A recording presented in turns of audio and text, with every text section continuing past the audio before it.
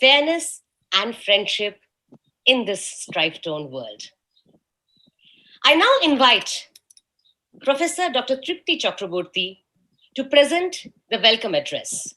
Dr. Chakraborty, formerly a professor from Calcutta University, is currently the Dean of Basic Sciences in Techno India University. She was a National Scholarship Awardee and ranked second in BSc and MSc examination in her times, and has pursued PhD with UGC Fellowship. She was the student of the famous Professor Porimal Kanta Ghosh, a student of eminent scientist Dr. Shatrendranath Ghosh.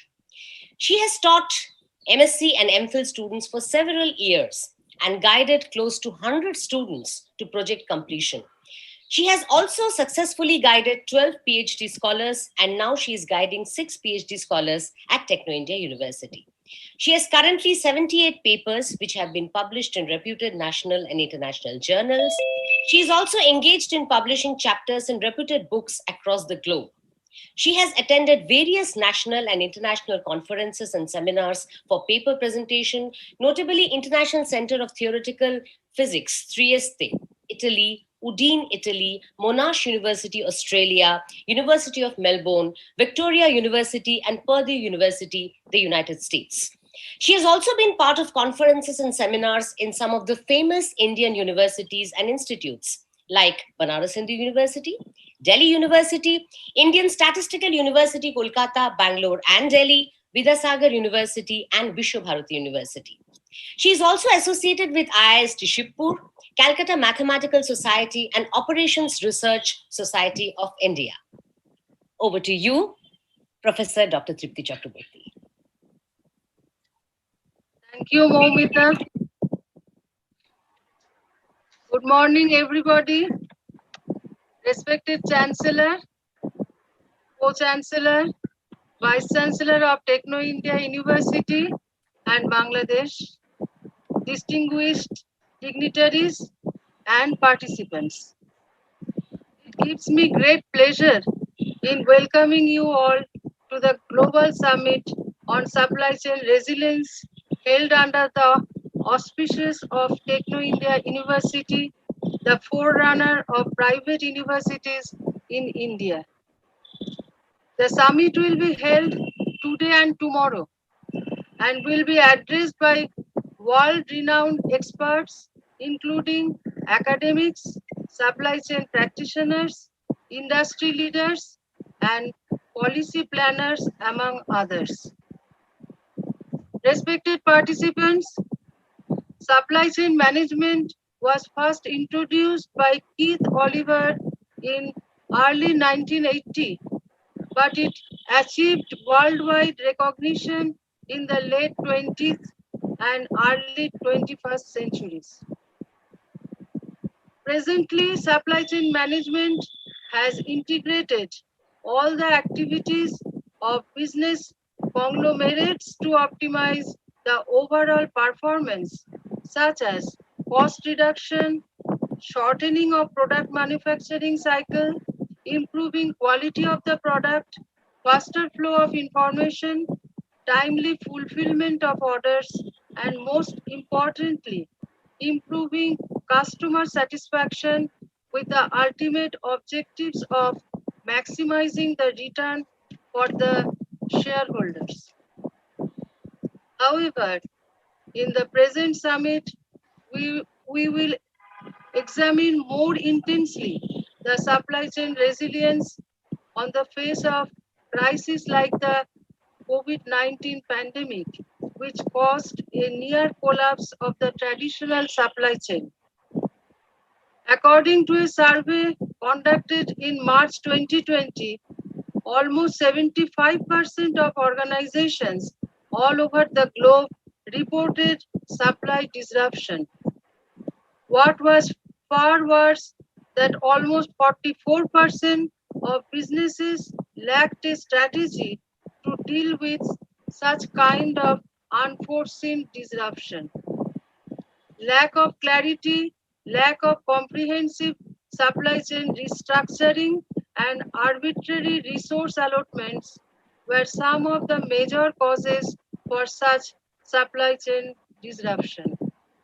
It it is extremely important to study the learning from the crisis and work out strategies to handle such disruption in future efficiently. We must not forget the history repeats itself and the time to learn from the past is now. In this summit, we will discuss in details how to evolve more robust and resilient supply chain which could face such disruptions in crisis. We will see presentations from enterprising supply chain practitioners, academics, and industry leaders on their success stories in combating disaster-like situations like the present pandemic.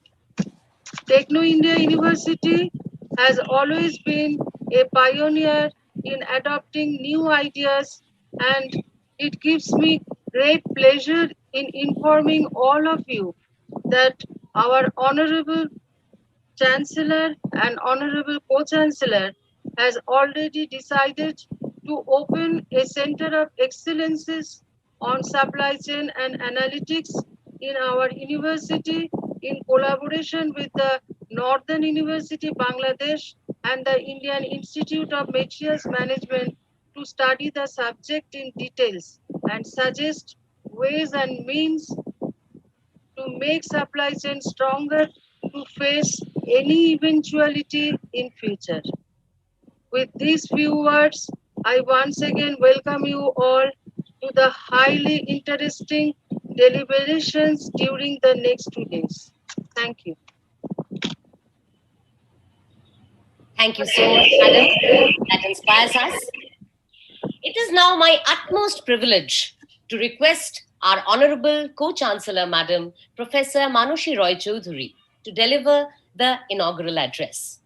Professor Manushi Roy Choudhury added her benevolent yet firm leadership to the group's top management team, taking sole responsibility of developing Techno India's schools. In 20 years, she single-handedly gave birth to almost 20 schools across West Bengal and Madhya Pradesh. A student of Loreto Convent with higher studies in zoology, journalism, and mass communication, Mrs. Roy Choudhury's involvement soon moved beyond the management of just the schools, as she stepped into the overall administration of the group as co-chairperson. A woman of substance, power, and positivity, Professor Roy Choudhury is the ultimate operational head of the group, as well as the guardian of its core values and educational quality in her role as the First Lady of Techno India Group and University. It is her presence that acts as the singular force holding together the Techno India Group family with grace, empathy, patience, humility, and strong willingness to give back to society. She launched a platform of techno supports where wellness clinic Manushij has been led under the expert guidance of a team where 24/7 counseling service is rendered to combat stress, anxiety, and depression of individuals during this pandemic time. She is presently involved with her medical unit, Dharma Hospital, and is personally taking care of all the medical facilities to combat the deadly disease. She is currently the chairperson in education of BNCCI and also involved in advising and working with various organizations. Her workstation boasts of various awards she has received, from being the best private university in 2018 in entrepreneurship development, Shrepner Award for Eastern Chamber of Commerce, to Innovation of Higher Education for Techno India University by Quality Forum of India, and her latest award is from Mother Teresa International for the development of education. Such a privilege, madam. Over to you. Thank you so much, Momita, for that wonderful and touching words of yours, as always. A very good morning to everyone who is present in this platform. In spite of all the happenings with COVID, we are here together to go for the supply chain resilience webinar, and it is all credit to Techno India University for conducting such a webinar under the leadership of VC Dr. Gautam Sengupta and his able team to take this webinar forward, as well as making the dream of Dr. Gautam Roy Choudhury, the chairman of the group and the chancellor of the university, to make his dreams come true. Amidst this commotion and the fright that we all are facing, it is indeed a great news for us to be privileged on sharing such a great platform to connect with every delegate here. Today, I stand here humbled as I find our very own Techno India University to be a part of such a grand summit on supply chain resilience. Techno India Group joins with me in welcoming our chief guest of honor, Shri Anup Raha, Chief Keynote Speaker, Professor Dr. Manush Chatterjee, and every distinguished delegate. We have Mr. Mauloy Chandan Majumdar, Mr. Ashok Das Gupta, Professor Dr. Abu Yusuf Muhammad Abdullah, Shri Vishwanath Bhattacharya, and so on.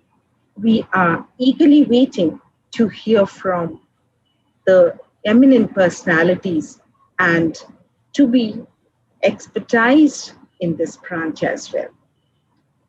We are all quite familiar with the term resilience, and we believe that it is being able to overcome the unexpected. At the same time, we are in the hope of overcoming it. With the current scenario on mind, managing future supply chain disruptions will be an integral component of corporate strategy. It is indeed an opportunity to educationists, to researchers, industry leaders, policy makers to engage in discussion and frame out the smarter way of adapting to the supply chain network. I feel that one needs to identify soft spots, and it should not be restricted to a single chain element. For any company, I vouch that it does not have to be a pandemic. It can also be a something minuscule on a global scale, yet have the same devastating effect on the ill-prepared, in particular trade lanes or in a particular industry. Unpredictable is not a reason to be unprepared. Creating supply chain resilience is a holistic exercise that involves more than just a few savvy logistics people. So let us now all enlighten with the noble thoughts from our delegates and experts. We also encourage the participants for this program to be there with their special comments, and their participation definitely adds to the confidence of the people, the organizers, and the members of Techno India University. At the end, we have come to a time when this topic is so very relevant. No one knew about this type of situation in March 2021. Now, it is time that we prepare ourselves for the unpredicted and believe in yourself, jump onto the situation, and I know that we all can take over and go for the best.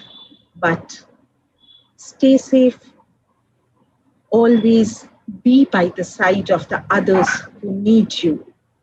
That will be the best part of being yourself in such a moment when the world needs you, when the world needs such facilities.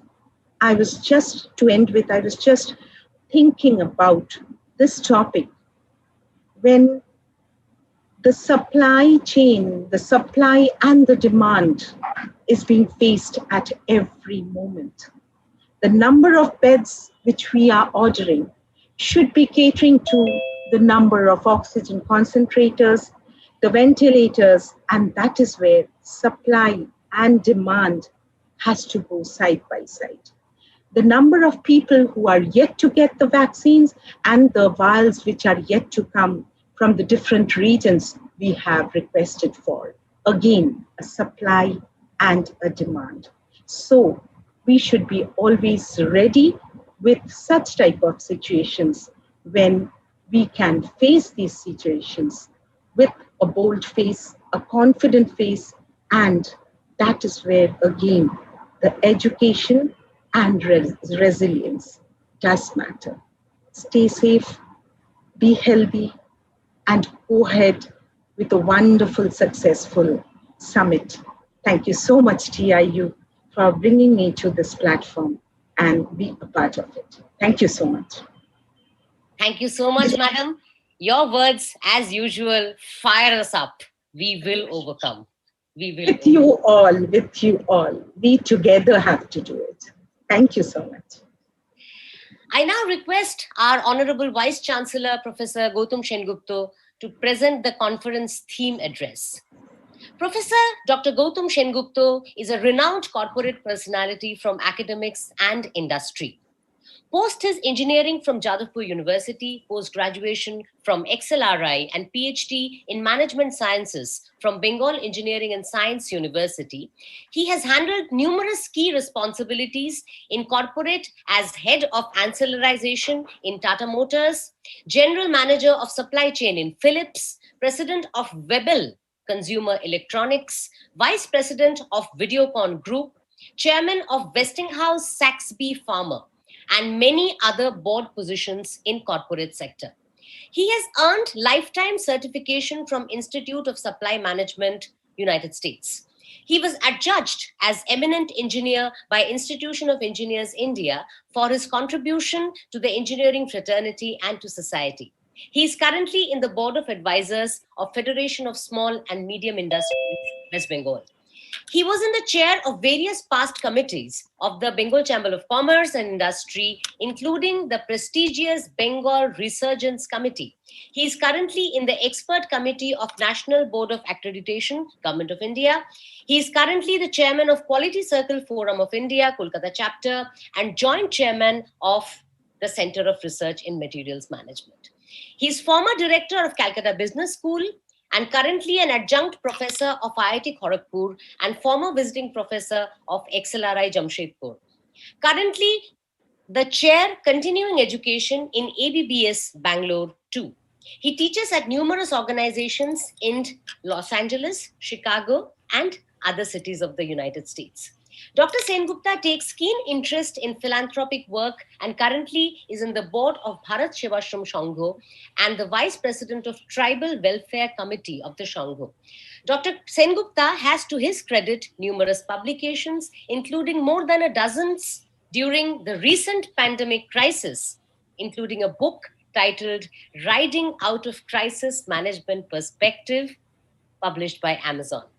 Dr. Sengupta, currently the Vice Chancellor of Techno India University, takes a proactive role in academic research and supervises numerous doctoral and postdoctoral students of the university. A privilege, sir. Over to you. Yeah, thank you so much. And a warm welcome to everyone who is present here. Just to establish the connect, I particularly thank our partners for this global summit, which is Northern University, Bangladesh, Indian Institute of Materials Management, Center of Research in Materials Management, QCFI, FOSMI, ABBS, Bangalore. I start with respecting our guest of honor, Shri Arup Raha, former Air Chief Marshal. Thank you, sir. And probably you were the first to appear on the platform. Thank you so much. Honorable Chancellor, Techno India University, Professor Gautam Rai Chaudhuri. Honorable Co-Chancellor, Techno India University, Professor Manoshi Rai Chaudhuri, whom you just heard. Meghdut Roy Chaudhuri, Director of Global Operations. Pauline Laraway, he is the Director of Sustainability. Respected Professor Dr. Yusuf Muhammad Abdullah, I'm sure he is there, or he will be joining, I think. He is the Honorable Chairman of Northern University, Bangladesh. Excellent personality, you will hear him. And Professor Dr. Anwar Hussain, Honorable Vice Chancellor, Northern University, Bangalore, Northern University, Bangladesh. Sri Moloy Chandan Majumdar, National President, IIMM. Thank you, Moloy. Sri Ashok Dasgupta, he is the first National President of IIMM and Joint Chairman of CRIM. Thank you, Professor Dasgupta. Sri Ajitesh Basani, he is the Executive Director, ABBS Bangalore. Sri Satish Kalokeji, he is sitting here, National President, QCFI. Thank you so much, Kalokeji. Then we have Vishwanath Bhattacharya, President of FOSMI, Federation of Small and Medium Industries. We have Professor S.N. Roy, former Director, IISWBM. He is sitting in this room. Professor Dr. Manoj Chatterjee, he is the keynote speaker of the event. He is appearing from New York for this inaugural session. You will be hearing him soon. Professor Dr. Prashanto Kumar De, Professor Aston Business School, appearing from England. You will also hear him soon.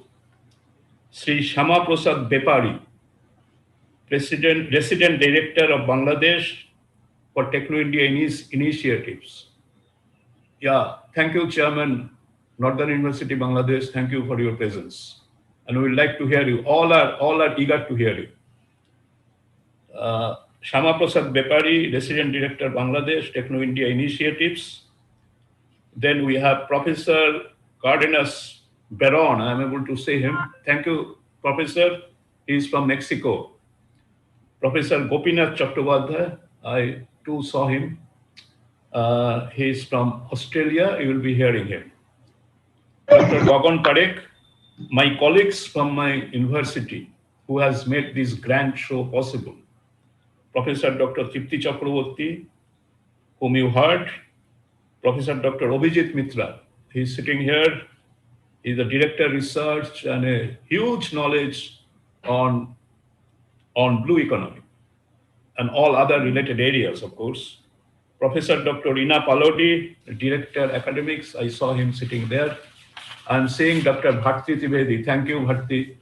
And you are one of the first to join. Thank you so much. She is our regional head of CRIM.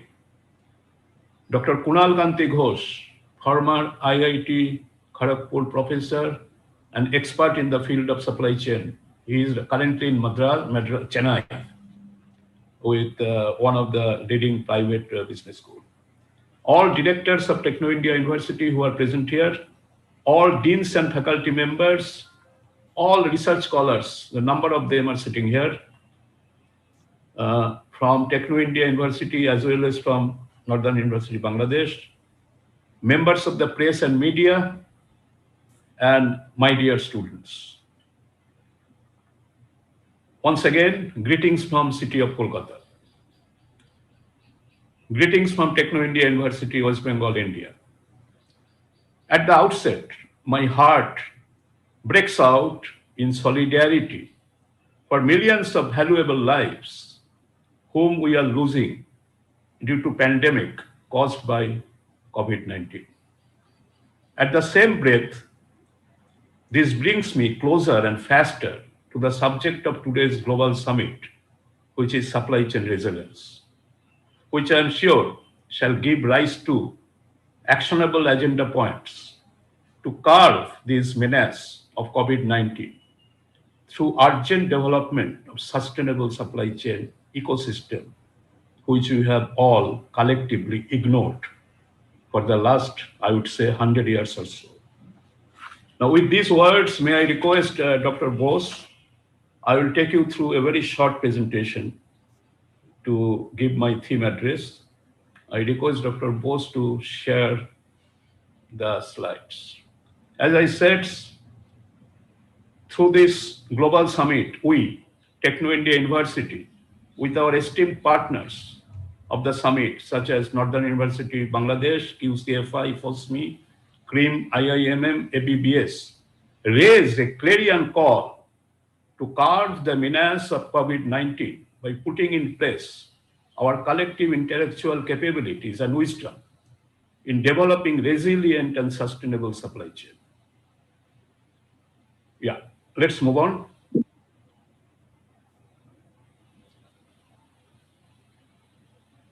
Yeah, I will not read the slide. I will take you 100 years before, just to show that how we were miles away from what should have been done to make the supply chain more resilient. And intelligently enough, we have ignored many of these points. The first revolution in supply chain came in 1910 to 1920, and none other than Henry Ford, who created Ford Motor Company. He bought this wave, and he told the world that everything should be under one hand, under the organization's umbrella. And that's why that Ford supply chain was so much respected that it had no variance. We call it in a supply chain language variability. It didn't have any variability in the system. Move on, please.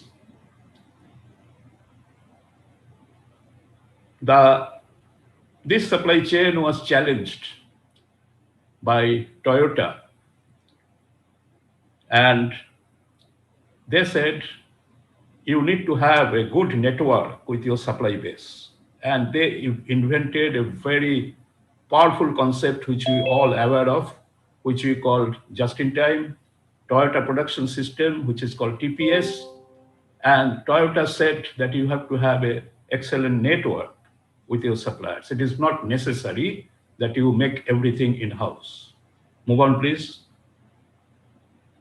Then came the third revolution, and one smart gentleman, Michael Dell, he again challenged Toyota, and he said, what is important is you move close to the customer. And he showed result by making the Dell one of the leading company in the world. Move on, please. The fourth revolution came in 2020, and we started talking about big jargons. We said Industry 4.0 without really understanding what does it mean. I was talking to one of the global giant in Bangalore and asking them, they are one of the leader in Industry 4.0. I said, how much you were successful in India? They said, nothing. I said, what is the reason? They said, none of our suppliers we could bring in Industry 4.0. So look at this. The parent company is a master in Industry 4.0, placed in Bangalore, one of the largest plant, but they are not able to bring their vendors. And Bangalore happens to be one of the vibrant place for vendor development in Penia Industrial State. But none of them were compliant with Industry 4.0. So that's the issue. So it remained as jargon. Internet of Things, Industry 4.0, everything remained as a jargon because we did not penetrate the society. Go next, please.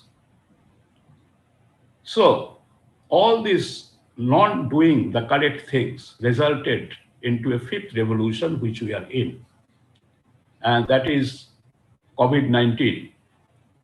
And that has shaken our knees. All of us, we are in trouble. We saw a collapse in the supply chain. And everything started falling down. Move next. Kindly move to the next slide. Now, what happened in the world, I'm not going to, all of us, we know. This morning also, I got calls that Professor Santosh from Bangalore is not able to join. There is a death in his family. Day before yesterday, I got a call from the head of American Axle Manufacturing Company. He is unable to join, but he has given someone else because his father has died in Chennai. So that's all is going to happen.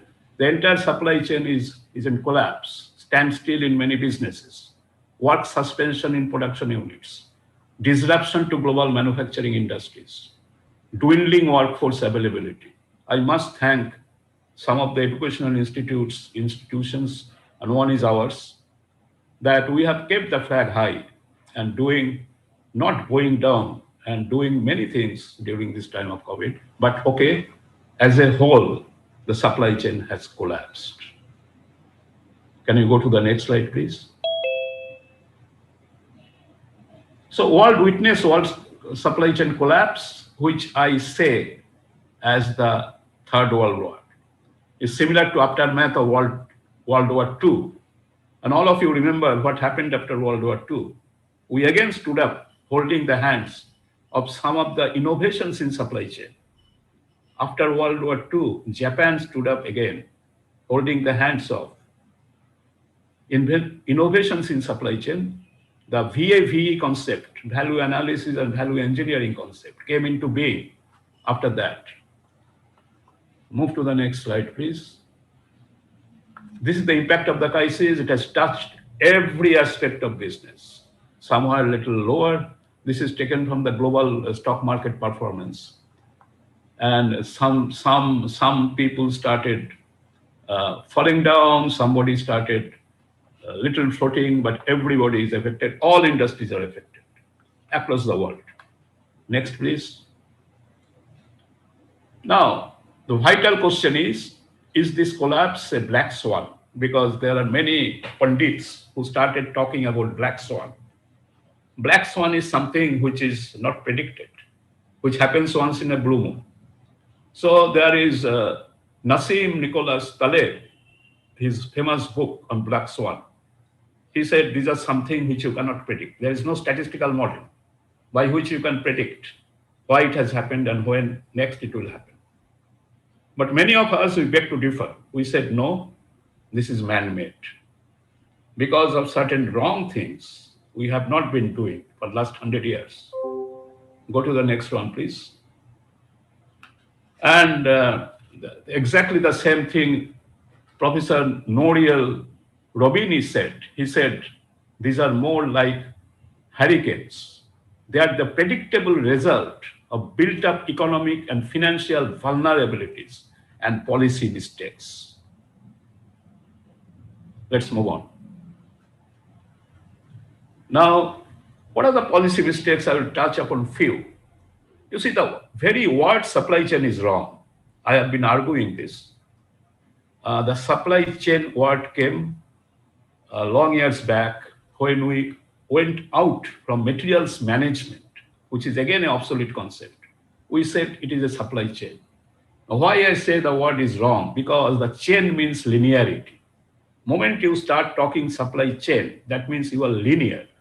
That means there is no circular. There is no circular economy. There is no going front and back.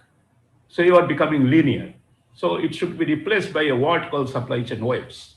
I have been talking this in all forums, but not much has been done. Now, as a result, what has happened, we have forgotten the circular supply chain model. And I'm very happy that Professor Dey will speak on this today. Then we started increasing the fragmentation between design, manufacturing, and supply chain. Look at the idiocy. How can you manufacture if you are not involved in design? And how can you handle the supply chain if this is not conceived right at the point of design? Then we have increasing fragmentation. We have insignificant integration of visible collaboration. You see, within a company, if you have 3-4 units, one unit doesn't see eye to eye with other. Everybody competes. Everybody wants to become fast. Suppose you have a plant in Kolkata, one in Nasik, one in Chennai, one in Delhi, one in New York. Everybody feels I am larger than the other one. So you don't integrate. Within the trade, there is no integration. If we are a car manufacturing company, I do not see eye to eye with the other car manufacturing company. So I compete.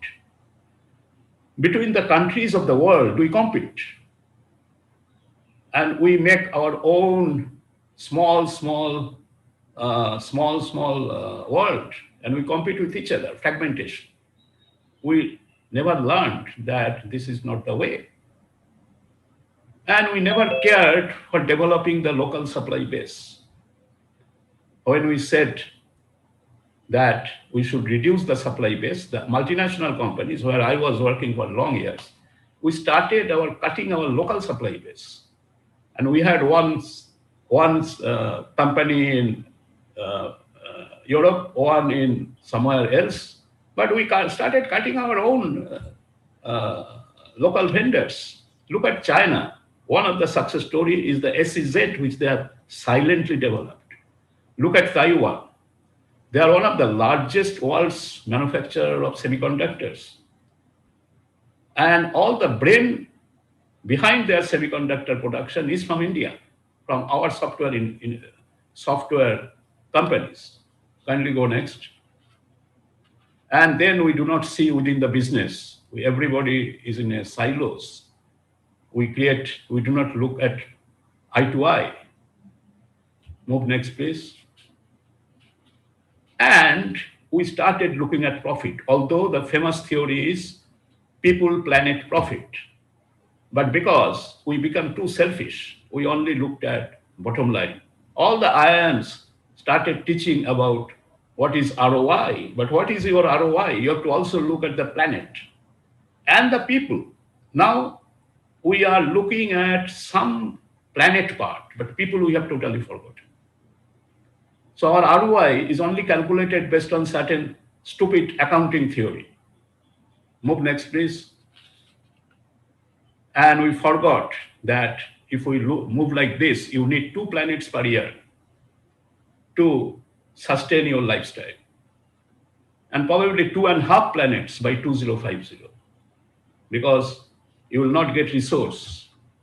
So therefore, sustainability is of paramount importance. Move next, please. Yeah, look at this sustainability, this environment, economy, and society.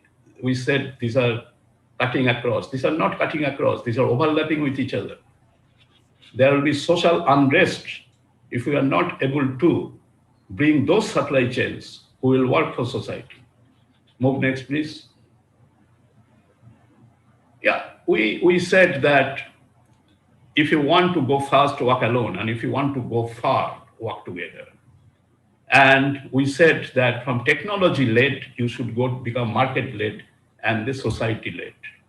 I have been telling this in all the forums, but the supply chain pundits, they have not probably realized this as of now. So we need socially-led supply chains. Next. Yeah, I will give you some 1 or 2 words about socially-led supply chain. We run a hospital, and Meghdut will tell you what innovation we have brought there. Now, if you look at hospital, one is the hard machines. Another is how you handle the healthcare arrangements. About 98% hospital and supply chain leaders believe the supply chain improves 60% of the margins. Hospitals on average can save as high as 50%. We take a bet on this. You can save as much as 20 to 50% of cost if you do certain things right. And then WHO has done a work which is called real-time interactive operation research using a PDCA approach, which my friend of UCFI national president sitting here knows. These are all originated from Japan and practiced extensively in other countries. And that's how you can attack COVID. It is not only the injection and the vaccine, you have to also do certain things, which is now WHO has recognized this. Move next, please. What prevents us to create a digital front door in our hospitals? It doesn't require any money. If you create a digital front door, you are taking care of the emotion and the collapse, psychological collapse happening during the time of COVID. Business intelligence You need analytics platform, you need robotics. Move next. Remote monitoring and wearable devices. This doesn't, it only needs a brain to do. 3D printing. There are hospitals in Europe and America who have done this. I have not seen much of use in our country. MSME industries, you need to look at them differently as far as Industry 4.0 is concerned. Go next. Yeah, this was a research done by our university, by our research scholars. You see, the Industry 4.0, you cannot just bring 20 such proposals to MSME units. It will not work. You have to understand which one works where. So this is a matrix which shows which one will work for which type of industry. And you slowly build that particular capability in that MSME unit instead of talking some jargons that these are this. Yeah, next please. Yeah, move next. Now I come to Techno India University. I'm indebted to the management and the chancellor and co-chancellor. And Techno India University chancellor has told us to take this pledge that Techno India University will work towards sustainable world. Now how? Firstly, we want to bring some right knowledge among the students because they are the future. What is meant by blue economy? The correct understanding of supply chain resilience. And we have the first university which we have started a blue economy program in UG, PG, PhD, and postdoctoral level to conduct cutting-edge researches in the domain of supply chain and analytics under the umbrella of CREAM. Professor Ashok Dasgupta will explain what we are doing. And we are setting up Center of Excellence on supply chain resilience. Again, this is directed to societal benefits, not what a multinational company necessarily does. They are also changing, of course. Now, our first Center of Excellence we created at Bangalore with ABBS is doing extremely well. The second one we are going to create at Northern University, Bangladesh, one of the best university there, and their chairman is sitting across in this room, despite they have just moving through the festive season in that country. Move next, please.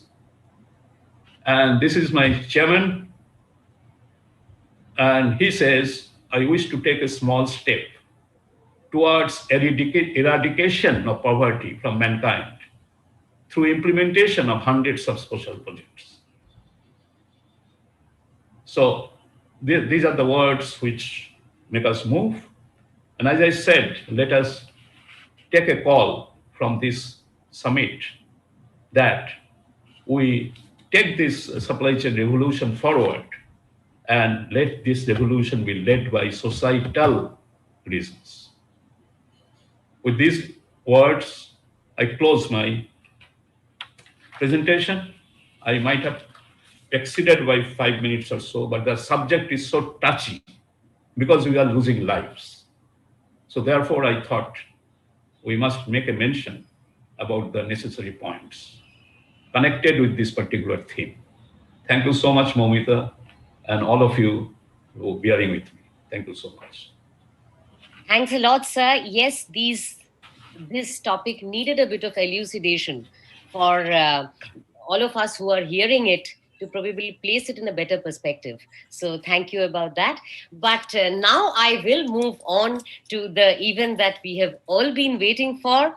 It is the announcement of the establishment of the Center of Excellence for Supply Chain and Analytics at Northern University, Bangladesh, Dhaka, by CRIM, Center of Research in Materials Management. It is a joint venture between Techno India University and Indian Institute of Materials Management. So, well, sir has already said that this is a second such center, and we are absolutely honored to bring to the platform for inaugurating it. And first of all, this virtual dais, I call upon Professor Manushi Roy Choudhury, Co-Chancellor, TIU. Well, she is here. And we now have Professor Dr. Abu Yusuf Mohammad Abdullah, Chairman, Northern University, Bangladesh. Yes, he is here. And we are so very proud to have you, sir. And then it is the turn of Professor Meghdul Troy Choudhury, Director Global Operations, Techno India University. I do think he is I here. am here. Yes. Yes, absolutely. And then I call upon Mr. Molloy Chandan Mujumdar, National President, IIMM. Yes, he is there. And of course, our VC sir, Professor Dr. Gautam Sengupta, he is definitely here. And Professor Dr. Anwar Hussain, the Vice Chancellor of Northern University, Bangladesh. I'm here. He is there. And I also invite Shri Shama Prasad Bapari, Resident Director, Techno India Universities, Techno India Initiatives, Bangladesh. So here they all are. And it is such a great moment in this times of pandemic to be doing something that is so socially relevant. And it is my immense pleasure and pride now to invite our Honorable Vice Chancellor, sir, to elucidate the memorandum of understanding leading to the establishment of this much needed institution, which goes by the motto, analytic studies are the future, particularly in this post-pandemic world. So over to you, VC sir. Thank you. I think Professor Dasgupta, did you invite him? Because Professor Dasgupta is also sitting here. Professor Ashok Dasgupta. My bad. Professor Ashok Dasgupta, you could join us, and that is such a privilege for us. Okay. I hope you will all together take this journey forward. And VC sir, if you would continue. Yeah. With Okay. I now rise to make an announcement of setting up of Center of Excellence for Supply Chain and Analytics by CRIM at Northern University, Bangladesh. Competence in analytics is the key for success for the future world. Likewise, technology-enabled supply chains are the growth engines for future businesses. Keeping the above in mind, Techno India University, West Bengal, and Indian Institute of Materials Management, their national president is in this room, created Center for Research in Materials Management called CRIM, who shall be setting up Center of Excellence, COE, for Supply Chain and Analytics at Northern University, Bangladesh, NUB, foster the cause of supply chain and analytics with the following objectives. 1, to conduct cutting-edge joint researches in supply chain. 2, to conduct joint educational programs in the field of analytics. 3, to provide consultancy to industry, trade, chamber, and societal organization in the field of supply chain and analytics. 4, to foster exchange of ideas and knowledge through conferences, seminars, workshops, and training courses. And finally, and which is most important for us, to further the cause of sustainability and societal significance through innovations. Now, this draft announcement has already been signed by our Chancellor. It has been signed by the Chairman of Northern University, Bangladesh. We are grateful to him.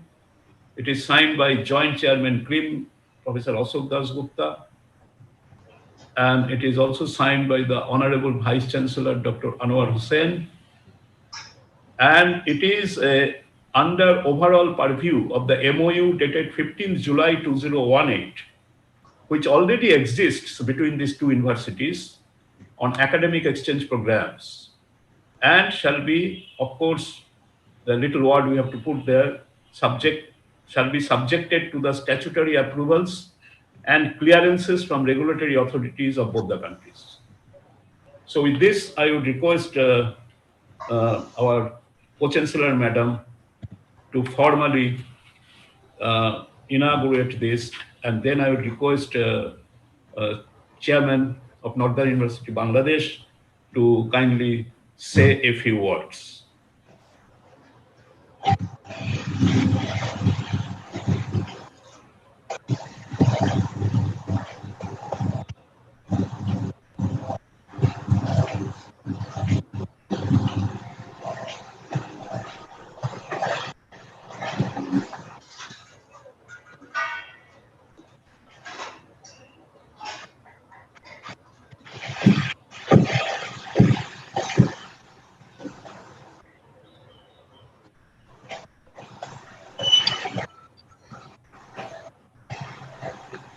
Sir, is there a problem with Madam's audio? At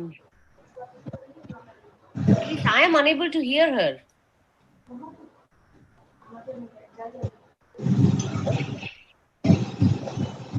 Muted, perhaps.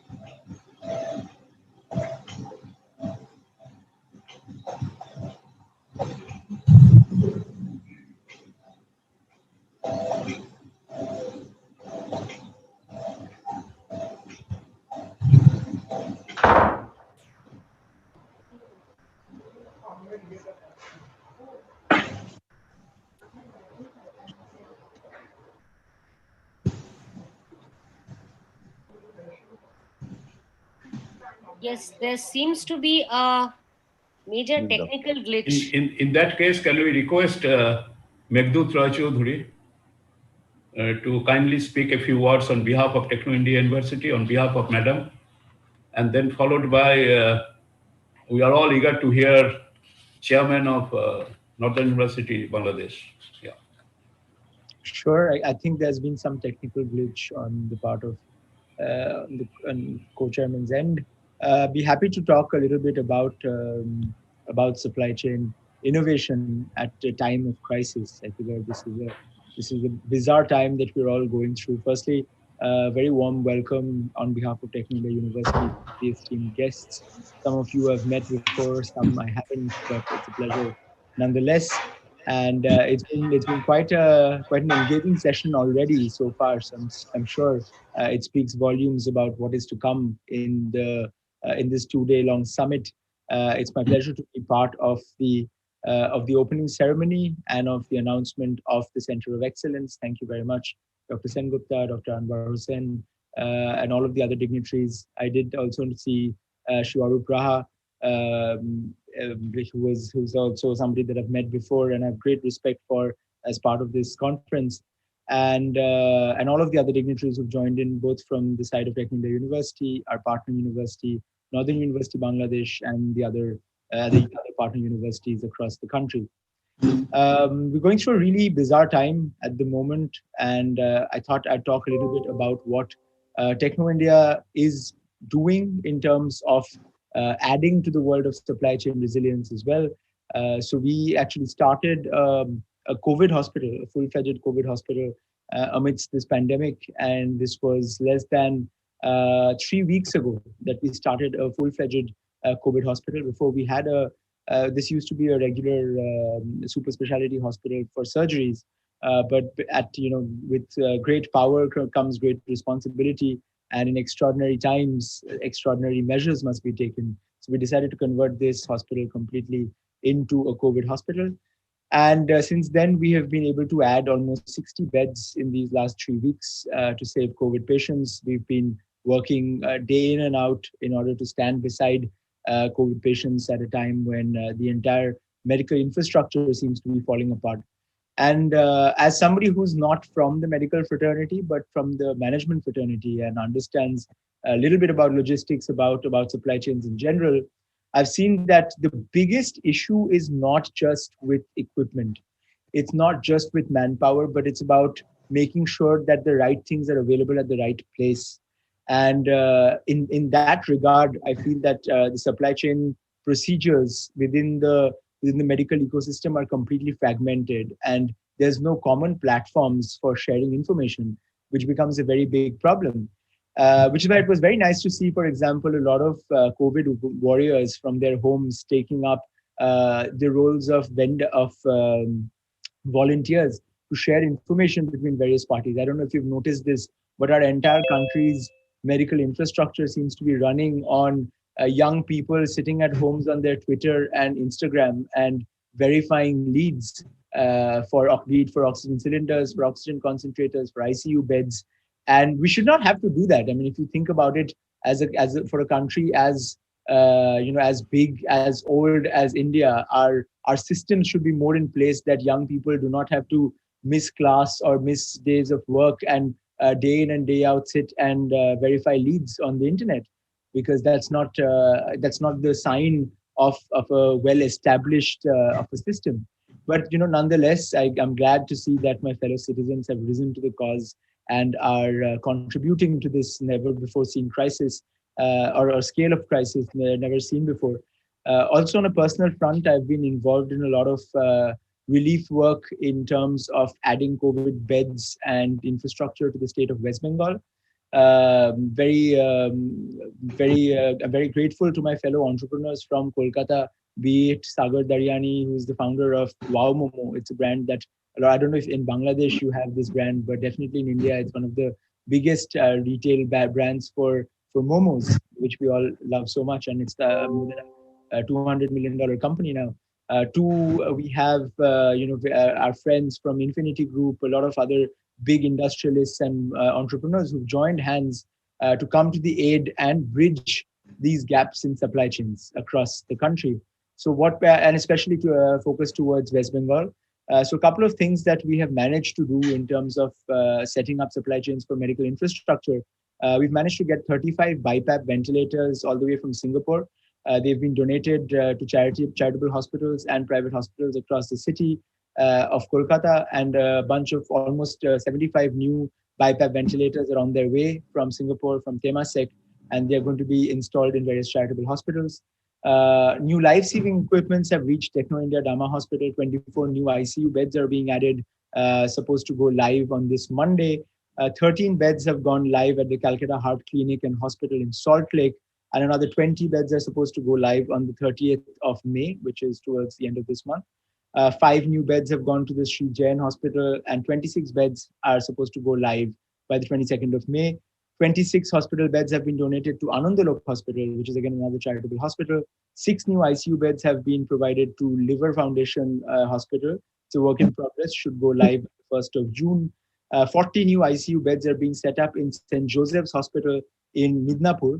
13 critical care beds out of those are going to go live on the 18th of May, and the remaining 37 beds will go live by the 25th of May. Life-saving machines are being set up in Rotary Hospital, Purulia. We're working with the Ogrosen Hospital in Siliguri, where 10 ICU beds have been set up, and 55 new BiPAP ventilators are being ordered right now. Most of them are to be arriving in the coming week. 8 HFNOs and 10 more proper ventilators, which are of the Mackay Servo S category, are also being added. On top of that, 300 healthcare workers, including nurses, doctors, paramedics, and technicians, are being provided to hospitals across Bengal. Now, why am I discussing this at a supply chain resilience conclave? For the very simple fact that this was not an easy task. Like in most cases, it's not an easy task. When the world is going through the worst ever pandemic that we have seen in our lifetimes, it's an even tougher task. And you will not believe that this organization, it's called Entrepreneurs of Kolkata, it's not even a registered organization or anything, but it's just a collective of individuals who dared to say no to adversity. It was as simple as that. Started with 5 of us on a WhatsApp group. Right now it's about 120 people. And in the last 3 weeks, we have raised almost 5 crore rupees for donations and as fundraisers, which are going towards life-saving equipment and ICU beds to people across the state of West Bengal. My point here is very simple. Whether we want to be resilient in the face of adversity is all dependent on us. The system might have failed us. The existing infrastructure might have gone completely numb. No country is able to see that kind of be it negative energy on one side and on the other side a crumbling healthcare and medical infrastructure. But what stood out was the resilience of individuals. And my last point that I want to make here is if we wanted to, we could have, everyone was, I think all of the people that I spoke about who have been working tirelessly towards this cause, if they wanted to, they could have sat at home and cried about how their businesses are facing massive losses, because every business is facing losses. But they chose not to. And they chose to bridge these gaps with existing, 99% of these people are not from the medical field. They do not know a thing about, they don't even know what a ventilator does. But it did not need people to know about what ventilators do. It needed people to come and provide necessary logistical support, arrange for airlifting of various medical equipments and medicines from various parts of the world, use their existing contacts, networks, and resources to bridge these gaps and make sure that they reach the right kind of hospitals at the right time so as to further save lives. At the end of the day, for me personally, somebody not being from the medical field, that's what it comes down to. If we are not able to stand with our brothers and sisters working tirelessly in hospitals, multiple shifts, and provide them with the necessary equipment to save lives, they will not be able to just suffice with the existing infrastructure. So all the people, all of us who have any kind of care about supply chains, about saving lives in general, I think this is our moral responsibility, and I'm glad to be part of this. And I'm glad that Techno India itself has also taken on such a proactive responsibility of standing beside its people. We are starting mass vaccinations again from next week. This is something that we're doing for state of West Bengal. We have been vaccinating people even before, but now we're doing it on a massive scale. Hopefully, we're going to be opening up our existing educational campuses as well for mass vaccination. We are in talks with the health secretary so that he allows us to do that as well. He's given us go ahead in principle.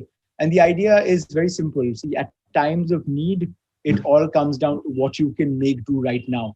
It's not about, oh, which vaccine should I take? It's about the vaccine that is available right now. It's not about which hospital should I go to. It's about the hospital bed that's available right now. Bridging gaps is the need of the hour. For us to go through this pandemic and to see any semblance of a normal life, for us, it's very important that we're able to move this adversity aside and come together with whatever our core competencies are. And for that, it is my humble request to all of you to please support the ones around you with your knowledge. I'm sure there's so much knowledge, so much experience, so much skill in this group itself. There's more than 500 people on this group right now. I would pledge all of you to do your little part in whatever way possible. Of course, you're already doing that in academia, but if you can do that in any way and help, be it in donating 5,000 rupees to your nearest charitable hospital or nursing home, be it using your existing network to help bring in some life-saving equipment from somewhere, or just connecting the gaps, bridging the gaps, that's required for us to do a little bit better in this crazy race that we are going to between life and death, and we're shuttling between the two on a daily basis. With that, I close my speech. Thank you very much for having me here, and I congratulate Techno India University and Northern University of Bangladesh for joining hands in this historic Center of Excellence for Supply Chain Resilience. Thank you very much, and have a lovely day, ladies and gentlemen.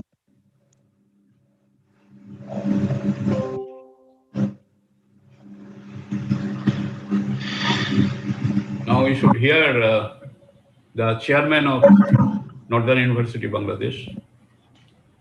Thank you, sir. At the very outset, I will take the name of Professor Gautam Roy Choudhury, the Chancellor of Techno India, with deep respect. I'll further take Professor Manushi Roy Choudhury, Co-Chancellor of Techno India. The summit innovator, the young man, just delivered his outstanding speech, Meghdud Roy Choudhury. Through his excellent speech, I realized how the supply chain resilience is critically important even at this pandemic time. And the summit mentor, the Vice Chancellor of Techno India, Professor Gautam Sengupta, a key personality and researcher, and a a breeze in between Northern University, Bangladesh, and Techno India, West Bengal.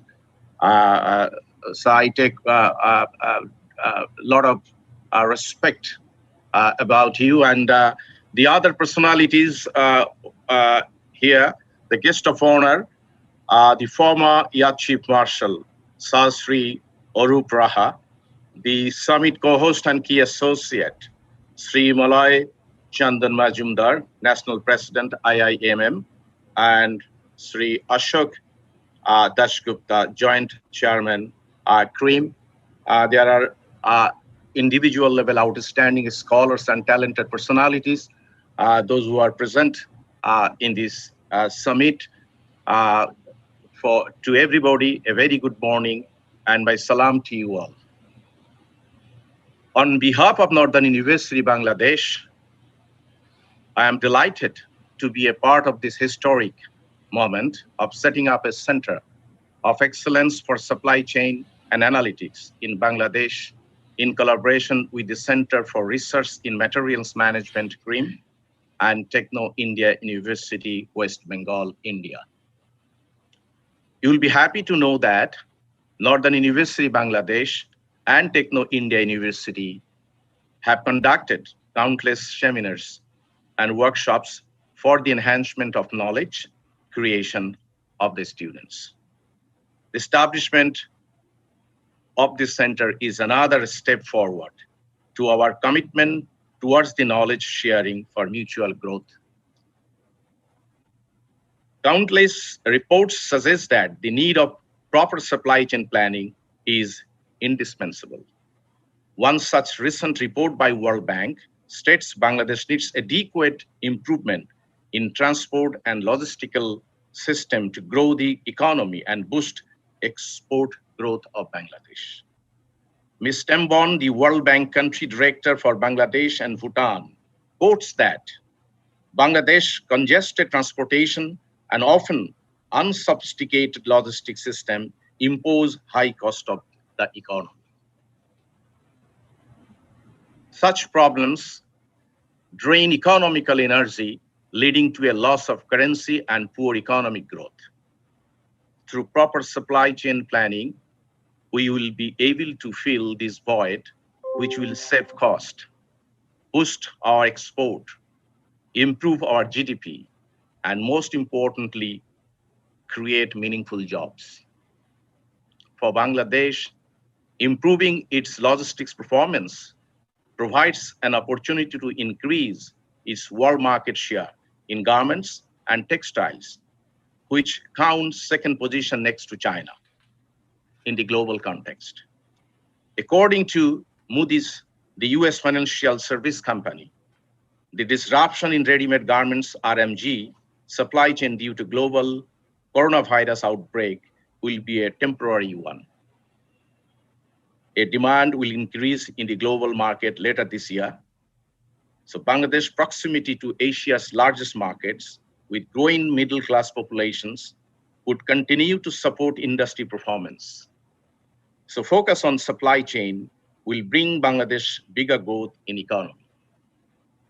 Lastly, I earnestly hope and dream that through the establishment of this metamorphic institution, Northern University, Bangladesh, and Techno India will be able to revolutionize the perception of supply chain management and help Bangladesh and empower its people to reach its fullest potential.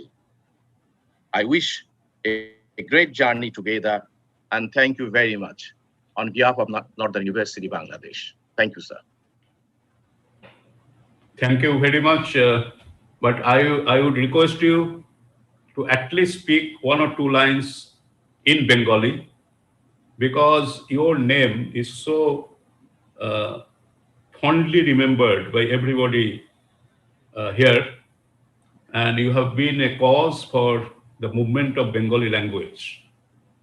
So purely from that point of view, maybe if you accept my request, you just speak one or two lines, because you have been a wonderful person for the cause of this this language. Yeah. Thank you, sir. Thank you, sir. Respected Vice Chancellor, Professor Gautam Sengupta, আপনি বাংলাদেশের, বৃহত্তর বাংলাদেশের, অবিভক্ত বাংলার, বাঙালি জাতির এবং বাঙালি জাতিসত্তার এক চেতনার উৎস আমার কাছে। আপনার যে আবেগ এবং অনুভূতি আমি দেখেছি, যে সমগ্র বাঙালি জাতির বিষয়, আমাকে সত্যিকার অর্থেই খুব আবেগে আপ্লুত করে। আপনি আপনার এই অনুরোধের ভিত্তিতে আমি সমগ্র বাঙালি সত্তাদের কাছে একটি বিনয়ের সাথে একটি বক্তব্য রাখতে চাই, যে বাঙালি একটি বিশাল জাতি। সমগ্র পৃথিবীতে প্রায় আমাদের বাঙালিদের সংখ্যা, বাংলা ভাষাভাষীর সংখ্যা 40 কোটি। হিমালয় থেকে শুরু করে বঙ্গোপসাগর পর্যন্ত আমাদের বিস্তৃতি, আমাদের হাজার বছরের ইতিহাস ঐতিহ্য আছে। আপনি দেখবেন যে 19বিংশ শতাব্দীর শেষ দিকে আপনি যদি ক্যামব্রিজ এবং অক্সফোর্ডের পার্টিসিপেশনের কথা বলেন, কোন সিঙ্গেল এথনিক গ্রুপের ভিতরে আদার দ্যান দ্য ব্রিটিশ ছাড়া বাঙালিদের পার্টিসিপেন্স ছিল সব থেকে বেশি। এবং আমাদের অনেক গৌরবোজ্জ্বল ইতিহাস আছে। আমাদের সারা পৃথিবীতে আমাদের বড় বড় গবেষক আছে, বৈজ্ঞানিক আছে। আমাদের নতুন প্রজন্মকে সেই শক্তিতে, সেই চেতনায় উদ্বুদ্ধ করতে হবে। একটা নতুন বাংলাদেশ এর আমাদেরকে আমরা যাতে স্বপ্ন দেখতে পারি। বাঙালি পৃথিবীতে একটি বড় জাতি, বড় ঐতিহ্যের একটি অধিকারী, একটি সম্পদশালী একটি জাতি। আমাদের তরুণ প্রজন্মদেরকে বুঝাতে হবে যে রবীন্দ্রনাথ কে ছিলেন, স্বামী বিবেকানন্দ কে ছিলেন। আমাদেরকে বুঝাতে হবে যে আমাদের বৈজ্ঞানিক জগদীশ চন্দ্র বোস কে ছিলেন। আমাদের যেসব নোবেল লাউরিয়েট আছে, আমাদের পাঁচজন নোবেল লাউরিয়েট এই বাঙালি জাতির ভিতরে আমাদের, এবং এরপরেও আমাদের অনেকগুলো নোবেল পাওয়ার যে সম্ভাবনা আমাদের ভিতরে ছিল। সবকিছু মিলিয়েই এটি একটি বিশাল জাতি। আমাদেরকে ভাবতে হবে, আমাদের ইতিহাস ঐতিহ্য সংরক্ষণ করতে হবে। আমরা যে কোনো কারণেই হোক, আমাদের রাজনৈতিক কারণে হোক, আমরা দুইটা দেশে আমরা হয়তোবা এখন আমাদের অবস্থান, বাট আমাদের ভিতরে যে ভালোবাসা, যে সম্পৃক্ততা, আমাদের ভিতরে যে হৃদ্যতা, আমাদের যে ভাষা, আমাদের যে জাতিসত্তা, আমাদের ভিতরে যে ইতিহাস, আমাদের ভিতরে ঐতিহ্য, আমাদের কবি, আমাদের সাহিত্যিক, সবকিছু মিলিয়েই আমরা যেন এক থাকতে পারি, আমরা একভাবে যেন এগিয়ে যেতে পারি। এবং এই দুইটা দেশের ভিতরে আমাদের সহবর্তিতা এবং ভ্রাতৃত্ববোধ যেন আমরা জাগরণ ঘটাতে পারি এই দুইটা বিশ্ববিদ্যালয়ের মাধ্যমে। এইটাই হোক আমাদের প্রত্যাশা। আপনি ভালো থাকবেন। আপনার কথাতে আমরা একটি জিনিস বুঝতে পারলাম আজকের কনটেক্সটে, যে আপনি ফোর্ড কোম্পানির উদাহরণ দিলেন। 1910-1920 সালে সাপ্লাই চেইন সম্পর্কে যে ধারণা উদ্ভব হলো পৃথিবীতে, সেই কথা বললেন।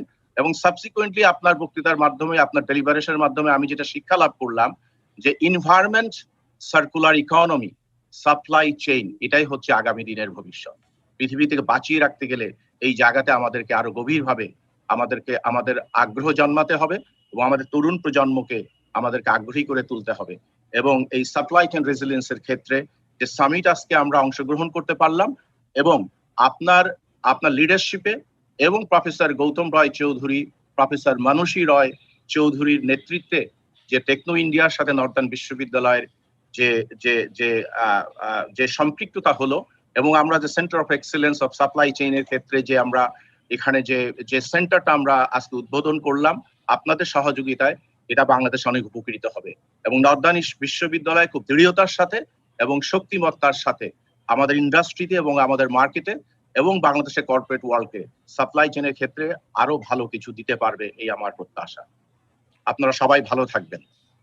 Thank you so much, and I beg apology for some of you who could not follow him. I'm sure probably more than the language you had understood the passion behind it. He is a person who is relentlessly working on the globalizing his mother tongue and bringing prosperity for the people. Thank you so much. Now we request Professor Dr. Anwar Hussain to speak few words. We are little behind schedule, but he is the Vice Chancellor, Honorable Vice Chancellor of Northern University, Bangladesh. Thank you, Honorable Vice Chancellor of Techno India, Professor Gautam Sen. Similarly, co-echoing my chairman, Professor Wayyam Abdullah, I would also pay respect to your chancellor, co-chancellor, and the galaxy of scholars present in today's global summit on supply chain resilience. I think we are glad and we are proud that this is a historic occasion when Techno India University, along with IAM and Northern University of Bangladesh, announced the formation of a Center of Excellence on global supply chain and analytics. I think what the chairman of Northern University Bangladesh has said, that we need desperately know-how, technological breakthrough in the context of supply chain. In Bangladesh, as you know, it had been a country where too many rivers had been there, and always the broken and fragmentation of the roads, linkways, and other ways. It is a really critical problem for the industry as well as for the government. But our present government has taken a very good step in joining the communication network within the country, and also through internet, other things in globally also. So we have been able to create this Padma bridge by thanks to our Prime Minister Honorable Sheikh Hasina.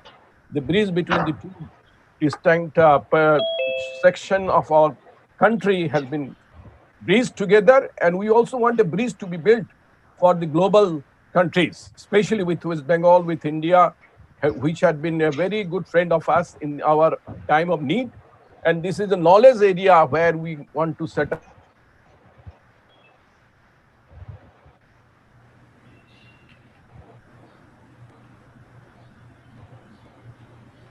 I think, Professor, you are not audible. He has to unmute it. It was muted. Okay, sir. I rightly see the kind of galaxy of scholars over here who will be wisening us our ideas and knowledge about the supply chain, and this is a right move by your able leadership to create a kind of nucleus for developing a center in Northern University Bangladesh, where we have too many people but too few opportunities around. So we have to create the more scope and avenue for the corporate leaders to come up and follow the modern technological breakthrough. You have cited about the 3M technology. You have cited about so many other issues which we have to take care about it. In Bangladesh, we have very few people who are technical experts. We have to borrow the technical know-how from your university and also any other university. We are open to that. And the pandemic has already created a disabling situation for all of the world. And we have to take care of this so that this kind of pandemic, even it comes next time, will be able to match that. And as you know, that the supply chain issue has been bugging most of the corporates during this pandemic, and we have seen how devastating it can be with your health system, with your education system. But thank God, Northern University Bangladesh could develop the online structure, infrastructure, so that we could connect with all our students on the second day of the lockdown last year. And I hope the technical expertise from the both countries allow us to have a meaningful knowledge platform by which not only the academics, but also the industrial and corporate leaders will get a lot of benefit out of it. And I respect your able leadership. I respect your towering personality and your linkage between corporate and the academics, which you are a personal embodiment of that. Being an engineer, you are across to the management literature, and the review of the supply chain model that you have shown to us is a very, erudite one. And I would expect that we will also similarly think in the same line, so that if you take the global cooperation, but the one puzzling problem is that even if you are talking about cooperation and the global connectivity, that the issue of selfish motive is always there, and it is very difficult to take care of that. So that leads to certain corruption in the system, and also certain pilferage.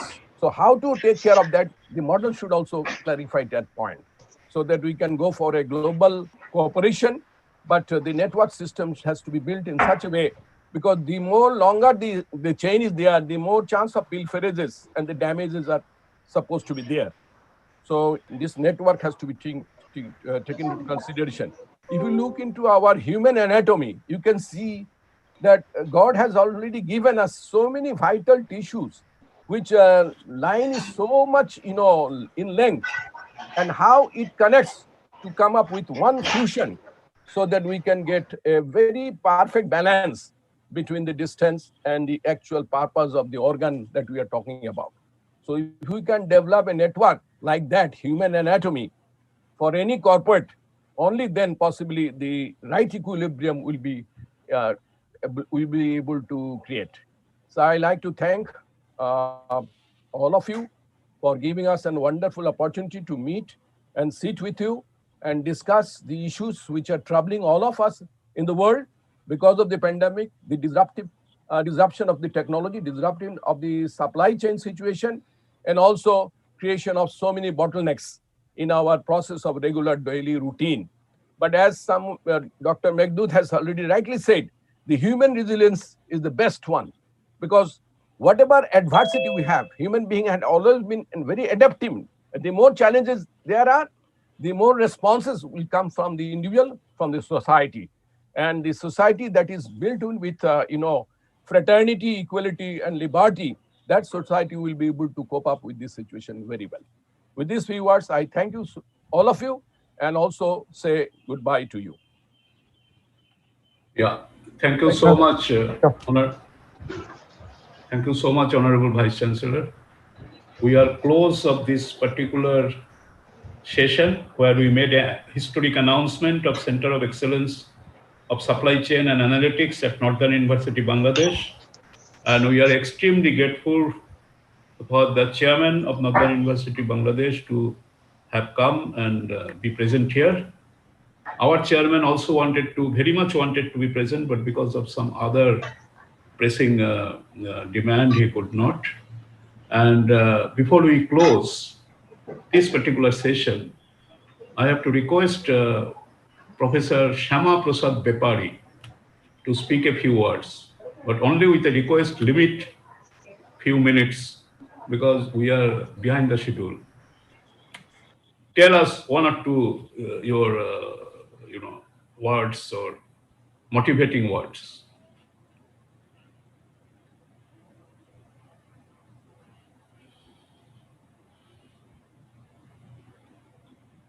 Yeah, you are muted, Professor Bepari. Unmute yourself. Today is the very good day for me. It is the very golden opportunity for me that I have the opportunity to tell something in front of the very brilliant personalities in the India and all over the world. I am Shyama Prasad Bepari from Bangladesh. I was the civil servant. Now also I am working in the Podda Bridge as the expert.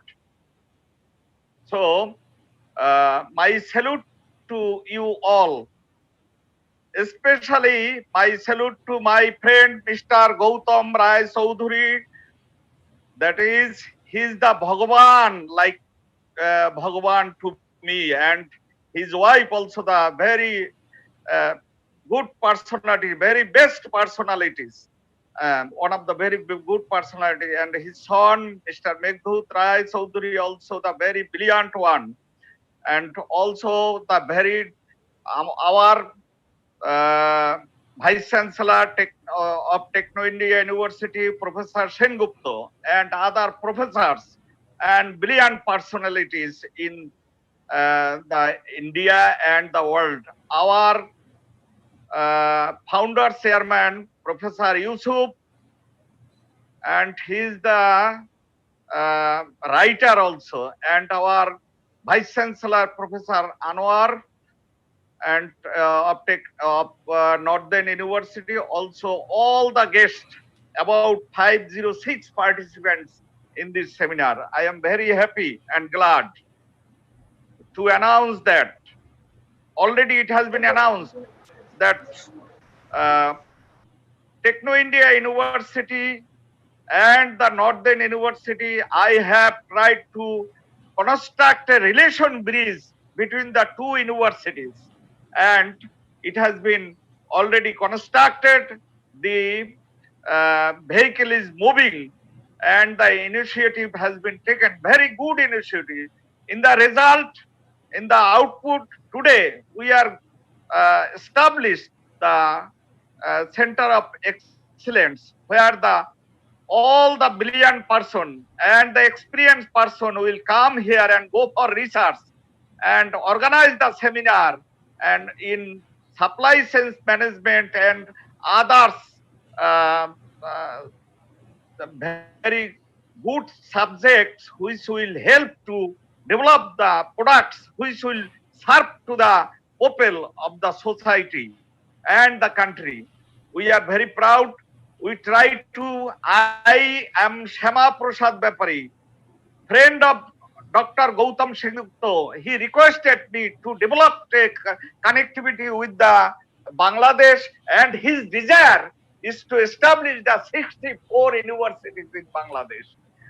Also, we have already connected 2 universities at the Daffodil University in Bangladesh and the Techno India University. But we find that Techno India University is moving fast and their activities is very, very good.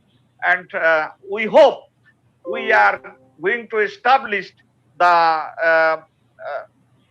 Center of Excellence, which will help us a lot. We can create so many very good persons, very good, brilliant students from here, and they will serve the nations.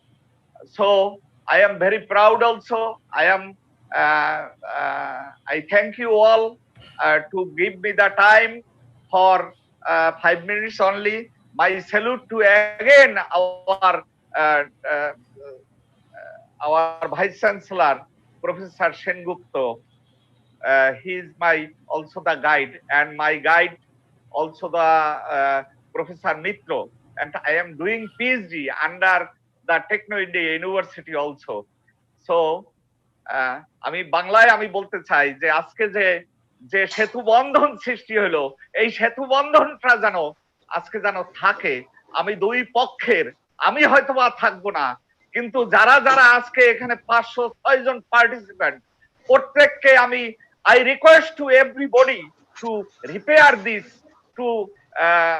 repair this bridge, that man or everybody can run smoothly for initiative, for innovation, something for the society.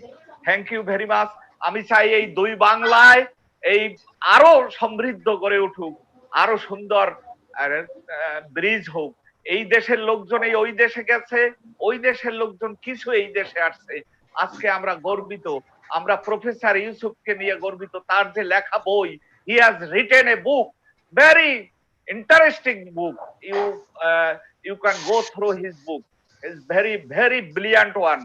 So আজকে আমরা proud feel করতেছি যে আজকে আমি শ্যামা প্রসাদ ব্যাপারী, আমি এই ছোট্ট একটি মানুষ, আমি পেরেছি যে কিছু করতে, এবং এই বড় লোকদের সহায়তায় আজকে যে সেন্টার অফ এক্সেলেন্স হবে, তার সেই ছাদের নিচে বসে আমরা মানুষ তৈরি করব, ভালো মানুষ তৈরি করব।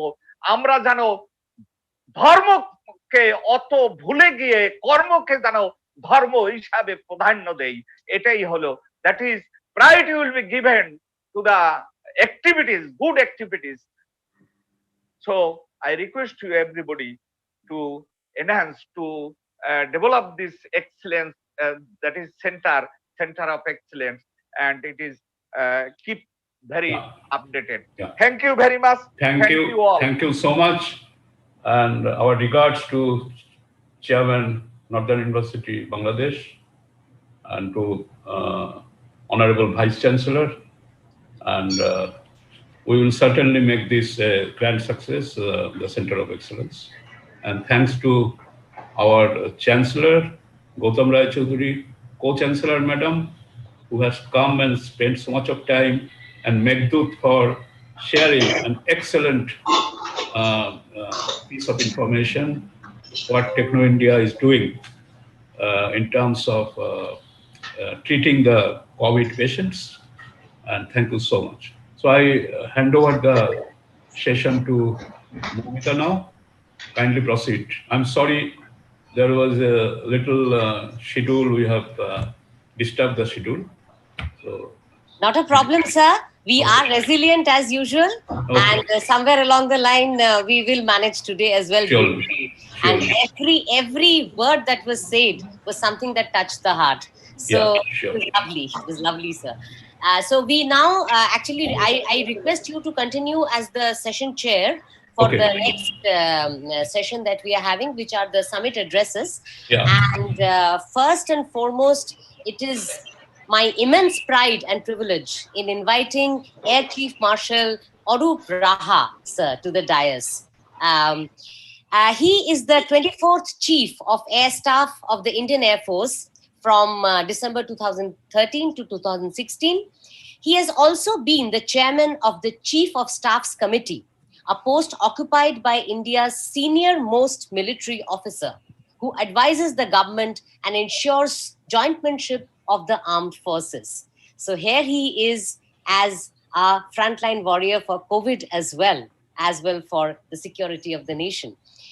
Air Chief Marshal Raha is the winner of the Param Vishish Seva Medal, Ati Vishish Seva Medal, Vayu Sena Medal, Videsh Seva Medal, Operation Parakram Medal, Sainya Seva Medal, and Samanya Seva Medal. It's such a privilege to have you amongst us, sir. Over to you, Air Chief Marshal Arup Raha. Good morning, ladies and gentlemen. I hope you can hear me. Yeah. Yes, sir, you're on. You are on. Right. My special greetings to Professor Gautam Roy Chaudhary, Professor Manushi Roy Chaudhary, the top leadership of Techno India Group, IIMM, CRIMM, Northern University, Bangladesh, eminent speakers, distinguished delegates, scholars, and academia. I'm very happy to be amongst such a fine gathering of intellectuals and esteemed professionals and be a part of this global summit on supply chain resilience. I would like to thank the organizers for having invited me to address the summit. While presenting my perspective on the subject, I will deal with two aspects. Firstly, how the military manages the supply chain mechanism, simply called logistics, or sometimes called operational logistics, to conduct and win wars and conflicts. Robustness and resilience of supply chain system can be best tested in a war or a disaster-like situation, and we all know that the armed forces are adept and well-equipped in handling both, including humanitarian and assistance disaster relief operations, which is called HADR operations. Therefore, though I'm not an expert in logistics and the civil street, but I'm sure there will be many lessons, valuable lessons, which we could learn from the armed forces, which could be adopted in the civil organizations as well.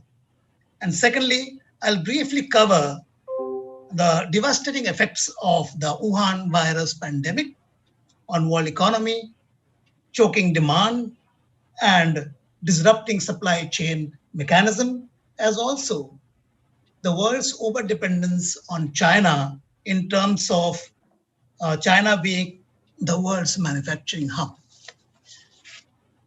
Militaries across the world follow 10, I repeat, 10 simple principles of war.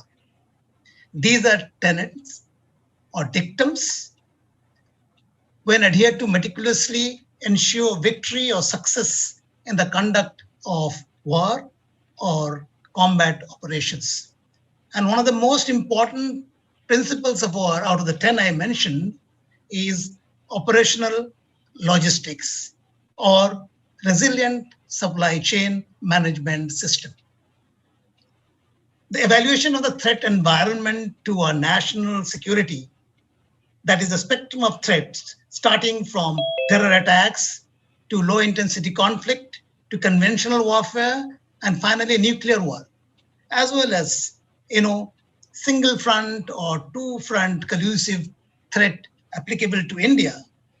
And the principles of war I mentioned determine the force structure of the armed forces acquisition of weapon systems and other equipment, deployment of the forces based on geographical proximity to the threatened borders and domains like the maritime domain or the aerospace domain, creation of infrastructure, human resources, that is staffing, and their appropriate training, maintenance of equipment, their servicing, and finally, setting up of a robust supply chain mechanism. All these factors go into sustaining operations during peace and ultimately executing war. The resilience of supply chain mechanism is important during peacetime to support the forces which are already deployed in the most challenging terrains and climatic conditions, across the world. To give you an example, in the Himalayas, we have very long borders with two great adversaries, and we deploy a large number of forces between altitudes of 10,000 and 20,000 feet. In Siachen Glacier, the highest battlefield in the world, we deploy troops, and it is an altitude between 16 to 22,000. We operate fixed-wing aircraft and helicopters from Daulat Beg Oldi DBO at an altitude of 17,000 feet, in Ladakh, very next to the Galwan Valley where the skirmishes took place last summer. So these are the challenges the armed forces face, not only in peacetime, but during operations as well. But the logistics become extremely crucial during a conflict. Continuous, constant, timely, safe supply of food, rations, clothing, shelter, tentage, medical stores, and of course, weapons, ammunitions, bombs, rockets, missiles in a dynamic battle will determine the outcome of the battle. When the ammunition runs out, we cannot plead with the enemy to hold fire till we get replenished. So there is a common saying that the army marches on its belly, highlighting the importance of robust and resilient supply chain mechanism to sustain fighting capability, as also maintain high morale of the fighting forces. The military has a well-established, well-networked supply chain infrastructure to sustain operations both in peace as well as in war. There are equipment depots, armament depots, repair workshops in the hinterland in depth, as well as up front close to the borders, where equipment, stores, aggregates, weapons, and other necessities are procured, stocked, serviced, and then supplied to the frontline warriors. Inventory management is very dynamic, crucial, and a very humongous task for the armed forces. Now, I'll give you a simple example to understand the magnitude of the task. Take the Mirage 2000 combat aircraft fleet of the Air Force. The Indian Air Force has close to 50 such aircraft. And this aircraft fleet itself has close to 10,000 components consisting of parts of aero engine, airframe, avionics, electronics, electricals, hydraulics, pneumatics, multiple varieties of weapon systems, etc. You have to multiply these by approximately 50 types of such weapon systems and equipment which the Indian Air Force operates. So that is the scale of inventory management involving good forecasting based on consumption patterns, procurement or acquisition, stocking and supply of these spares, etc., to the users. Of course, during a conflict, the consumption would multiply manifold, especially weapons. The main challenge in inventory management is that nearly 60% of our high-performance weapon platforms, weapon systems are imported. And therefore, we have to acquire timely the spares and aggregates, and it becomes very critical to sustain the operational capability of such fleets. So optimal diversification of sources of equipment and indigenization are essential for strategic autonomy in defense preparedness of a nation. Our government policy on stocking caters for normally about 1 month's full-scale conflict and another 30 days of low-intensity conflict. But the funds, so the budgetary allotments may not be adequate to even cater for that. Therefore, we have to go in for emergency purchases in case of a contingency, which actually becomes more expensive. As far as our movement of supplies and stocks are concerned, in peacetime, our integral assets like vehicles, transport aircraft, helicopters, and also the assistance of the railways meet our requirements.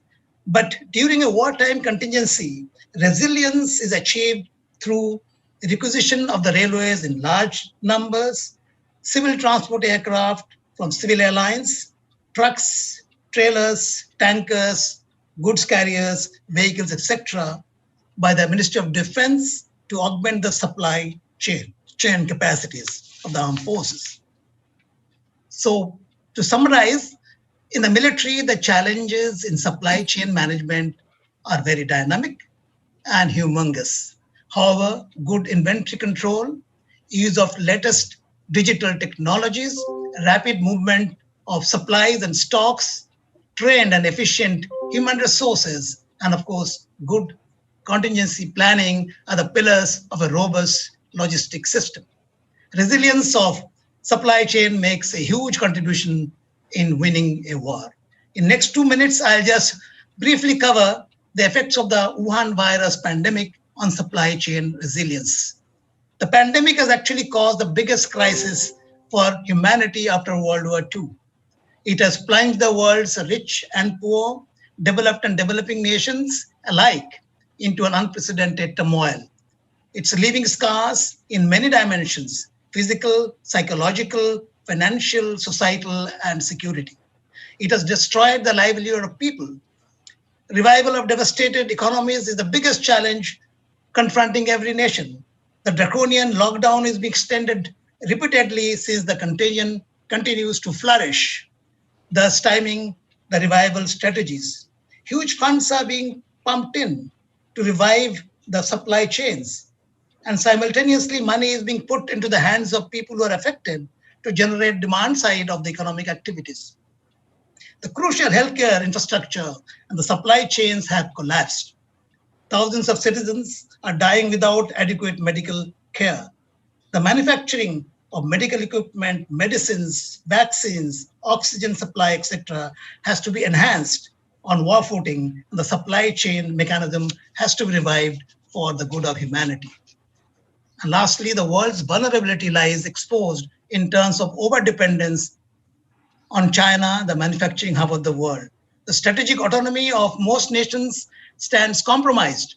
The globalization is under threat. Resilience of supply chain did not receive enough attention, as was brought out earlier, by the world before this pandemic. Today, we have learned our lessons on the need of diversification of sources of supply. The Wuhan virus pandemic has been a challenge, but at the same time, it has given the world an opportunity to diversify supply chains and to improve contingency planning. Is very important to make it more resilient. I wish this seminar and the summit great success. Thank you. Jai Hind. Thanks a lot, sir. Beautiful presentation. 4 words stand out: continuous, timely, strategic, dynamic. Absolutely, sir. Please. Yeah, I would like to say a few words, because there are many students and research scholars from our university, from other colleges and universities, from IIMM, they are here. You see, I must thank Sri Arup Raha, because the word logistics actually came from military operations. We learned about logistics and the technology of logistics from military operations. And what is said, particularly I'm addressing the students and the scholars, you see, when you have the inventory management models, you talk about EOQ, economic order quantity. You talk about poison distribution to understand the spares requirement. But I think you should also look at what former Air Chief Marshal said. In a time of war, what is that model? How will you really determine the requirements? Which model you will use? And look at the kind of challenge they are in. Every military aircraft throws thousands and thousands of parts. Every part has got its different lead time. Look at the situation. Thank you so much, sir, for enlightening us. And he is, for everyone's information, sir is our very honored advisor for the Center of Research in Materials Management. He is our honored advisory in the advisory board. Thank you so much. Yeah, over to you, Momita. We are privileged to announce our next speaker, Dr. Somendra Nath Roy, BE, MBA, PhD, currently in initial stages of postdoctoral research as well. Academic advisor, State Labour Institute, Government of West Bengal, academic advisor and chairman, Globson Business School. Also taught as visiting faculty in many management institutions, including IIMM, Indian Institute of Management, Indian Institute of Packaging. He is also the chairman of Accreditation Committee of National Board of Accreditation, strategic advisor, Mendin Pharmaceuticals Limited, member, Indian Association of Quality, Productivity and Reliability, member, State Productivity Council, West Bengal, director, Westinghouse Saxby Pharma Limited and Britannia Engineering Works, ex-director and professor, Indian Institute of Social Welfare and Business Management. He has worked indeed with a lot of wonderful companies such as the India Foils Limited, presently with Tata Global Beverage and Holdia Petrochemicals, ITC Tribeni Works, country expert for multi-country research project on SME financing to promote innovation, as well as with MBA Department of Calcutta University, editor of a management journal Survey, corporate trainer, chairman of different committees of National Board of Accreditation, AICTE, Staff Selection Committee, Eastern Region, UPSC, as well as member of 10 Commandments Research, USA, for international development of supply chain management. This is something that is very, very important. And he is also the academic advisor consultant for Indo-American School of Business, Institute of Port Management, Kolkata NIS Sparta Limited, NIS Academy, University of Tripura, University of Rajasthan, charter member of International Federation of Purchasing, Supply and Management, United States. Sir, we are indeed honored to have you. Over to you. Thank you very much. Honorable Chancellor, Professor Gautam Roy Chaudhary, Honorable Co-Chancellor, Professor Manushi Roy Chaudhary, Honorable Vice Chancellor, Professor Gautam Sengupta, and today's guest of honor, former Air Chief Marshal, Sri Arup Raha, and Sri Malay Majumdar, the National President of Indian Institute of Materials Management, and my fellow panelists, and all those who present today, distinguished ladies and gentlemen. A very good morning to you all. Now, my heartfelt thanks to Techno India University for giving me an opportunity to address in this August gathering on a matter of such importance, that supply chain resilience. As a matter of fact, I am such importance supply chain resilience is actually, as a former practitioner in this area and subsequently an academician involved in teaching and research work in this area, which allows me to focus on the importance of application-oriented research, which is actually the vision of Techno India University, as well as the successful implementer of this particular concept is Professor Gautam Sengupta. I noticed from early inception of these research wings of TIU, they are only concentrating and giving focus on the application-oriented research. I fully appreciate on this because I am also a member of different research bodies of universities, many universities, but never have seen nowhere such an initiative has been taken, and the critical focus is given on the particular issues of application-oriented research, because this is the only solution of the supply chain resilience. This is, I spent 30 years as a practitioner. I have seen the problem as a practitioner which we felt in the field.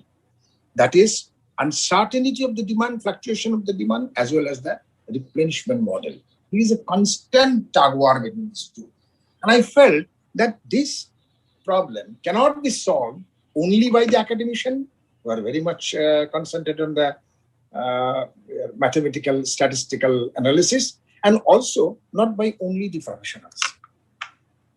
But that blending of these two versions is required, which is very much I have seen in Techno India University.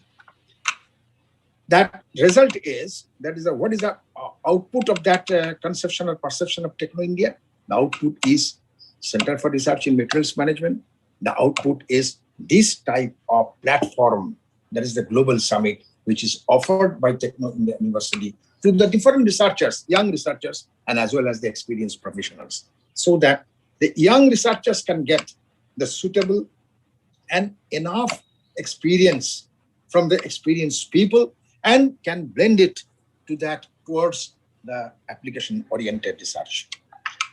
Now, the research activities cannot be said as a merely an research activity.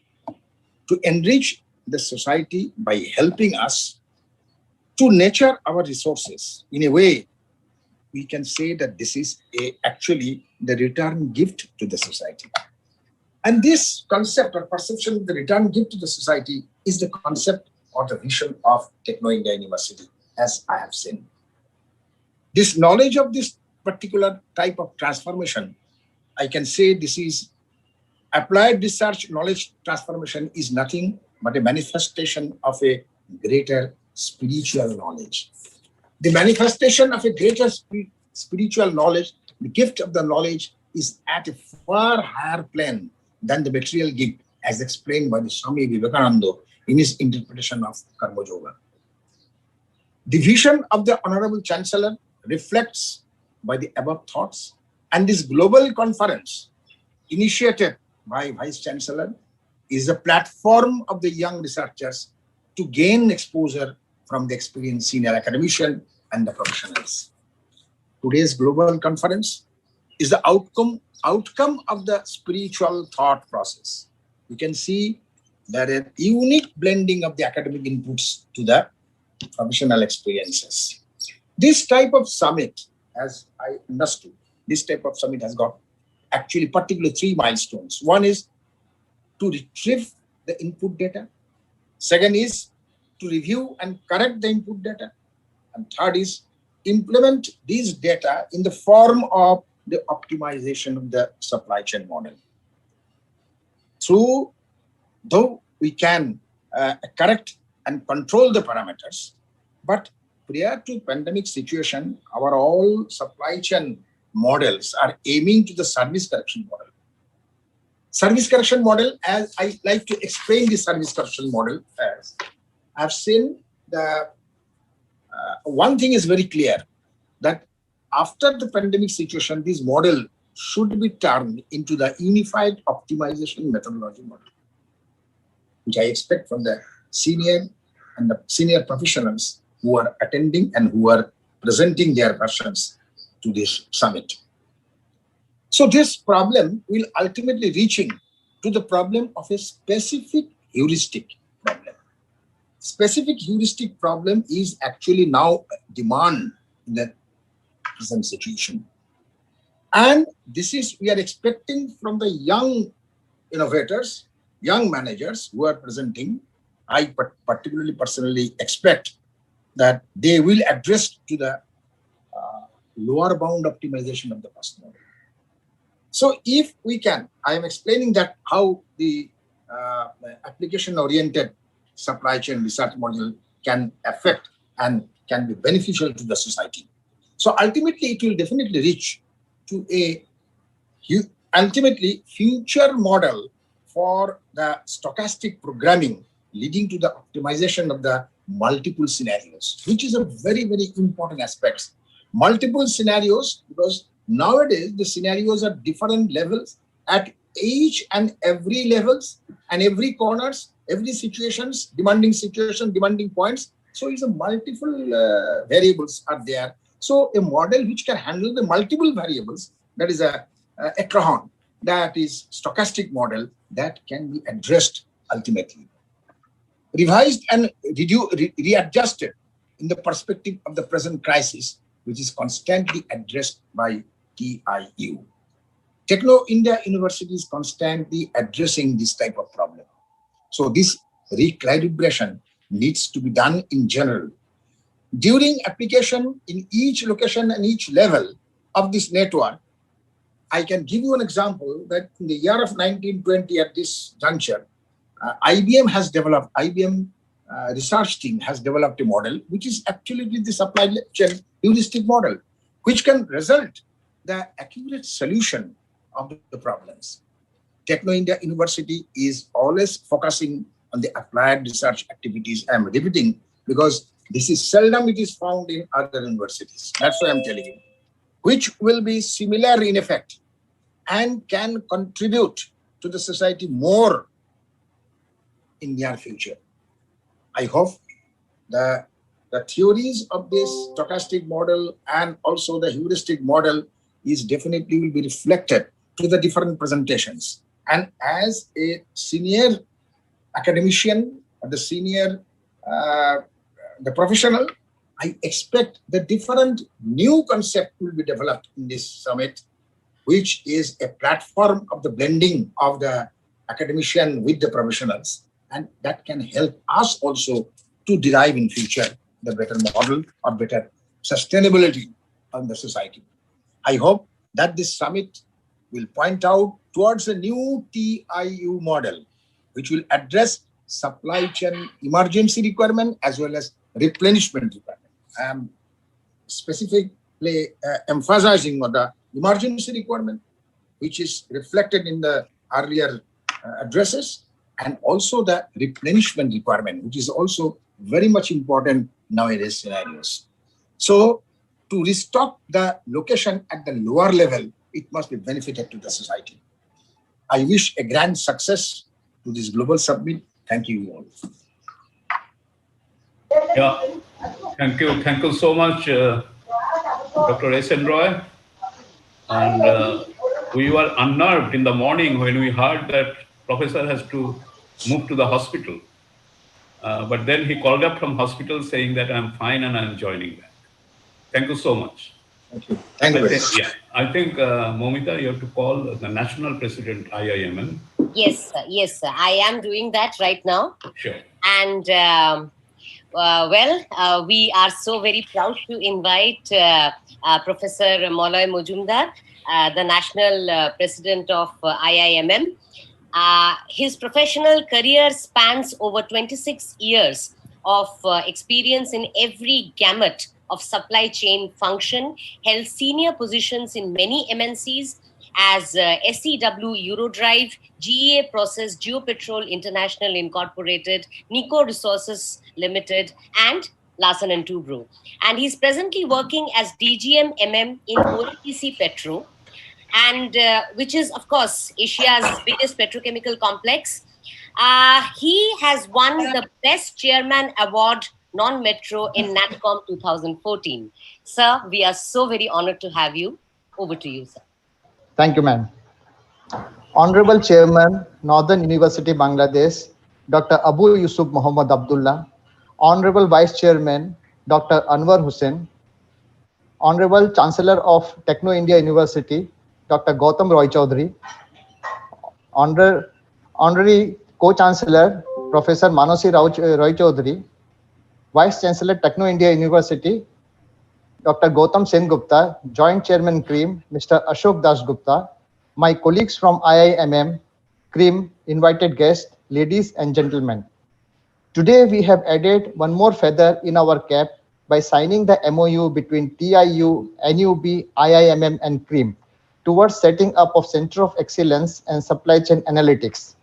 I thank Vice Chancellor, Techno India University, Dr. Gautam Sengupta, for his untiring effort in spreading the footprints of TIU, NUB, IIMM, and CREAM in our neighboring country, Bangladesh.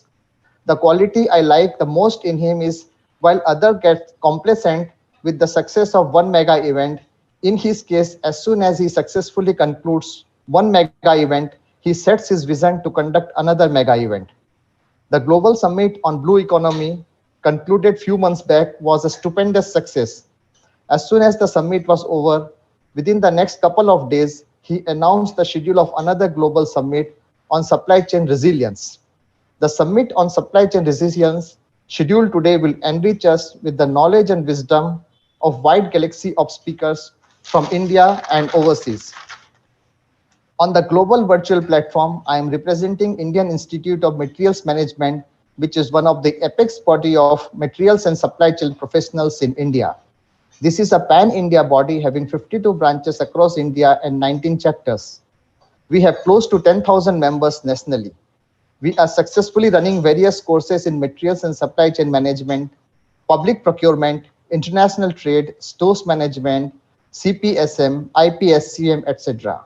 Our 2 AICTE recognized courses of postgraduate diploma in materials management and postgraduate diploma in supply chain management and logistics has got an overwhelming response from students who wants to pursue their career in the field of supply chain management. Well, whenever we talk of eminent supply chain, efficient supply chains, various desired qualities we look for are agility, responsiveness, lean, resilient, etc. In today's pandemic time, the quality required in most of the supply chain is resilience. Hence, today's theme of the summit is very much relevant in current situation of pandemic. Pandemic situation has posed serious challenges to various businesses worldwide. Companies have to re-strategize to remain relevant. Today, I will discuss some human aspects which were practiced in my current organization during last 1 year to ensure the business continuity. Ours is a giant mega-sized petrochemical complex. Polymers being a priority product, our company continued the operation all throughout the year. Although domestic requirement of polymer product declined as a result of lockdown, but overseas market demand increased. One of the challenges faced by us was to retain the manpower. Majority of the operations in our company are carried out by our contractors. With the large-scale exodus of contractual employees to their native place, we had a challenge to retain them. One of the best way to retain the workforce is to take care of their lodging and boarding. We made arrangement for the contractual employees to remain within the plant premises so that they were available round the clock to man our operations. We also provided them free meals and looked after their other needs of health and hygiene. So while other industries suffered due to the absenteeism of labor forces, we had uninterrupted availability of workforce. Another requirement we ensured was their remunerations. All the contractual employees who tested positive were isolated in separate labor camp. Although during the period of self-isolation, they were unable to attend their regular duties, we ensured that the contractor paid them their minimum wages and we reimbursed them the wages based on the proof of wages disbursement.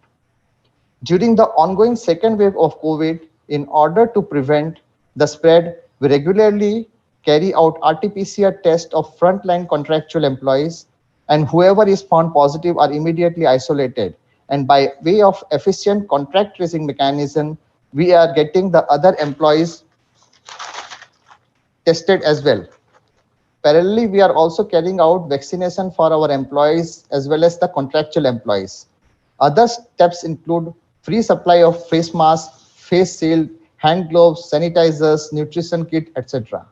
All these collective steps have minimized the impact and helped us to continue our operations and to serve our customers. For any industry which is labor intensive, making availability of manpower is the key to their success, in which we have been largely successful. Several eminent speakers in today's summit will further enrich you with their thoughts and wisdom. I wish this summit a great success. Thank you and Jai Hind. Yeah, thank you. Thank you, National President. You know, in supply chain, we use a word called agile supply chain. And our National President is not only young, but he is very agile. So whenever you send him a WhatsApp message or a mail, he makes sure that in a few minutes, in sometimes even lesser than a minute, the reply comes. Thank you so much for your kind words and for your being present here. Thank you, sir. Thank you, sir. I now move on to inviting Dr. Obhijit Mitro, Director Research, Techno India University and Director, the Blue Economy Division, to address us on the overview of this particular summit. Yeah, I will make a small announcement here. I could see that our keynote speaker, Professor Dr. Manos Kumar Chatterjee, Manos Da, we call him, he has already arrived. And he is addressing from New York, probably New York time, 3 o'clock midnight. So you have to kindly ensure that we maintain the time and bring him in for the keynote speech, Momita. Okay, Right, sir. We will try our very best. I'm able to see Professor sitting there. Welcome, Professor, and welcome from city of Kolkata. Welcome from Techno India University, India. Thank you. Thank you. We will try to get to sir as fast as possible in the circumstances. But yeah, you may have to change the schedule a little bit. Yes. And bring him up because waking up in the midnight is so difficult. You understand? Yeah. Okay. Right, sure. Sir. Right.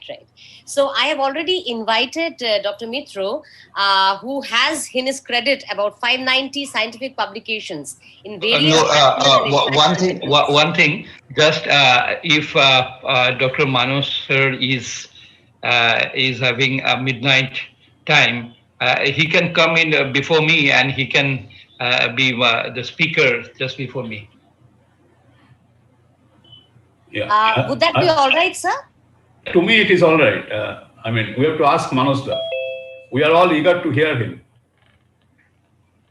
I think we'll do that. We should call him then. We should call him then. So I will introduce him and welcome him. Dr. Manos Chatterjee is Professor of Management and Adjunct Professor in Economics and the Asian and Asian American Studies Program at Birmingham University, State University of New York. He is a guest professor at Peking University, China, visiting professor, Central University of Finance and Economics, China, and distinguished professor in Poznan University, Poland. He is a distinguished fellow in the program in political psychology and decision making at Lauder School of Government, Diplomacy and Strategy, Israel. He was also an honorary distinguished professor at Indian Institute of Management, Calcutta, and George Mason University, United States. He is an elected member of the Polish Academy of Science Committee on Regional Planning. Professor Chatterjee is currently a fellow of the International Organization of Economists for Peace and Security. He previously taught at the Wharton School at the University of Pennsylvania and had held visiting appointments at Cornell University, Erasmus University, University of Karlsruhe, University of Munster, and many other universities of the US, Europe, Asia, and South Africa. He has authored, edited more than 30 books and published about 80 scholarly articles in the areas of peace, science, military spending, disarmament, economic conversion, conflict management, regional science, technology management, healthcare management, energy, environmental, and urban management. What an honor to have you, sir. Over to you, Professor Manos. Thank you very much. Good morning. My name is Professor Manos Chatterjee. I'm calling from, talking from New York, and I'm very, fortunate to have the opportunity to say something about the topic here. And the title of my presentation is Disaster Management, Emerging Challenges of the World and the Expectation of the Supply Chain Innovations. And this is this presentation is based on some of the presentation I have recently made. Screen share. Screen share. Can you do the clean share? Screen share. I want to show my PowerPoint. I want to show my PowerPoint. Hello? Yeah, you can. Yeah. Have you sent it to us or you will show yourself? No, I know. I'll show you myself. Okay, sure.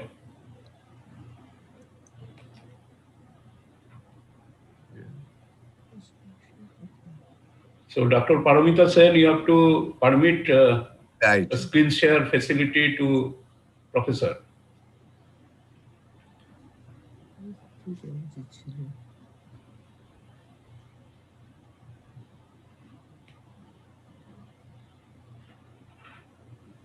Hello.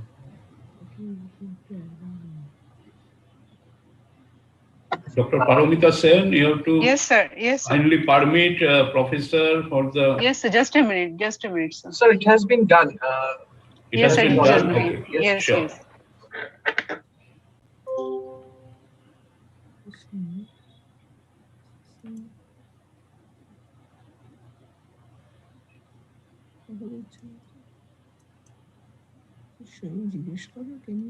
Can you see? Can you see? Yeah, not really. I don't think it is coming. Yeah, I think now it will come. Yeah, it has come. Okay.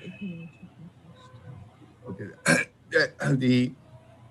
This forum is an appropriate opportunity for me to emphasize the importance of supply chain and disaster management to handle the serious situation and Indian COVID-19 crisis. Usually, the supply chain is discussed in the framework of business management to maximize income and reduce costs. But it is time for us to take a different approach at this time.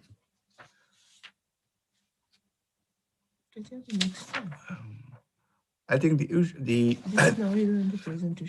my presentation is very broad, very broad.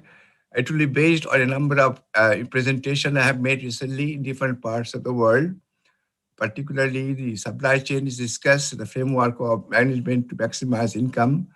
Now, recently, I had a number of meetings in Kyoto, Japan, and also in Geneva, and many other places. And this presentation is based some of the presentations I made before. Also, I helped to establish some years ago the Mahatma Gandhi International Research Center at Management in Bangalore in the ABBS School of Management. And we are having a meeting on disaster management and reconstruction and peace in August 5, 6, 7, and also a one-day seminar on problems and possibilities of online education and business management. And I think I ought to make one point here that you see management education in India, as I can see, so far I know, is kind of different. It's based on whatever you are doing in the United States for so many years. But I think it is a time for look at this management education differently in India because it has to be different. Many years ago, I organized a meeting in Moscow, Russia, on the management education in countries in transition. So I think I know India University is a very ambitious project. I know what it is doing, but maybe in a particular university, we should have a different way of teaching management, which is important for India and other developing countries. I don't want to mention, since I have a number of things to say, I don't want to mention the meetings everywhere, many places where I discussed these problems before, recently in Japan, in Kyoto. But I just want to start the definition of a disaster. I look at the problem of disaster management, particularly in the framework of Indian situation, and also how it is related to supply chain analysis. A disaster is a serious disruption occurring for a short or long period of time, and widespread human, material, economic, and environmental, environmental loss, and which exists the ability of the affected community or society to cope using its own resources. Next. You see, if we can have this different type of disaster, why I'm discussing the disaster management?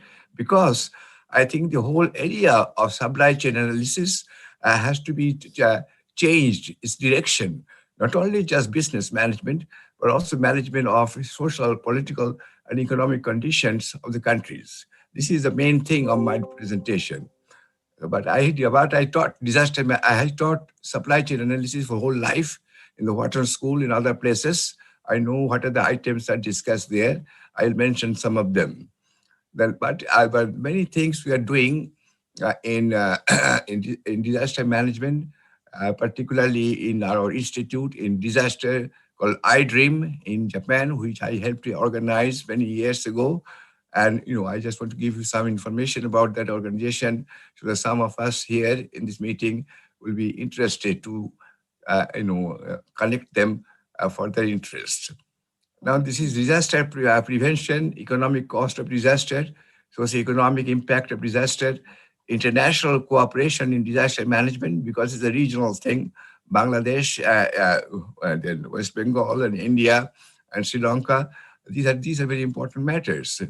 Many years ago, I organized a meeting in Sri Lanka on the question of tsunami.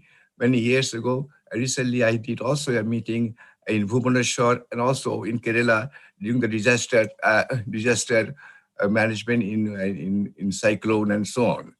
There I realized what is the role the people, like distinguished people here, gathered here, they can do, how to change the ideas of supply chain for the disaster management.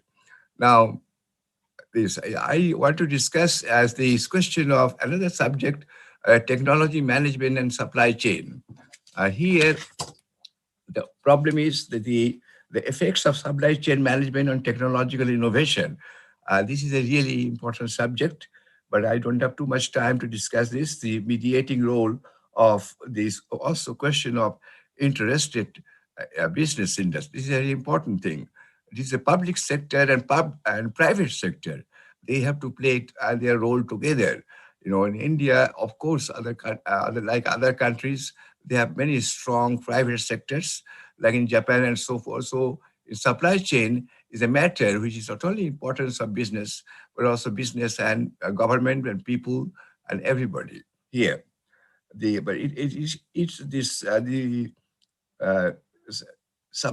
question of technological innovation says that the partnership, customer relationship, information sharing, information quality, and postponement of activities, in internal operations, and technological innovation and research and development in manufacturing. These are the real thing in the case of technology management. And it has been also found out that in internal operation, postponement, strategic supplier partnership, and the role of business management and together with the government have positive and significant relationship with technology innovation. And then this next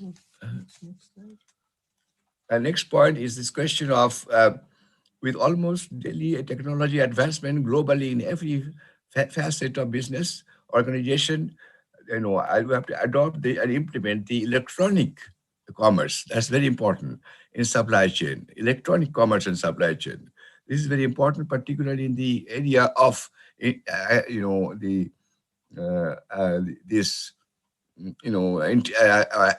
artificial intelligence, big data, data analytics. These type of things are extremely important for technology management. And so the question of farm size of the farm, role of small industries like in India, small industry is a very, very pivotal thing. 60% of the people in India, they work in informal sector, and the organizational structure, integration of supply chain strategy with overall corporate strategy, fast financial performance, and supply chain partner is very important. Then we come to this question of humanitarian supply chain. You see, we have this new subject for the last 30, 40 years, which is becoming very important, the humanitarians as supply chain. The idea is not to minimize total cost or maximize total profit, but to maximize the welfare of the people. So this idea of humanitarian supply chain is extremely important for a country like India. You have all sorts of difficulties in the form of discrimination, and also question of the inequality of the welfare of the people. So human beings, they're the most important things. And it is very, Indian business is very advanced. I mean, I organized many meetings in many universities in India before. They're very advanced. They are Indian business people. They're very smart. And so what they need really was very important to link their business supply chain analysis with the humanitarian supply chain. Now, in the case of management, many areas, I just want a few things. In management science, which we teach in supply chain, we use some mathematical models, usually programming models, supply chain models, simplex method of solution, optimization in network, then introduction of dynamic optimization, dynamic optimization of inventory scheduling. These are the things we have discussed in that subject. But this question of one thing that is really not very much used in supply chain analysis and which is potentiality from the economics side.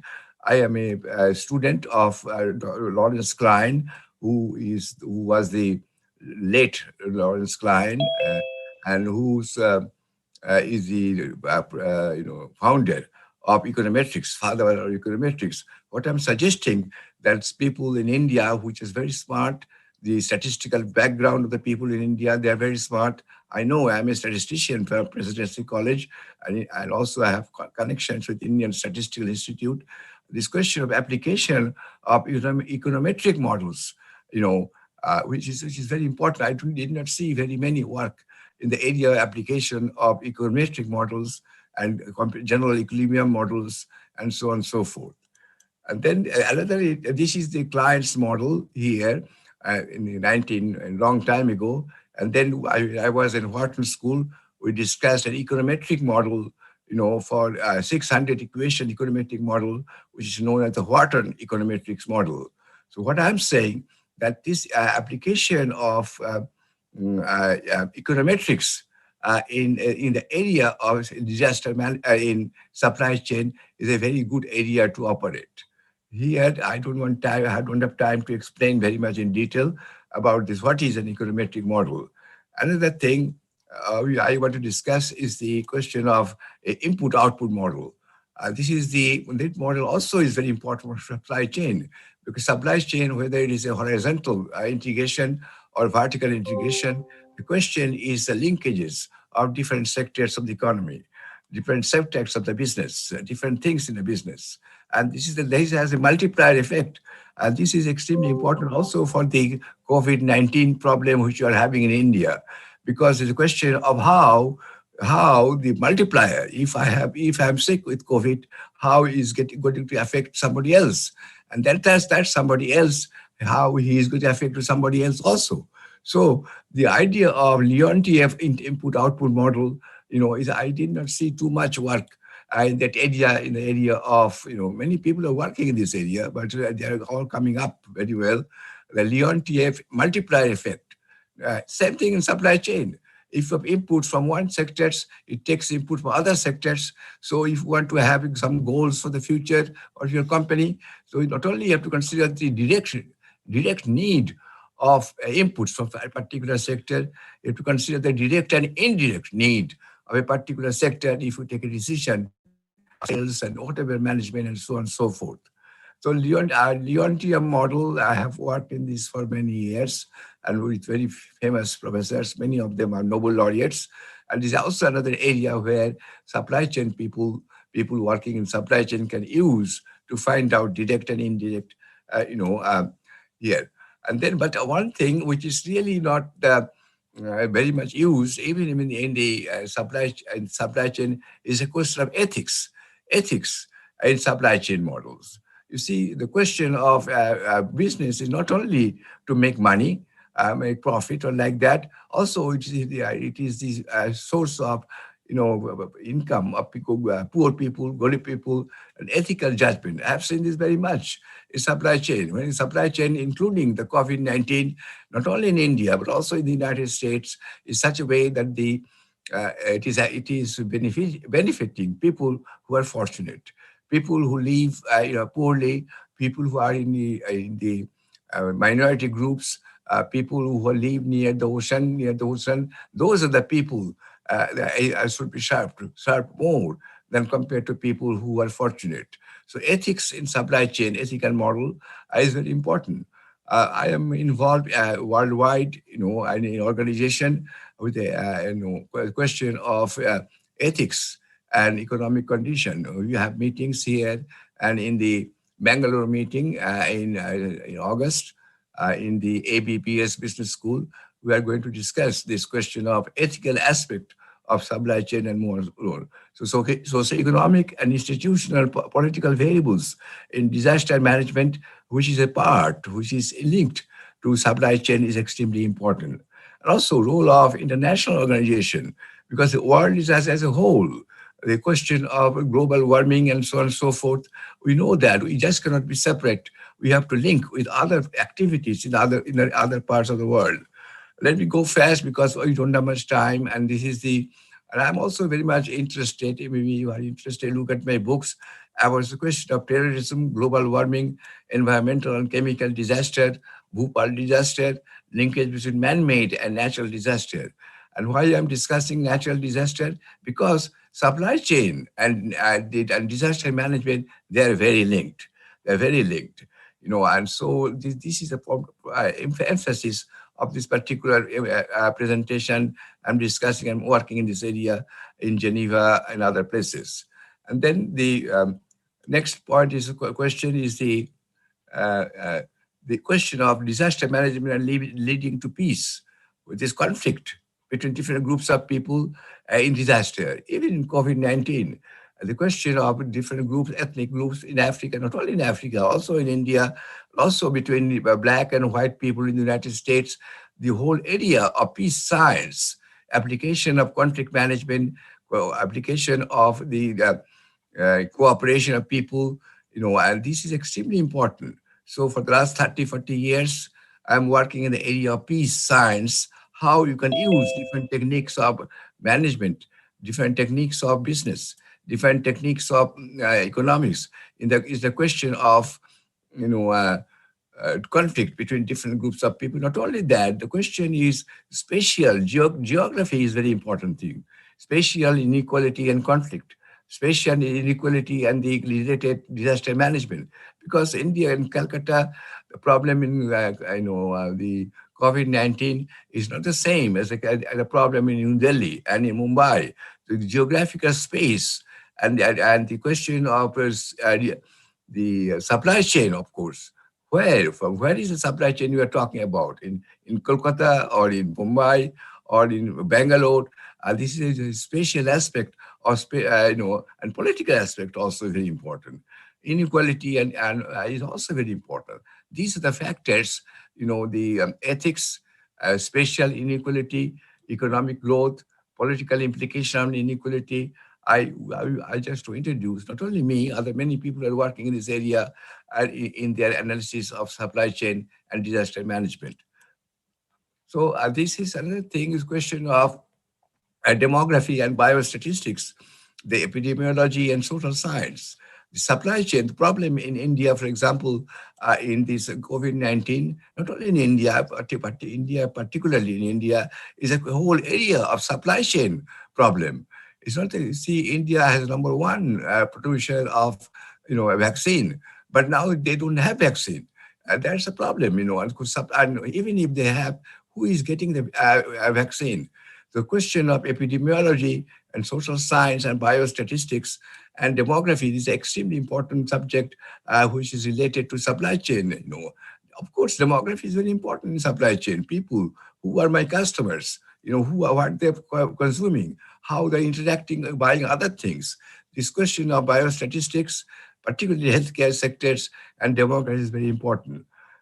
Next, I see, if you look at what is happening in the area of the analysis of COVID-19, I have two books coming out in the area of COVID-19 very soon.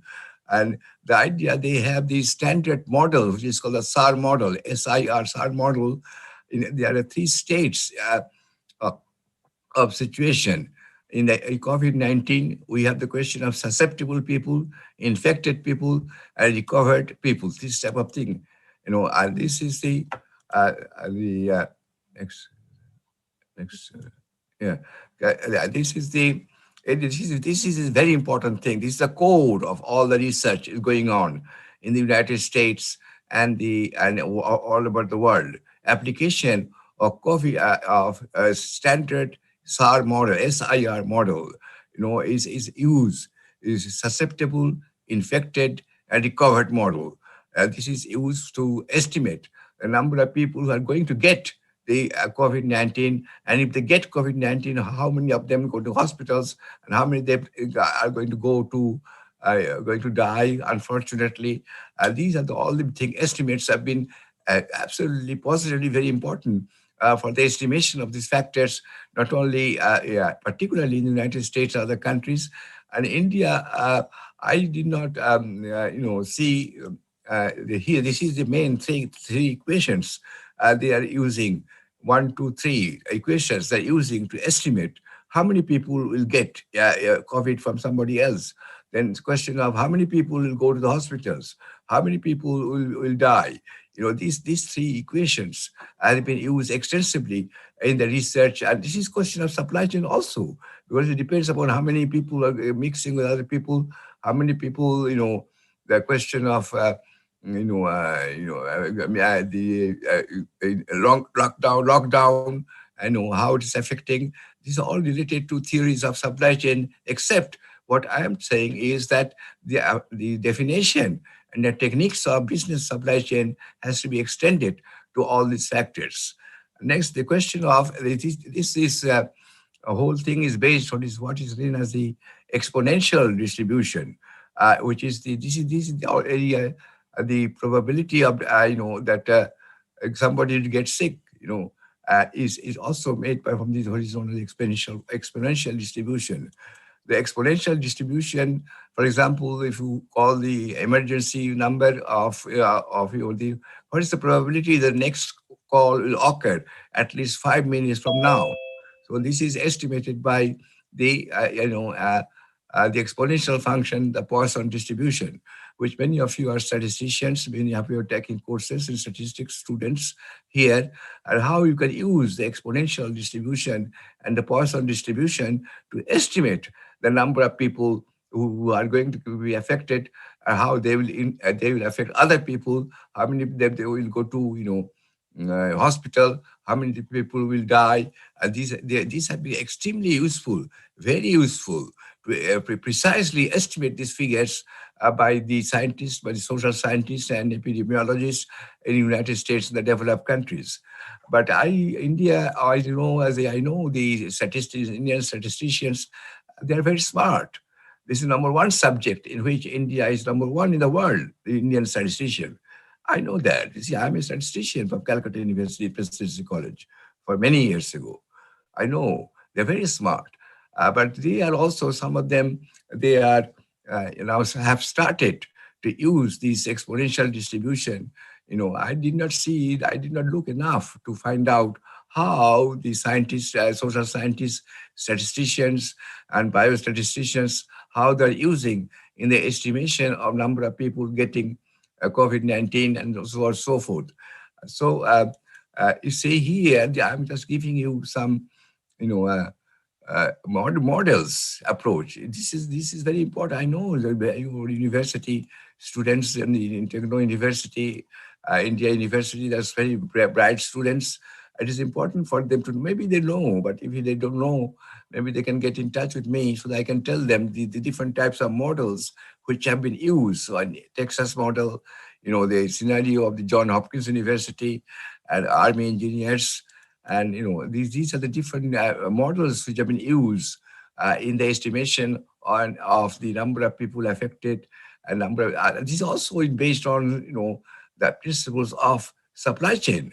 You see, this is very interesting things are happening. The business supply chain, I know what is supply chain, how to work horizontal and vertical supply chain. These are the same thing in the case of, this COVID-19, horizontal in a particular area, and vertical means it's by travel and so on and so forth, how are affecting other countries. So these are some of the, some of the models. This is extremely, for example, this particular model which started in England, the Imperial College model. This is the starting point of all this SIR. This model assume that when the COVID-19 will go, ultimately go up and then went down here. But that is not the case. That is not the case. What is happening now in India and other countries, this is some of this flattening of the curve is not happening. In India, flattening of the curve is not happening yet.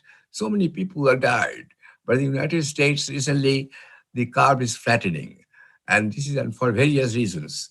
A question of, precautions, the question of mask, a question of, sometimes lockdown, and so there's this prevention. But these type of things is very difficult for a country like India because we have 1 billion, more than 1 billion people. But still, I think in my judgment, whatever I know, whatever I can see, that's not enough. I think we can do more. We can do more. This is the thing, what I'm saying. For example, next graph, you see, these are the type of thing which they have obtained by using the SAR model, and also the question of, exponential distribution, Poisson distribution, to estimate how the, weekly, screenshots of this US death prediction.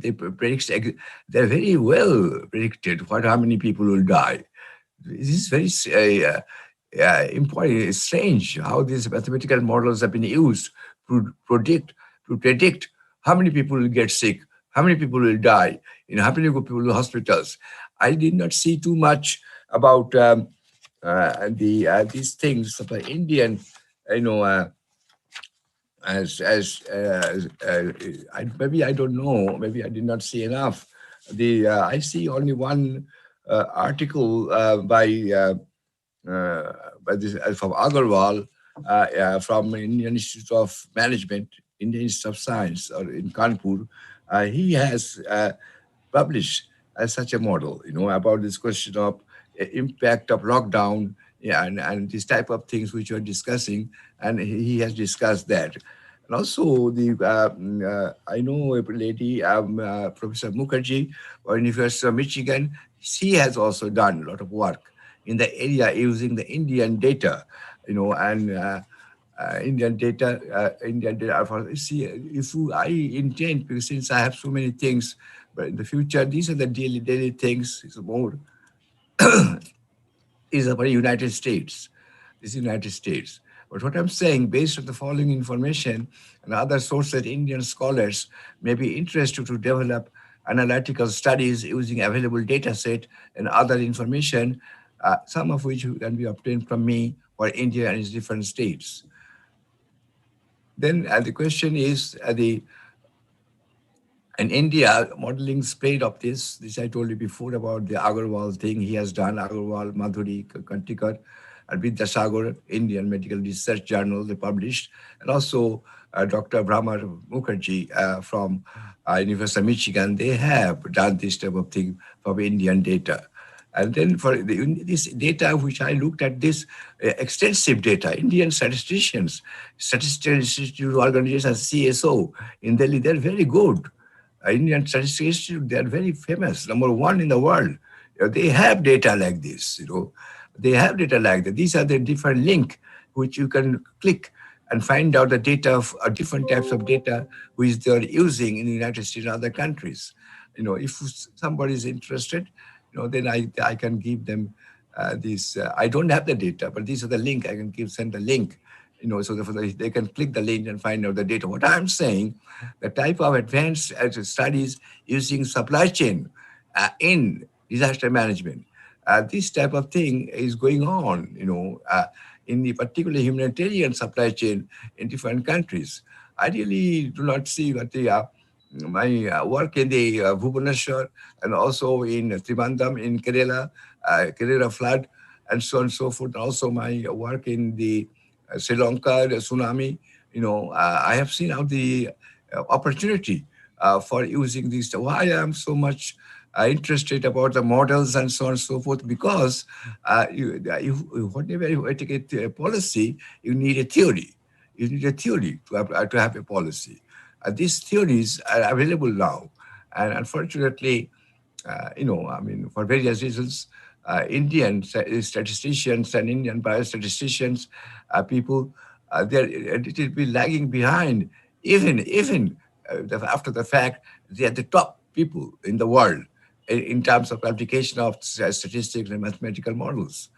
And then this question of mental health, for example, this is an extremely important thing. Application, the impact of the COVID-19 on the area of mental health. This is a big thing now, because that is a big thing going on in the United States. Many people may have incidents of mental health. People are also problems in their family, the question of suicide, and that is very much related about what's happening in COVID-19. So this question of some of these things we are publishing. Recently I co-organized a meeting in Geneva in the Graduate School of International Studies on globalization, COVID-19. And also another subject is the international migration, the question of migration and health, a question of disaster and migration. This is also a very important subject, because you can see what is happening in the migration from Myanmar to Bangladesh to India and so forth. The whole area of migration, why people migrate from other countries. And this is all related. They're all related. And why they are related to supply chain? Because when people migrate, this affected the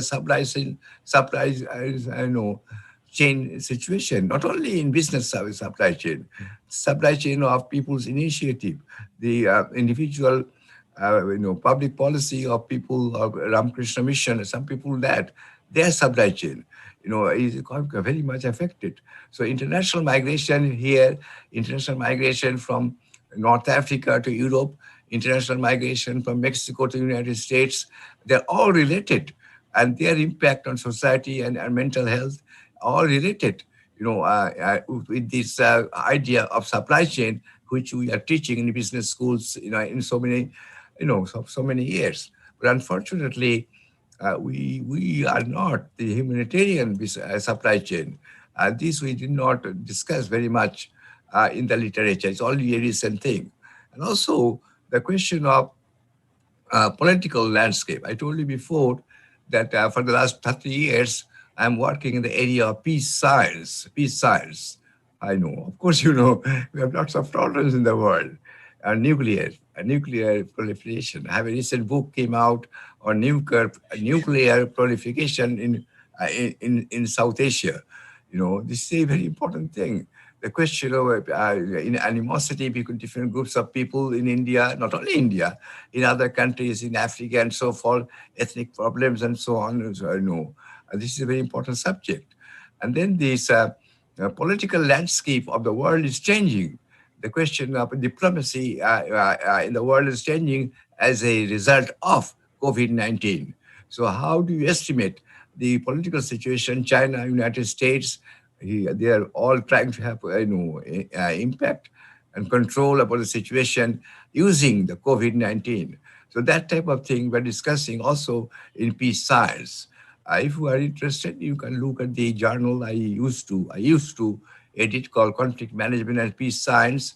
I organized a meeting in New Delhi on the question of the Nepal, Nepal earthquake, and also some of the things I did in Japan are related to application, how the landscape is long-term and Asia's future And also India at part of big leagues. That's a very important thing, question of the India's wish to be a member of the Security Council is very much affected by this whole area of COVID-19. This is something quite may appear strange to some of you, but what is happening, people are using these techniques of COVID-19, what is happening there, how it is changing the long-term future of US-China competition, foreign policy, and lots of things are going on in this area. How many? The almost time? Okay, so I just wanted to. How many minutes? 5 minutes? Okay. So. Hello. Hello. Hello. Yeah. So, stop sharing. Yeah. Okay. Stop sharing. Okay. So then. So this is the gist of my presentation.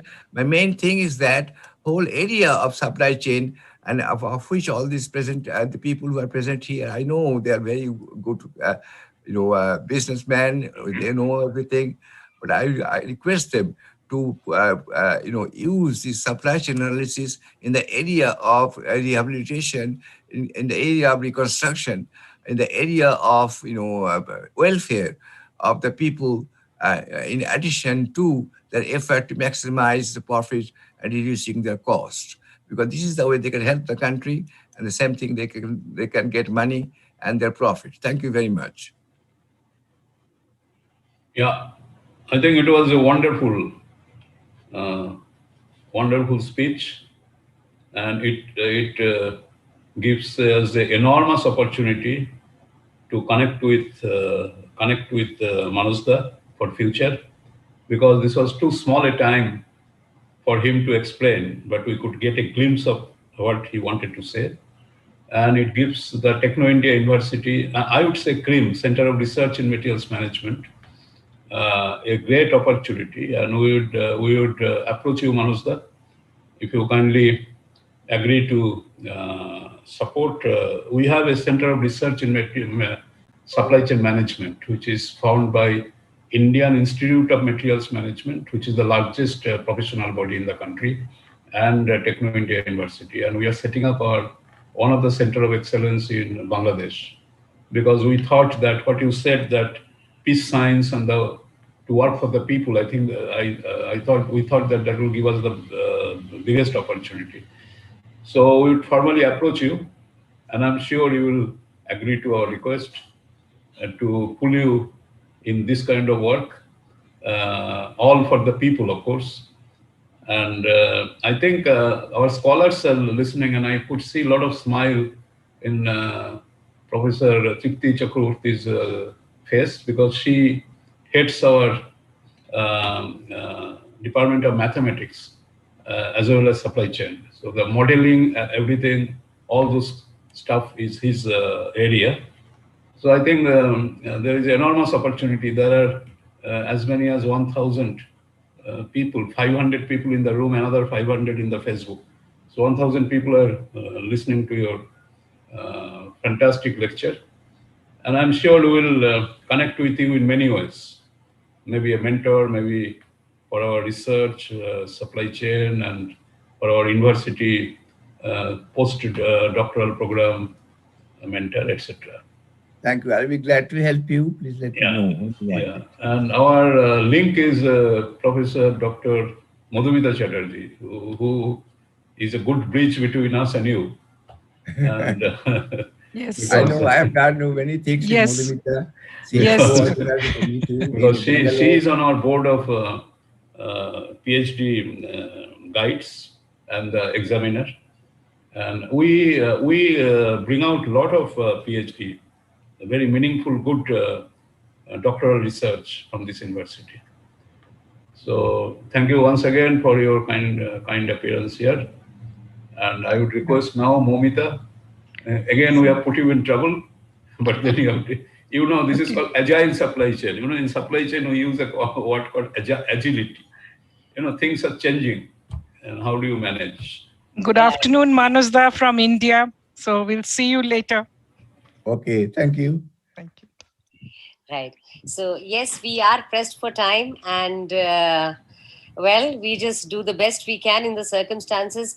A little bit, the program extending, not a problem. So much of beautiful insight that we are having is something which we can all do with. It gives us a ray of hope.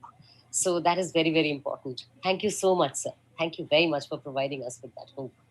So we now move on to our next speaker. I have already almost introduced him, our very own Professor Dr. Abhijit Mitra, and his wide range of experience, of course, 46 books of postgraduate standards, 590 scientific publications. He's a member of several committees like PACON, IUCN, SIOS, and he has completed about 19 projects in coastal pollution, alternative livelihood, climate change, and carbon sequestration. And he has visited universities of Singapore, Kenya, Oman, USA, visiting faculty at the University of Massachusetts, Boston. Presently, his domain of expertise includes environmental science, mangrove ecology, sustainable aquaculture, alternative livelihoods, natural resource management, blue economy, climate change. He has also served as an ecological consultant for Tata Steel and a lot of other government organizations. And he is indeed so very valuable to all of us. So over to you, sir. So, do you think the slide is visible to all of you? Yes, sir, it is visible to me. Yes. Okay. So without wasting much time, because when we have to touch the station, somebody has to take a gap. So I will just try to finish it within 8 minutes, so that I can give you a snapshot. In fact, I am not very comfortable, and neither I am a supply chain manager, or I do have an idea, but I got this lesson from our Honorable Vice Chancellor, Dr. Gautam Sengupta, who told me how to connect these two things. So basically, I am a hardcore oceanographer, going every time in the sea, doing research on the mineral resources and the living resources of the sea, looking at the marine animals, and this is all my profession, you can tell, for the last 30 years in the University of Calcutta.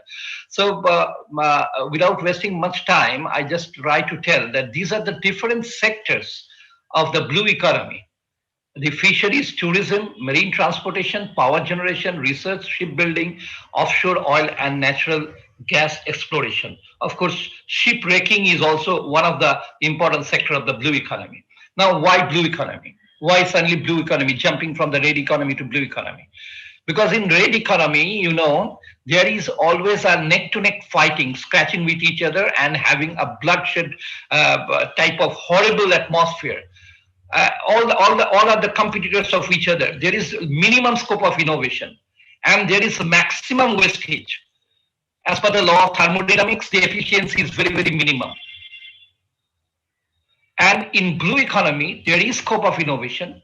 There is scope of minimization of the greenhouse gas emission, and solar energy, wind energy, geothermal, tidal, biomass energy has got minimum carbon emission and other GHG gas emission. So that's why, for the sake of our environment, for the sake of our next generation, we have jumped into the blue economy.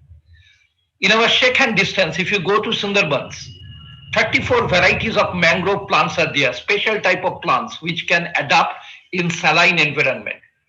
They are our resources. We have got the coastal tourism, the Royal Bengal tiger, the tiger eating the crabs in 34 varieties of trees. Can you imagine this type of system we are having in India? But because of not having a sound supply chain management, this coastal biodiversity is not reaching to different corners of the world.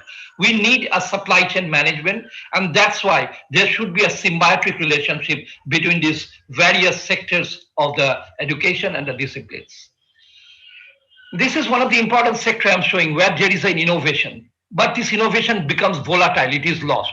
One of our scholars, Dr. Pritam Mukherjee and Dr. Prashanjit Pramanik, they found that, I have told you there are 34 varieties of trees, and these trees, the leaves of these trees, the twigs of these trees, the branches of these trees, they get rotten, they get decomposed. And when they get decomposed, they form carbon dioxide.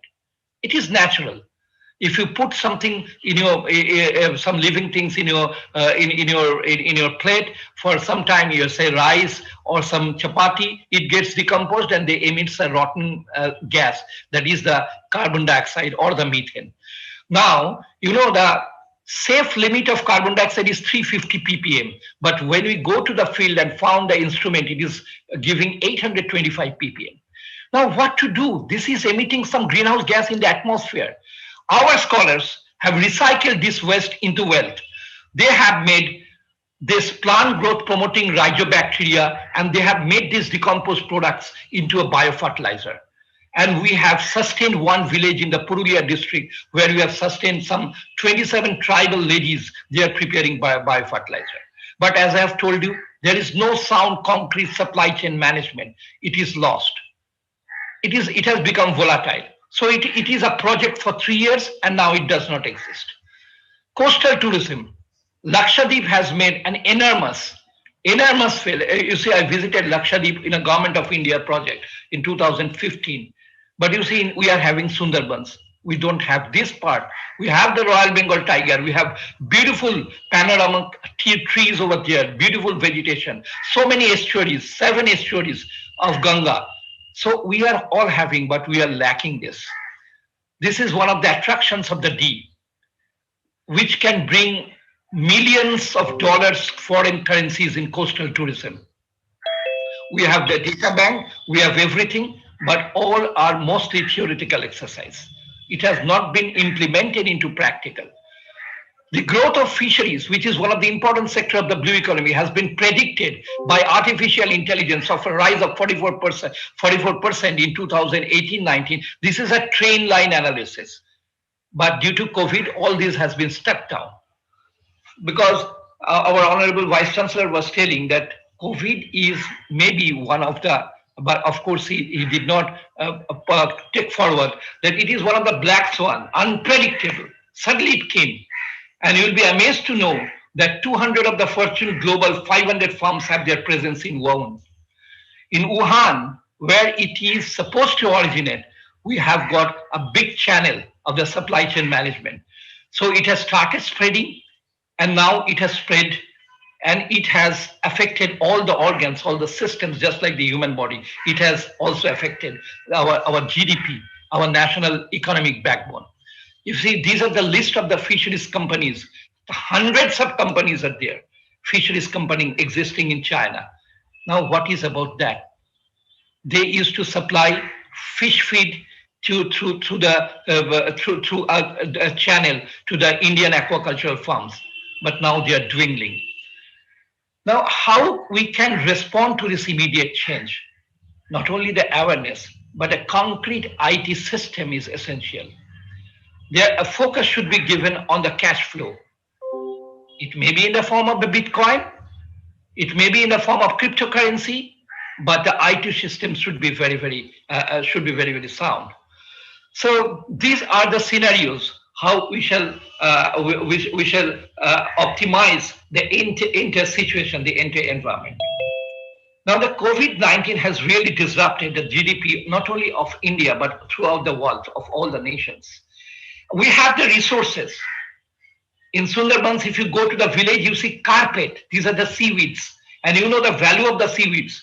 They are available even on the branches left over. They are covered with the seaweeds and they are very valuable. From the commercial point of view, they are rich in protein, carbohydrate, fat, water, and minerals. We are preparing the sanitizer, the hand wash from the seaweeds. Techno India has done it, but it has not scaled up. That's a tragedy. Seaweeds are used as a salad, you know, as in many of the South Asian countries, they are used directly, consumed by the people. They are used as a fodder for the cattle, for them as a manure, as also a direct food. Many of the countries, about 42 countries of the world, are using seaweeds as the source of the direct nutrition. In the South Asian countries, this is a very common scenario. Various types of food, directly or indirectly, in various packages are sold in the markets. in Techno India University, students like Dr. Prasanjit Pramanik, then Dr. Navonita Sen, Dr. Orpita Shah, they have made this cookies from the seaweeds, breads from the seaweeds, yogurts from the seaweeds. But seaweeds have also been used in the fish feed. We have got some consultancy. This is a ground experience I'm telling. We have got some consultancy by Tata Steel working in the Kalahandi area. It's a drought-prone area in Odisha. We worked over there, and with in a stored rainwater, harvested rainwater, we cultured the prawn. This prawn has got a foreign market, and you see this is the prawn we produced after 9 months. Feeding them with the seaweeds. These are the organic prawn, free of any toxic substances, but no export. In 1999, when I was a scholar in a Sundarban, deep Sundarban area, you see the bunch of the seaweeds. Plenty of resources there. Resource is not a criteria. In 2019, you see our scholars, they have gone to the same place. We have put the rope and we have started culturing the seaweeds. So the scarcity is not the raw material. The scarcity is the supply chain management, which we have not linked up so far. In biological science, there are certain interrelationships, competition. When a lion and a tiger fights, both of them get injured. That is minus. When a mosquito sucks the human blood, it is called the antagonism. Mosquito gains and we loses. That is antagonism. But mutualism is the only way where we can have an interdisciplinary approach. And here comes the linkage between the supply chain management and the oceanography, chemistry, physics, artificial intelligence, and all branches of science and economics. The barrier should be dissolved. This is the linear supply chain should be replaced by this model which will exist on the digital supply function network. And there are 4 technologies which are very important.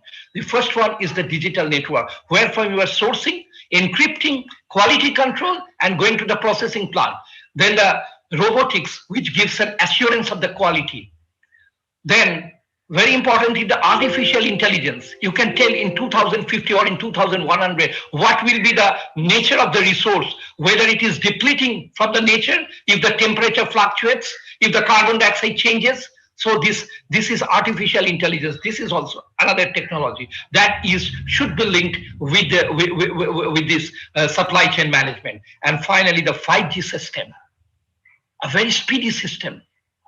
All these 4 technology can make the supply chain management and the different branches of the blue economy and the science into a common platform, a symbiotic platform. If you want to know more about me, you can go to ResearchGate. You will see I'm always happy, not of the money, but 10,20,225 people yesterday read. And this is the thing. Thank you very much. I will not take much time. Thank you for giving me this opportunity. Thank you very much, sir. As usual, it was extremely inspiring, and indeed a lot of viewpoints came out of this which can be worked on. Professor Gautam sir, what do? We proceed to the next presenter? Yeah, I think Dr. Smitra's presentation was fantastic, and he has already become a supply chain expert, I must say. All right, yeah, we should go for the next, but I would like to know from Dr. Paramita whether our another guest who was supposed to appear from UK, whether he has already appeared. Professor Day, has he appeared? Then we should. No, sir, he's not appeared. He just WhatsApped me and he told me that please give his tentative timing, because already our schedule is late by 1 hour. Okay. All right. Yeah, hello sure. there. Can I? Yeah. Oh, it's me. Dr. Yeah, Dr. Yes, Day is here. Yeah. Oh, you are there. Yeah. So I think we should hear Professor Day, and greetings from city of Kolkata, and greetings from Techno India University. Yeah, Momita, if you can kindly do an adjustment and bring him up, and then we hear him. Yes, sir. I will do that then. And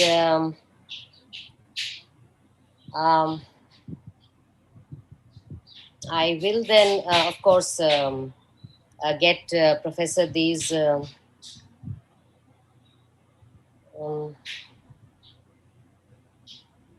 there is yes yes, I do have it his introduction with me, and I would love to introduce Professor De. Dr. Prashanta Kumar De is a professor of operations management at Aston Business School and the fellow of academic social science. He has been honored as 50th anniversary chair of Aston University in 2017. Before that, in 2004, he worked for 5 years in the University of the West Indies in Barbados and 14 years in Indian Oil Corporation Limited. He specializes in supply chain management and project management and circular economy. He has published more than 170 research papers in leading international referred journals. He has accomplished several impactful interdisciplinary research projects on sustainable supply chain of small and medium-sized enterprises and circular economy, which are funded by leading funding bodies like Research Council UK, British Council, Royal Society, Royal Academy of Engineering, EU Horizon 2020, IDRC, and European Regional Developmental Funding. So he is the editor-in-chief of International Journal of Energy Sector Management. We are indeed honored to have you, sir. Over to you. Thank you. Thank you very much. Good morning from the UK. I live in Birmingham. And good afternoon to all of you. Thank you very much for having me. I was listening and quite overwhelmed with the presentation. I would be talking on innovation in supply chain towards sustainable future. I will begin with simple statistics. In 2018, in the UK, 9 million ton of food waste was generated, out of which 40% was thrown into the landfill. Although UK has loads of conversion facilities, okay, to food waste to biogas conversion.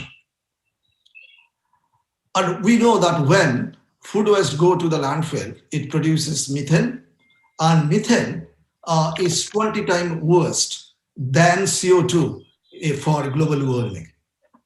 So if we look into Indian's figure, it's 65 million ton of food waste.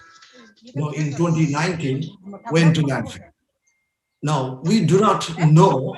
Can you hear me? Yeah, perfect. Yeah, and can you see my slide, please? Yeah, sure. Okay. So as I was saying that 65 million ton of food waste in India went to land. We produce those 65 million ton of food waste in India, and we do not know that how much quantity went to the landfill, but we do know that 20% of Indian landfill is food waste. So something is wrong somewhere. We need to really address that. Perhaps we need to really get into the innovation of the supply chain in order to get into the solution. So the solution is, the innovation is circular economy. So what is circular economy? Circular economy is a paradigm shift from linear, make, use, dispose, to circular, take, make, distribute, use, and recover, using reduce, reuse, and recycle principle, giving equal emphasis to economic, environmental, and social performance. Keeping in mind the resource efficiency, okay, energy efficiency, waste management, accreditations, making the people within the organizations aware of it, even the end customers. So I will not be really talking about the food part of it. Just give one example to that. I would try to really emphasize more the problem from the small and medium-sized enterprises perspective, which I'm researching on these days. But we would be looking into the supply chain of small and medium-sized enterprise. So why small and medium-sized enterprise is very important for us. Okay, number of reasons. You see here that small and medium-sized enterprises make up 90% of the world business. Okay, they employ 50 to 60% of the world population. You pick up any country, you will find that small and medium-sized enterprises contributes 30-40% to the GDP. Okay, in the UK, there are 16 million SMEs and employs 16 million people and contributes 48% to the GDP. In India, 48 million SMEs. And India's SME sector has been one of the primary drivers of its economy, you know better than me. These SMEs contribute more than 45% of India's industrial output. 40% of country's total export, create 1.3 million jobs everywhere. So this is all good. But there are issues and challenges. If we look into their environmental performance are not really very impressive. SME contribute up to 70% of global pollution collectively. Okay, individually they look very, very primitive, but collectively, enormous. 64% of the manufacturing SMEs, contributes to the major part of the pollution. But the scary figures is only 0.4% of this SME complies with an environmental management system. SMEs are responsible for more than 50% of industrial pollution in Asia and Pacific region. 8 out of 10 pollution incident in the UK is caused by the small and medium-sized enterprise as per the environmental agencies. Okay, and another statistic, the SME consume 13% of the total energy. Okay, and there are scope for reducing it by 30% if we could really take energy efficiency measures. And this saving would be the cumulative consumption of Japan and Korea. So there are huge scope of making small and medium-sized enterprises more environmental and socially friendly. So we undertook research across the world with the overarching questions that how to facilitate SME to achieve circular economy. Okay, I'm trying to really, through my presentation, I'm trying to really address the questions that, what innovation we need to really bring in to adopt circular economy. Okay, what are those innovation, hard part of it, technology, communication technology, conversion technology, new product, okay, process innovation, innovation in people. What are those? How do we really implement it? Whether they are, giving economic performance to the companies, to the supply chain as a whole. What are the different roles that all the stakeholders must really, adopt in order to make it happen? This sort of things we try to really address it. And we undertook research across the world in many countries. I would say in almost every continent other than US. We are starting a project with US as well.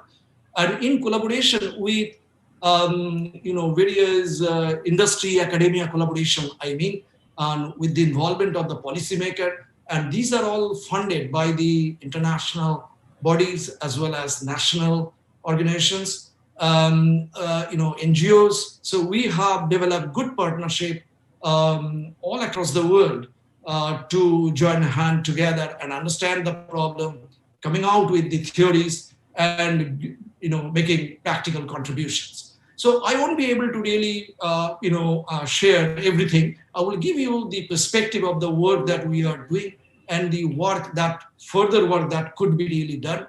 One of the research that we have undertaken in 2015 in collaboration with small and medium-sized enterprise based in West Bengal, with Jadavpur University, with the British Council funding, looked at that comparative analysis of the UK SMEs and the Indian SMEs with respect to their environmental and social practices. Okay, we try to really understand that what motivates them in order to achieve the environmental and social sustainability, different environmental targets they are really making, a different type of monitoring method. Okay, what sort of method? ISO 14000 as for accreditations, environmental management system, SA 8000. This type of methods, whether they are really adopting it or not, and whether they are self-motivated. How much pressure, how much support governments are making, local government, national government, what sort of different environmental target with respect to resource, water consumption, energy consumption, air uses, that sort of things being done. So we undertook, survey within 200, small and medium-sized enterprises in West Bengal and West Midland, and which has a bit of similarity. That is why we picked up those two areas. We published this work in Journal of Climate Protection. Anybody interested, I would be able to really share that with you. And headline findings: greatest motivation for SMEs to consider CSR, corporate social responsibility, comes from moral duty. Greatest motivation for SMEs to consider environment comes from legislation. That's sort of finding we found. And highest pressure for considering environment comes from government. Highest pressure for considering CSR comes from customers. You can well see that what we found that SMEs in West Bengal or in India, having loads of corporate social responsibility much better than the UK, but the environmental practice in the UK SMEs are much better than India. There are takeaways, like for the policymaker, that what sort of funding policymakers must be making available to the SMEs in order to really promote them or motivate them to adopt circular economy. What customers might be really be aware of their supply chain, so as to really make the entire supply chain greener. So that sort of thing, and takeaway for the small and medium-sized companies also, how could really they benchmark? So we have worked with one-to-one with 30 small and medium-sized enterprises. That project started with the British Council funding in 2015 and continued till 2017. But still today, we keep in touch with the companies we closely work with. I still remember some of the companies' name, like Oropol, then I would say Asansol Steel, Precision Engineering. There are a number of companies we are still in contact.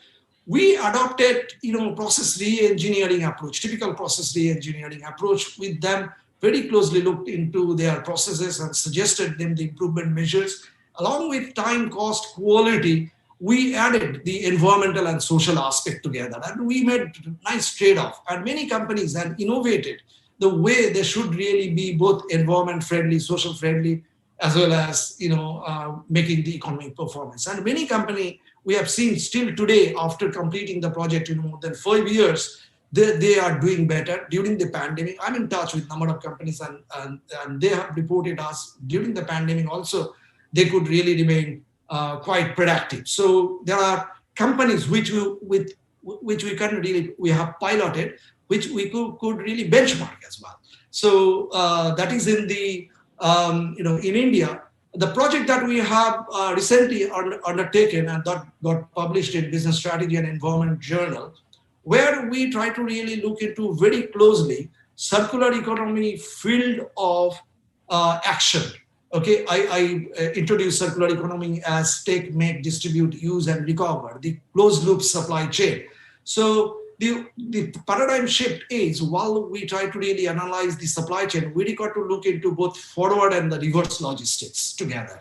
Okay, so from raw material to finished product, but what happens during it being consumed and what happened after that, reduce, reuse, and recycle principle. Through our research, we try to really find out that within small and medium-sized enterprises supply chain, what is the current status of circular economy within the SME supply chain, with trying to really understand through statistical method within 300 companies within the Midlands. Why we pick up the Midland? Because in the UK, Midland is the more manufacturing focus. So we targeted manufacturing, process, and construction companies in the small and medium-sized enterprises because they pollute the environment most, and they have loads of social issues as well. So through our model, you can well see that take, make, distribute, use, recover is being really correlated with economic, environmental, and social performance, which is the sustainability construct. And we try to really understand that how good or how bad they are. What are the different issues and challenges and the opportunities, and what strategies that are resources and competence and innovative measures that could be really undertaken in order to make them more sustainable. So that's sort of things we did. And we found within the UK small and medium-sized enterprises, all the circular economy field of action, the value chain, are designed for economic performance. But only make and use are addressing the environmental and social performance along with the economic performance. And there are room for improvement in the procurement, in the distribution, in the recovery part of it. Well, see, I said that we anticipated that reverse logistics will not be as smart as it should be. And it is there in the UK. And similarly, we have observed the same thing in India.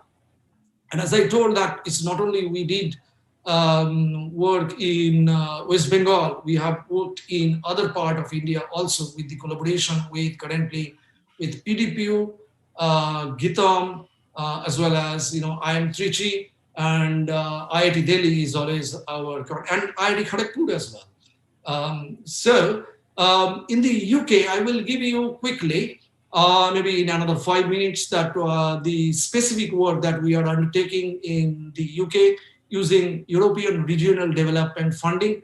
2 back-to-back projects we are currently pursuing, which is one is the low carbon SMEs project, and the other one is the supply chain innovation.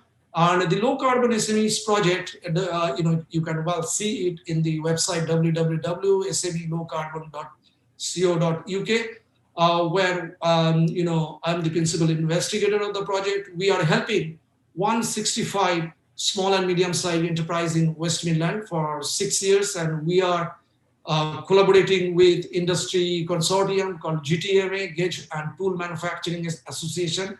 And these SMEs are in the supply chain of the big company, Rolls-Royce, Jaguar Land Rover, JCB, Toyota, Bombardier, East Midland Train.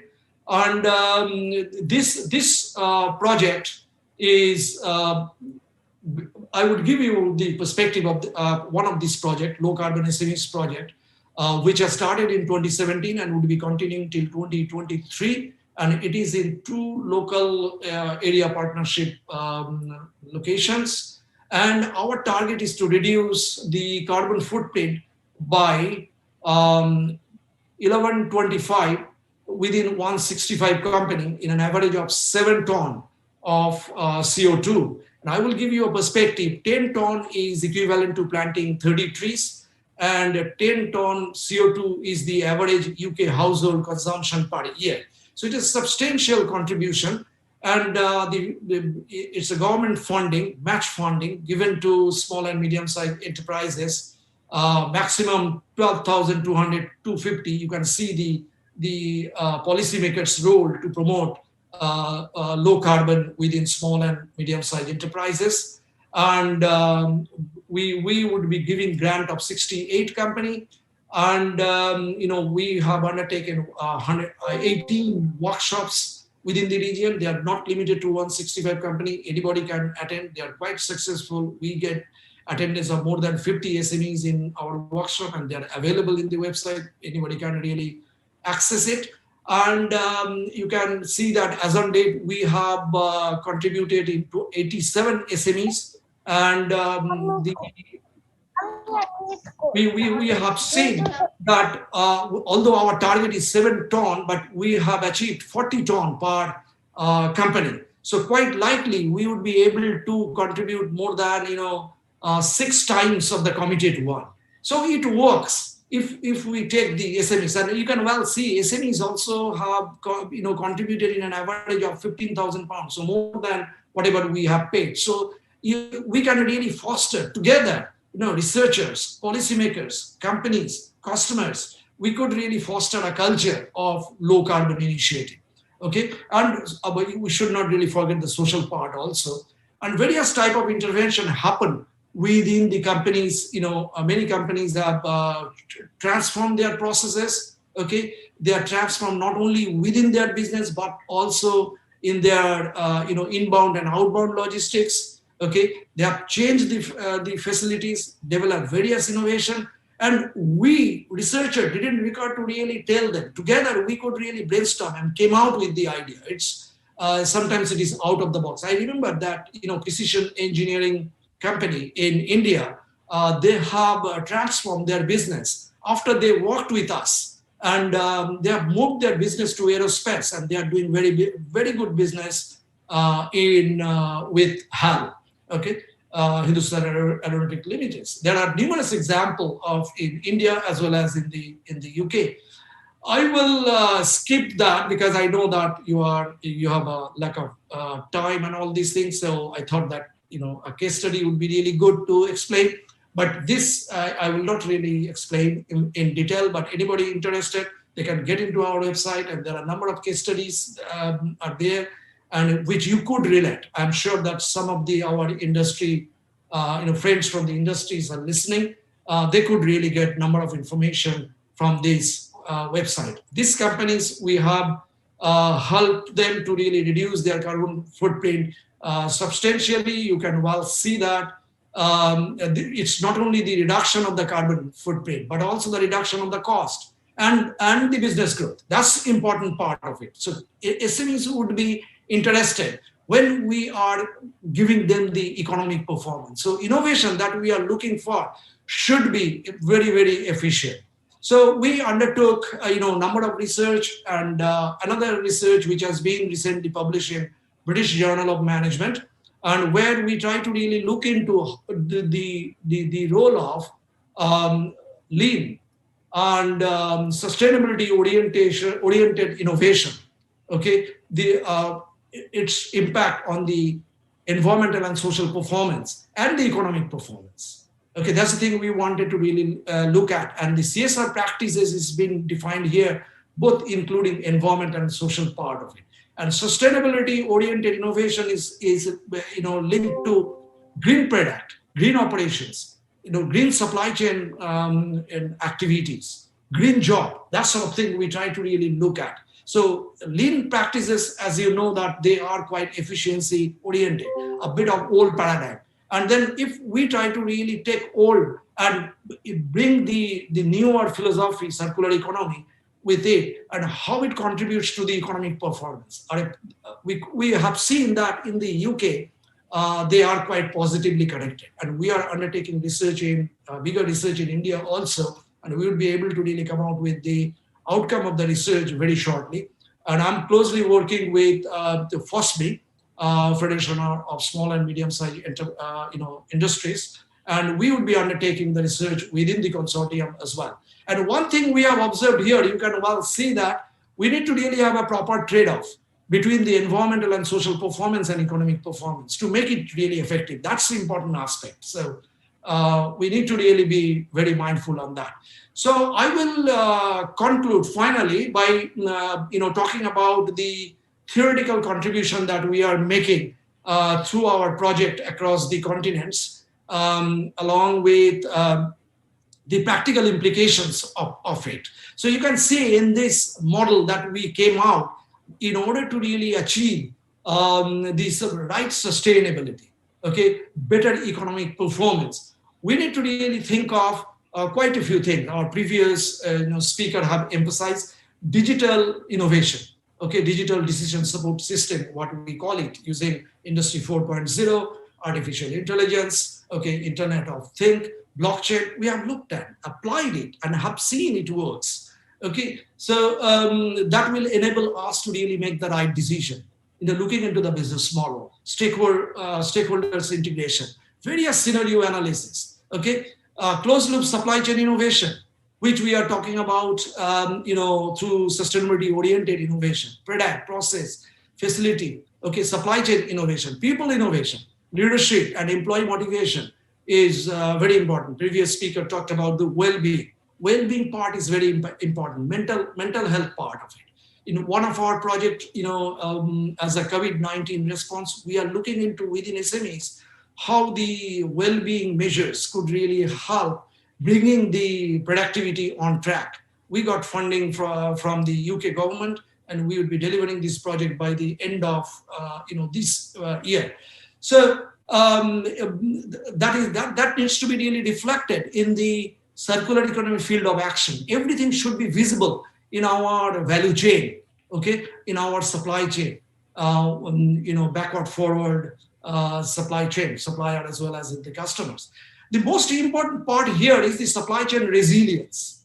Okay, that's an important part, and previous speaker also mentioned that. So how do we really look into the supply chain resilience? Very traditionally, we try to really make a trade-off between efficiency and the responsiveness. And responsiveness is defined through the quality, customer's requirement. But we need to really bring the environmental and social aspect here. And accordingly, all the supply chain driver like facility transportation, inventory, information sourcing, and pricing needs to be really optimized. And then we will get the right supply chain design, agile supply chain design. Our Vice Chancellor is emphasizing on that, and he is very right here.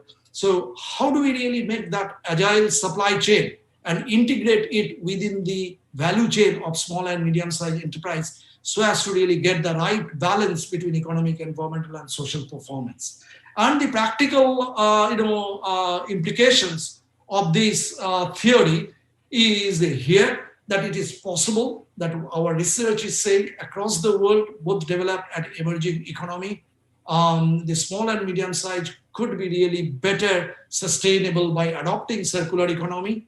And with the economic performance, we could really get the environmental and social performance also. We can really take care of our people better. If people are better, then they would be more productive, and both individual productive and organizational productivity are connected. We must really understand that. And we have learned this during this pandemic, okay? So, but SMEs need self-motivation to do it. We have seen in many companies, one-to-one we worked in India as well as in other countries, okay? Policymakers as a role, there are examples that UK government is pumping money within SMEs to make them better environment friendly. Net zero target, we are trying to really be totally net zero by 2050, and we are taking a trial by 2030 whether we could really do that. Now in the UK, that only 1% of the electricity is being produced from coal today, but in India it is still 70%.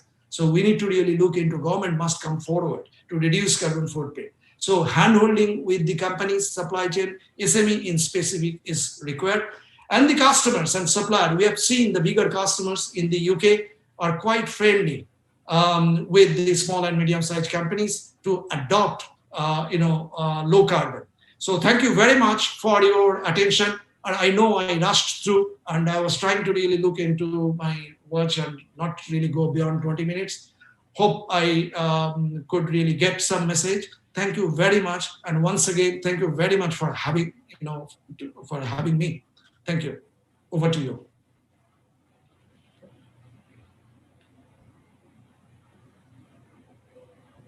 Professor Sengupta, any comments to conclude?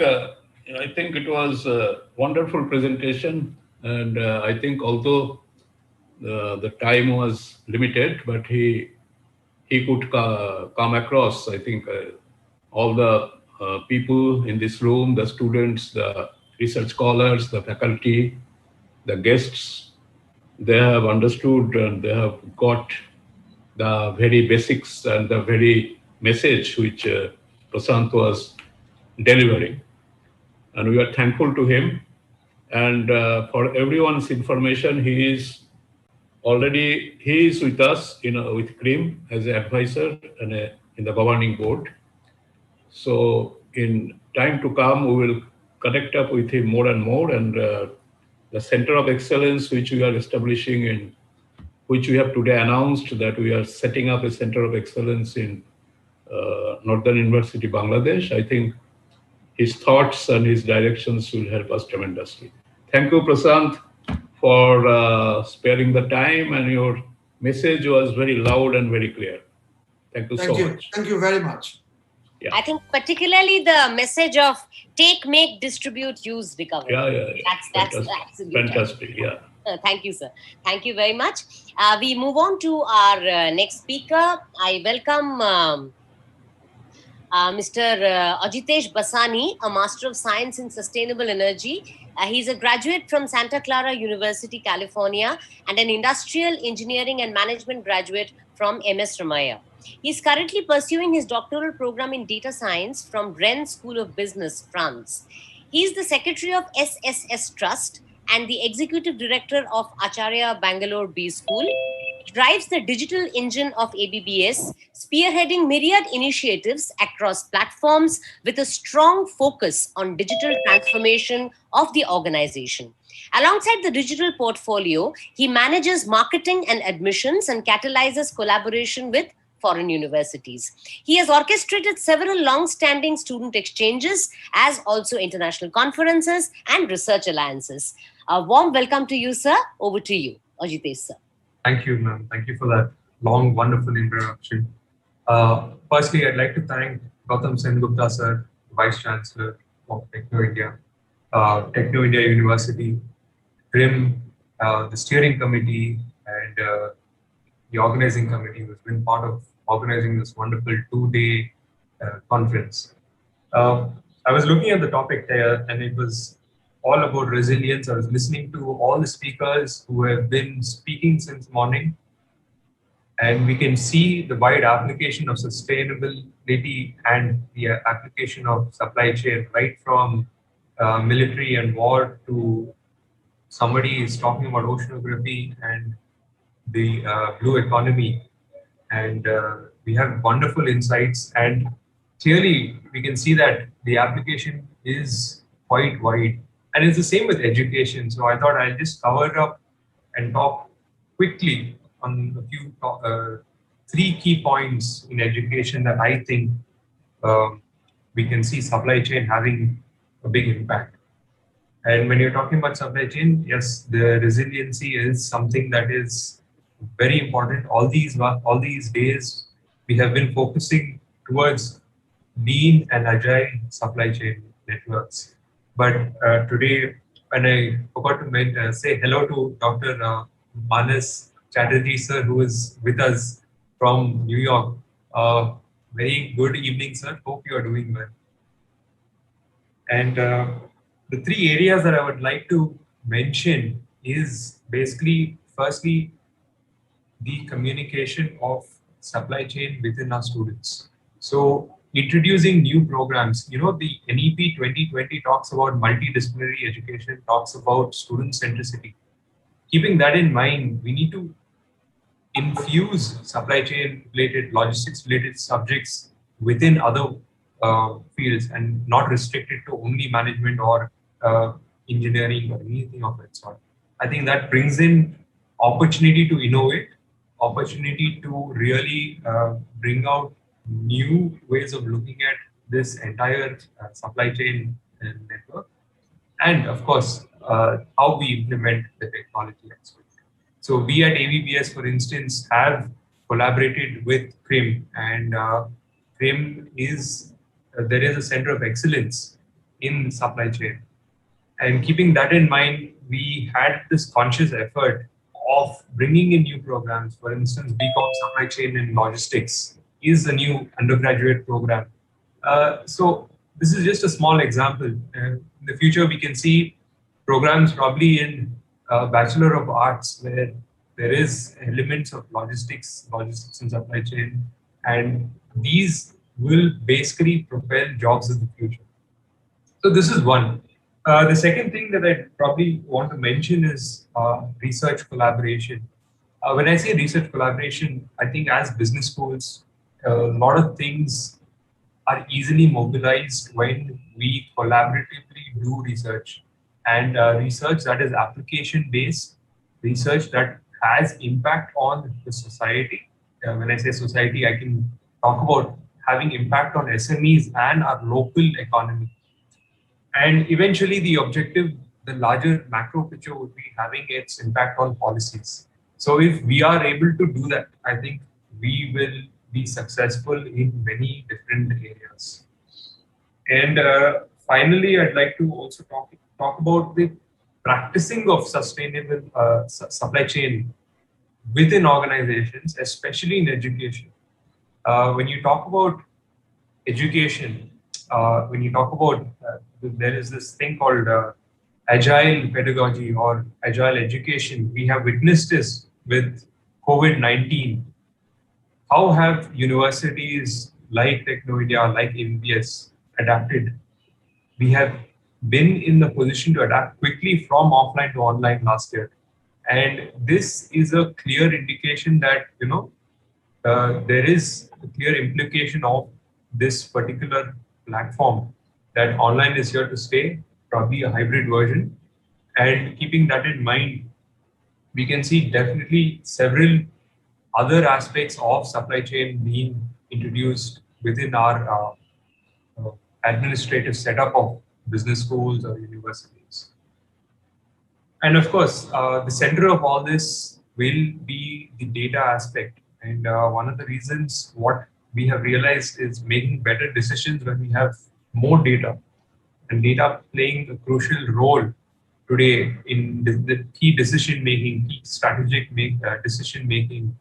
It will impact on a lot of our things, like whether it is student retention, whether it is ensuring student outcome or quality of assessments. So really, I've tried to understand how supply chain has its own implications. Usually we talk about retail, we talk about FMCG, talk about industry, but its implications on the education sector and what it means to the future.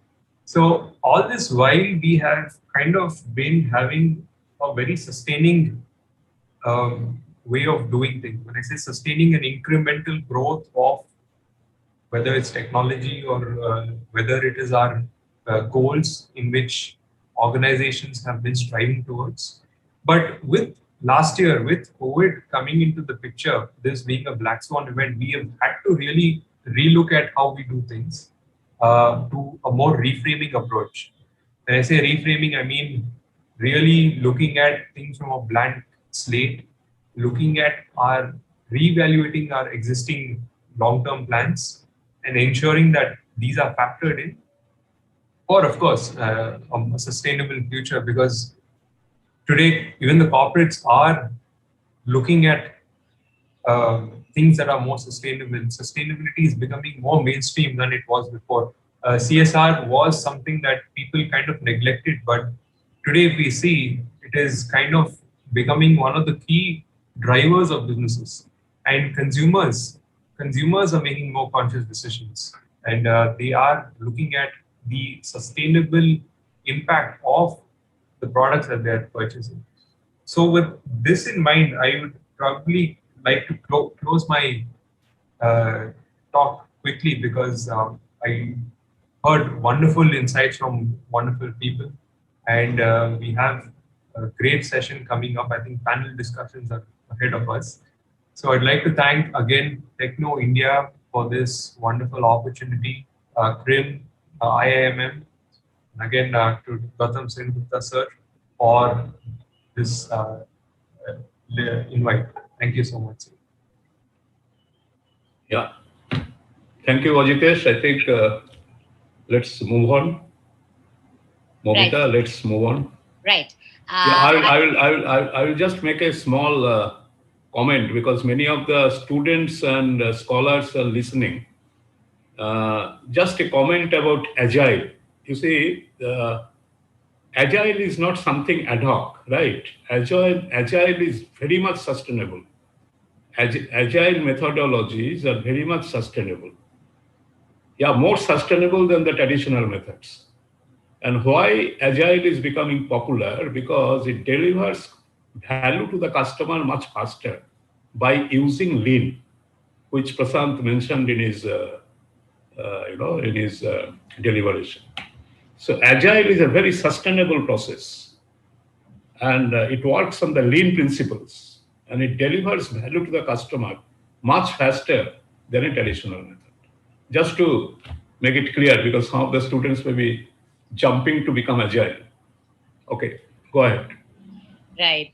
So, sir, the lean concept will probably move on with the next speaker as well, as he is a lean graduate from GKN UK 2011. I am talking here about Sri Satish Kalaoke, with over 39 years of rich experience in the manufacturing industry, having worked in various positions across different facets of engineering, such as Thermax Limited.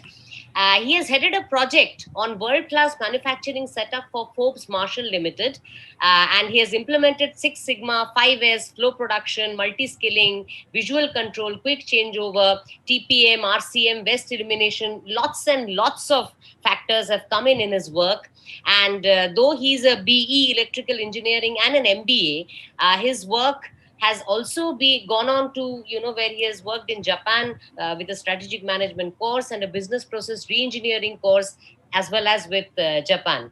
With this brief introduction, I would invite Sri Satish Kalaoke to present his work. Thank you, sir. Sir, are you there? Satish, sir?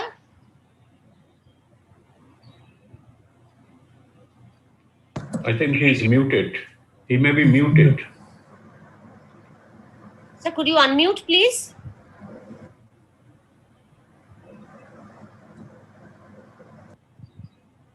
He's suddenly not on my screen, so I can't see him.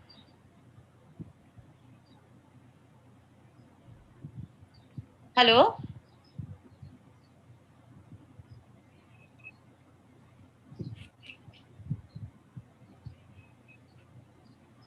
Dr. Paramita Sen, can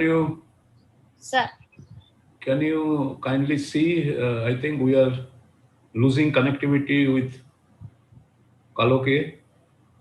Sir, should we move on to the next speaker by the time this? No, sir. Mr. Sri Kalaoke ji already there, sir. Yeah, but we are not able to. Maybe a technical problem or something. We are not able to. He's speaking something, but yeah, we are not able to hear him. Is he on mute? No. He's already giving the presentation.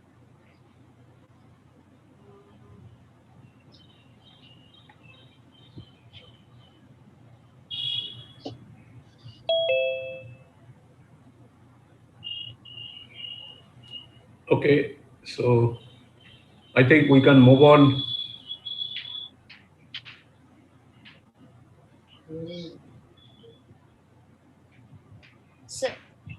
So we could move on to the next speaker, and he can come back. It seems to be sure. Yeah, I think I'll do that, sir, because we are short on time.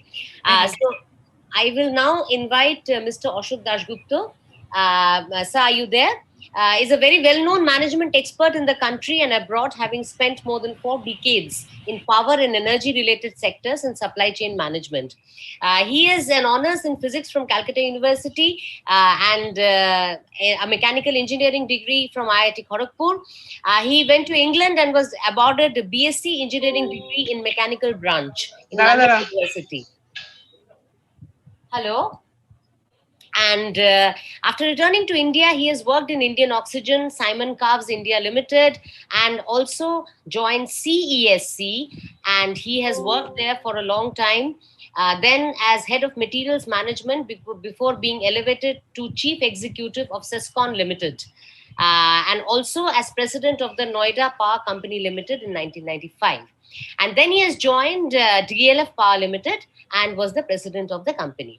He's the first national president of the IIMM, and Lifetime Achievement Award has been given to him by the Kolkata branch, and he's heading the research wing of IIMM as co-chairman, CRIM, a 50-50 joint venture, and a founder member of the Independent Power Producers Association of India. Yeah, now I can see, sir. Yeah, I think I rejoined again. But you say whatever you say, I can do it later on also. Proceed. Now that you're there, sir, please proceed. Okay.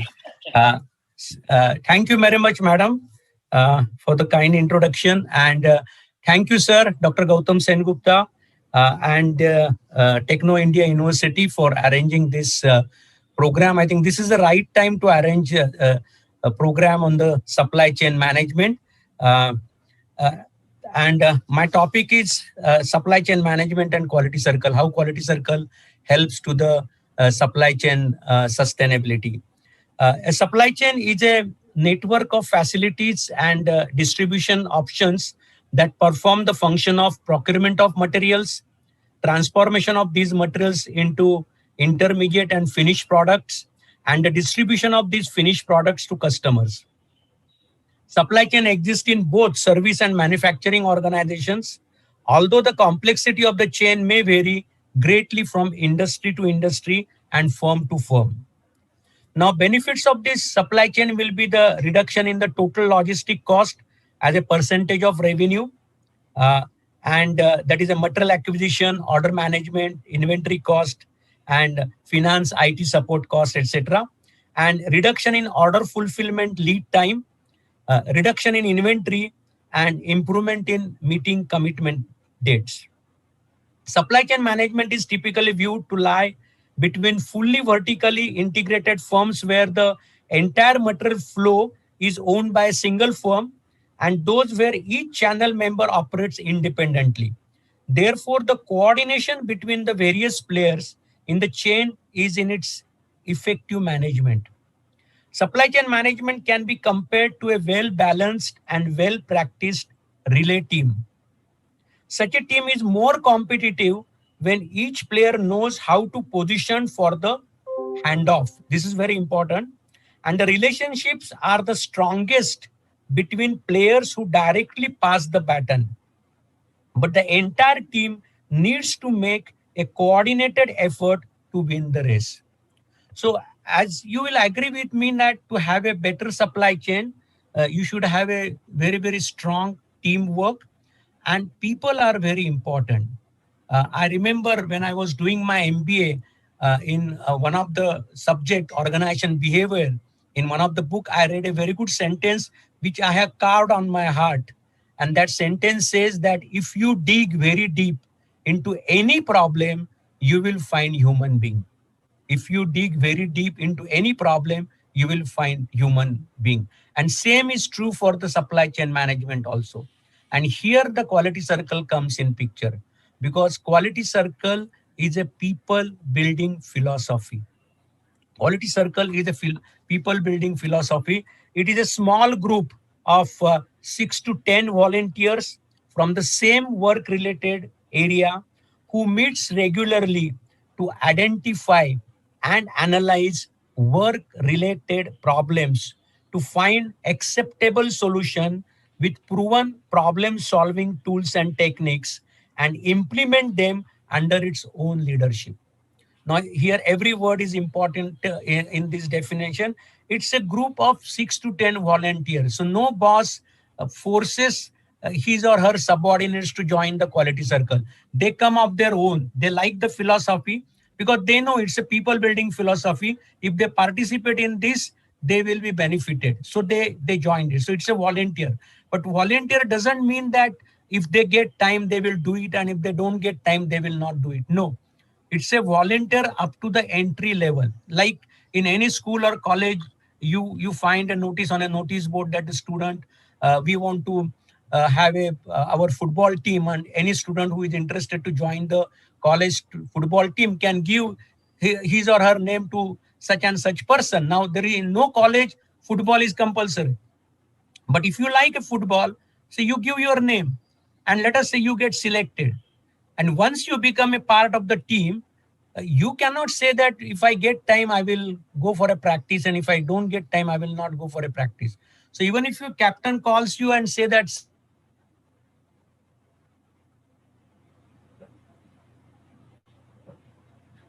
will not come. So quality circle is a voluntary, but it's up to the entry level.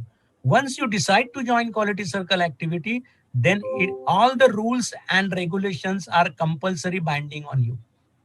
Okay, so many organizations make the confusion in this word voluntarily.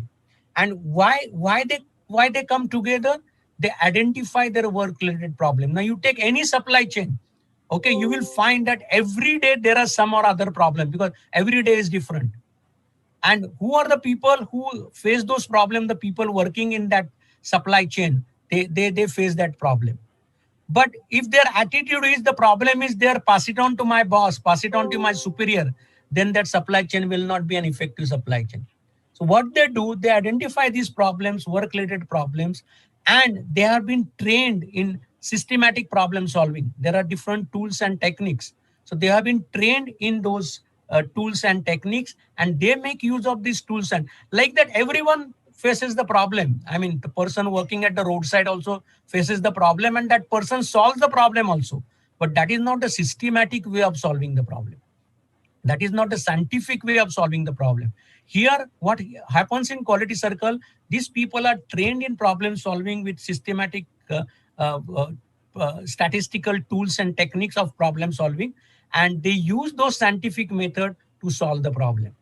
So they identify the problem, then they themselves solve the problem, and all that thing they do under their own leadership. Now what happens in the process is a teamwork is developed. And you know that supply chain is nothing but a teamwork. It's like a relay race. It's like a relay race. And in this thing, attitude is very, very important. How the person should be working in a supply chain or in that way in any function, okay? He should overcome challenges and problems. He should not pass on those problems to his superior, okay? He himself should try to resolve those problems. Stay positive and can motivate the team or themselves to keep going. This is very, very important because every day some different problem is those people are facing. So how they remain positive even if the problem hits on their face, and how they really resolve that problem. So that mindset, that attitude is very, very important. Then they remain organized and focused when things go wrong. Okay, they should be work as one team. They should be organized as one team, and they should focus when the things go wrong. I mean, they all should focus on that problem as one team. Then only they can resolve that problem. And fourth is respond constructively to problems and criticism. This is also very important. Many times when you work in a supply chain, you definitely face many problems. And even if you really work hard, many times you face the criticism also. But then you should respond constructively to problems and criticism. Now, all these things happen when you start working in Quality Circle, because Quality Circle is a people building philosophy. Okay, it's a no one of us is as good as all of us together. I mean, that is the essence of the teamwork. No one of us is as good as all of us together. And in supply chain, and I agree with Dr. Sengupta, he said we should call supply chain wave, not a supply chain. Because in any organization, the effectiveness of the organization is directly proportional to the rate of flow of information and rate of flow of material. And in supply chain, it is extremely important. More the rate of flow of information and more the rate of flow of material, better the effectiveness of that supply chain is. Better the effectiveness of the supply chain is. And in that case, this communication improvement happens when you start working in Quality Circle, because Quality Circle member understand how to communicate specifically. Okay, they will not use the a lengthy essay-like communication. Okay, they will do a specific communication which people understand. Then sense of involvement when you work in any supply chain, the involvement is the main thing. When you start working in Quality Circle activity, you get a feeling that you are involved.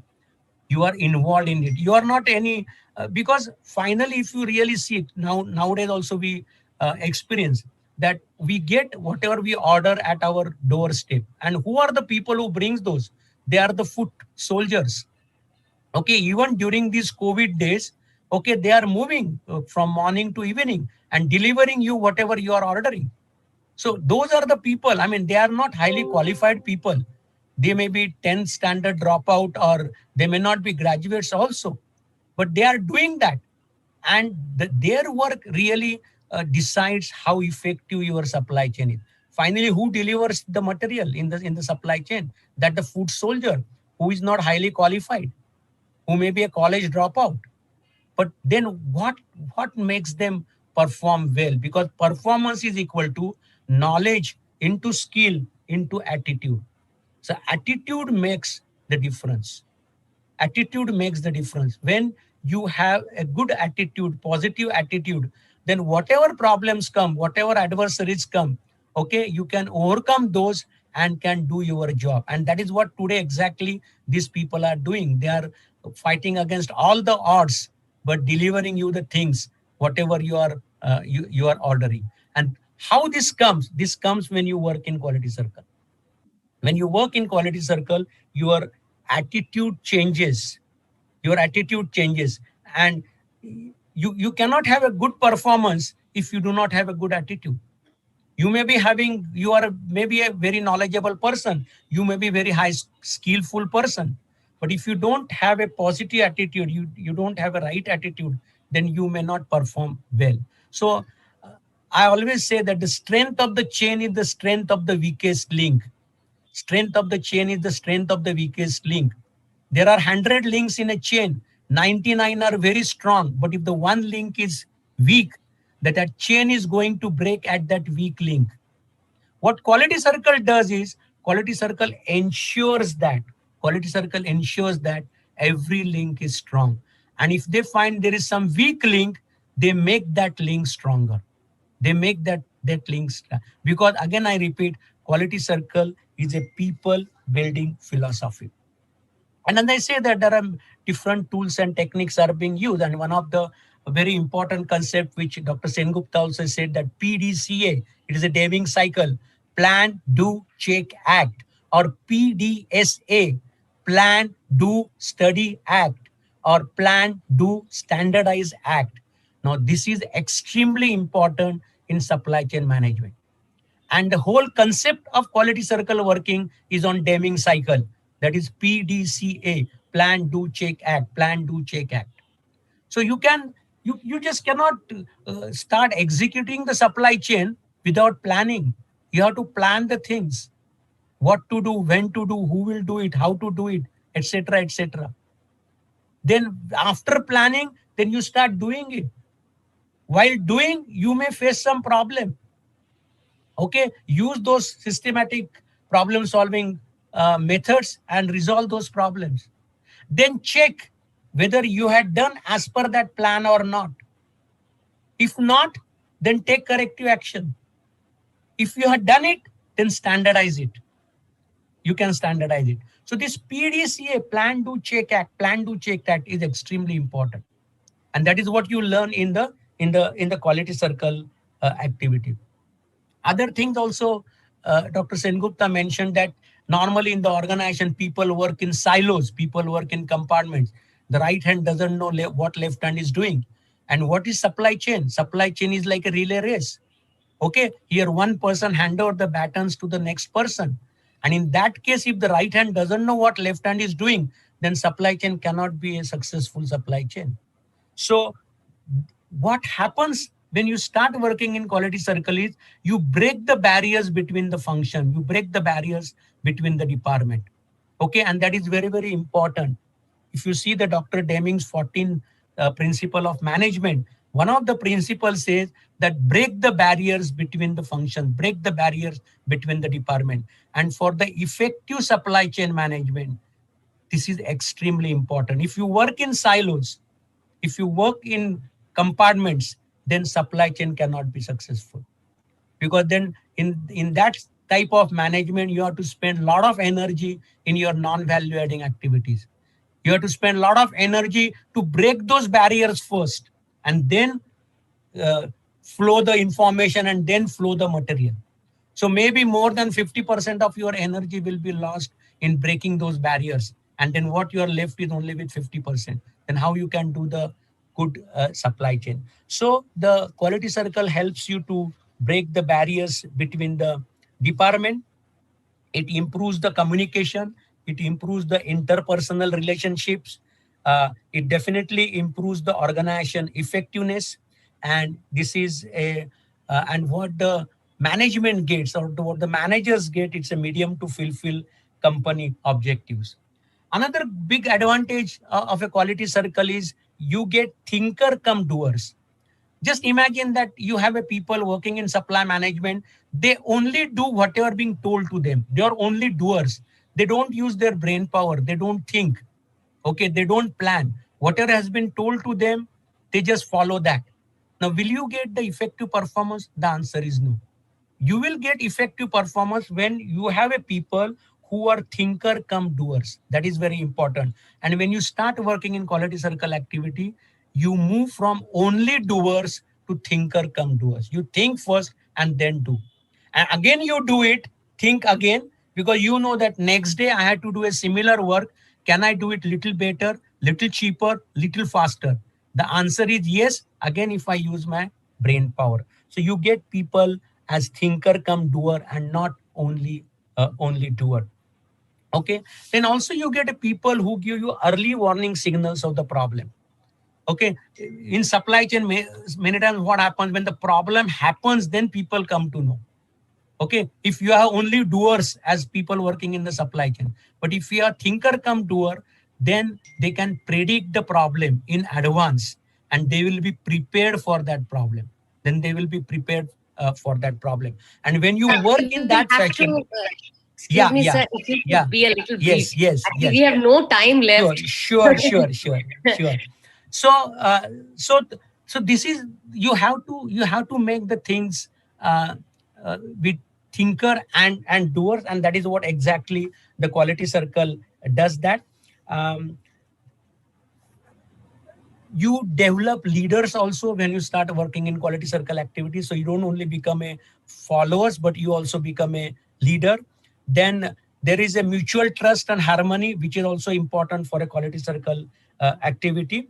Okay, and habit of systematic way of thinking and working, team spirit, which is very important, and opportunity to use experience and creative wisdom of your colleagues. That is also is there. And so with that, I want to stop here. I mean, we can go on, but I think if you can really ask the people working in the supply chain to join a quality circle activity, then their self-development will also take place. Their esteem need also will be satisfied.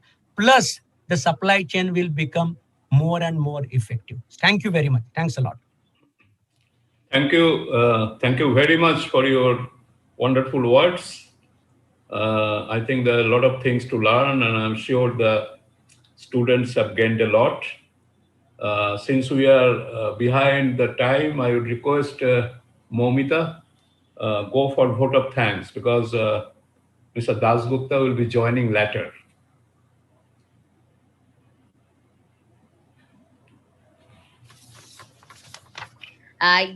Definitely, sir. I'll do that then. And for delivering the vote of thanks, I would like to invite our esteemed director of Techno India University, Professor Dr. Reena Paladhi. She has been associated with Techno India Group since its inception in the year 2001. She graduated from Kolkata University and did her master's from IIT Kharagpur. She has been, her doctoral work has also been at IIT Kharagpur and CSIR postdoctoral fellowship as well. She has been working as a R&D scientist in Ryan Talbos Limited and a project associate at IIT Delhi. She has presented several papers in conferences, wrote articles for national and international journals, and a book in engineering chemistry published by Tata McGraw-Hill. And this is one person who is very, very, very dear to us, and the conglomeration of academician as well as an industrialist. Thank you so much, ma'am, for being here. Please take the stage. Thank you, Momita. Good afternoon. Respected Madam Professor Manushi Roy Choudhury, Honorable Co-Chancellor, Techno India University, West Bengal, Professor Dr. Gautam Sengupta, Honorable Vice Chancellor, Techno India University, West Bengal, Honorable dignitaries, panelists, my dear colleagues, participants, and my beloved students. It is really an honor for me to propose vote of thanks on the first day of prestigious virtual global summit on supply chain resilience. On behalf of Techno India University, I take this opportunity to thank our guest of honor, Honorable Sri Arup Raha, former Air Chief Marshal for his valuable talk and motivation. Thank you so much, sir. We are extremely honored to have Professor Dr. Manus Chatterjee from National State University of New York as keynote speaker, and Professor Prashanto Kumar De, Aston Business School, Aston University, UK. Thank you so much, sir, for your valuable presence and wonderful presentation. I'm sure all the participants enjoyed a lot and enriched themselves on the topic. Thank you once again, sir. We are really honored. I take this opportunity to thank Summit co-host and key associates, Professor Dr. Abu Yusuf Muhammad Abdullah, Honorable Chairman, Northern University, Bangladesh, Honorable Sri Malay Chandan Majumdar, National President, Indian Institute of Material Management, and Honorable Sri Ashok Dasgupta, Joint Chairman, CREAM. Thank you so much, sir, for your association and valuable deliberations. I also take this opportunity to thank our summit associates, Honorable Sri Vishwanath Bhattacharya, President, Federation of Small and Medium Industries, Honorable Sri Ajitesh Bashani, Executive Director, ABBS Bangalore, and Honorable Sri Satish Khaloke, National President, Quality Circle Forum of India. Thank you so much, sir, for your valuable association. We are extremely honored to have eminent speakers and panelists. Professor S.N. Roy, former Director, IIS WBM, Sri B. Jayaraman, Chairman, IIMM Bangalore, who will talk about TQM towards building up a robust, sustainable supply chain of the world. Mr. B. Sridhar, Head American Axle Manufacturing, Chennai, who will talk about supply chain in manufacturing organization. Professor Dr. Gopinath Chattopadhyay from Federation University, Australia, who will talk about reducing risk and enhancing performance in operation, addressing supply chain issues in maintenance and asset management. Dr. Neeta H. Saw, HOD Department of Mathematics, Gujarat University, who will talk on disaster management to curtail supply chain disruption due to restricted movement during COVID-19 pandemic. We are Dr. Mamoon Habib from Independent University, Bangladesh, who will present on creating designs for the futuristic supply chain. And also we have Professor Nabut Khan, who will present on challenges for supply chain implementation for futuristic disruption. We have with us Dr. Mondip Mondal, Amethi University of Applied Science, who will present on green supply chain for a sustainable world, and Honorable Professor Cardina Baron from School of Engineering and Science, Mexico, and he will talk about an inventory model for growing items under carbon emission. Thank you so much, sir, madam, for your valuable presence. Your presence will add value to the summit. I take this opportunity to thank our invited speakers, Professor Dr. Kunal Kanti Ghosh, former Professor IIT Kharagpur, Professor C. Subrakrishnan, Dr. Varti Trivedi, Dr. Suresh Sharma, and Dr. Avinash Desai, regional coordinators at CREAM, for their valuable deliberations. I'm sure that the participants will enjoy and enrich themselves. Today, we also have a panel discussion on an emerging topic, building supply chain for a better world, learning from the pandemic. We are extremely honored to have renowned panelists, Professor Dr. Shuman Mukherjee, former Professor XLRI, IIT Delhi, and Newcastle Business School, UK. Honorable Mr. Rupak Barua, Director and Group CEO, Amri Hospital, Professor Madhumita Chatterjee, Director, ABBSM Bangalore, and Sri Vishwanath Bhattacharya, President, Federation of Small and Medium Industries. Thank you so much, sir, for your valuable presence. We are extremely thankful to our Honorable Chancellor, Professor Dr. Gautam Roy Choudhury, and Co-Chancellor Professor Manushi Roy Choudhury for their support, guidance, and motivation. Their word of encouragement is an inspiration for all of us. I also like to thank our summit innovators, Mr. Meghdut Roy Choudhury, Director Global Operation, and Ms. Pauline Naravara, Director Sustainability, for their support to execute various innovative events at Techno India University, West Bengal. My heartfelt thanks to Professor Dr. Gautam Sengupta, Honorable Vice Chancellor and Summit Mentor, for his initiative, support, and guidance.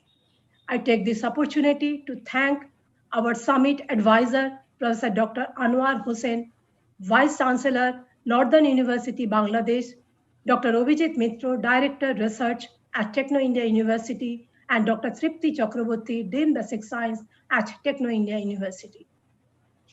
My heartfelt thanks goes to the participants of Young Supply Chain Innovation Competition and all other participants for their valuable presence to make this conference successful.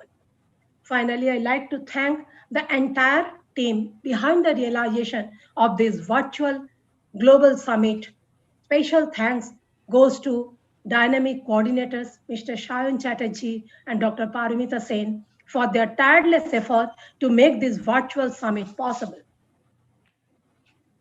Thanks goes to Professor Dr. Momita Sengupta to take forward the session wonderfully. My heartfelt thanks goes to Dr. Pradipta Bose, Dr. Debashish Choudhury, Dr. Sujoy Bishwas, Mr. Anit Odhikari, Dr. Sufia Zaman, Mr. Tuhin, Mr. Shilaj, and all my colleagues, scholars from Techno India University, West Bengal, and other universities as well, for their support and participation to make this summit a grand success. Lastly, I'd like to thank each and everyone who worked hard behind the realization of this summit. Look forward to a wonderful session ahead. Take care and be safe. Thank you. Over to Momita.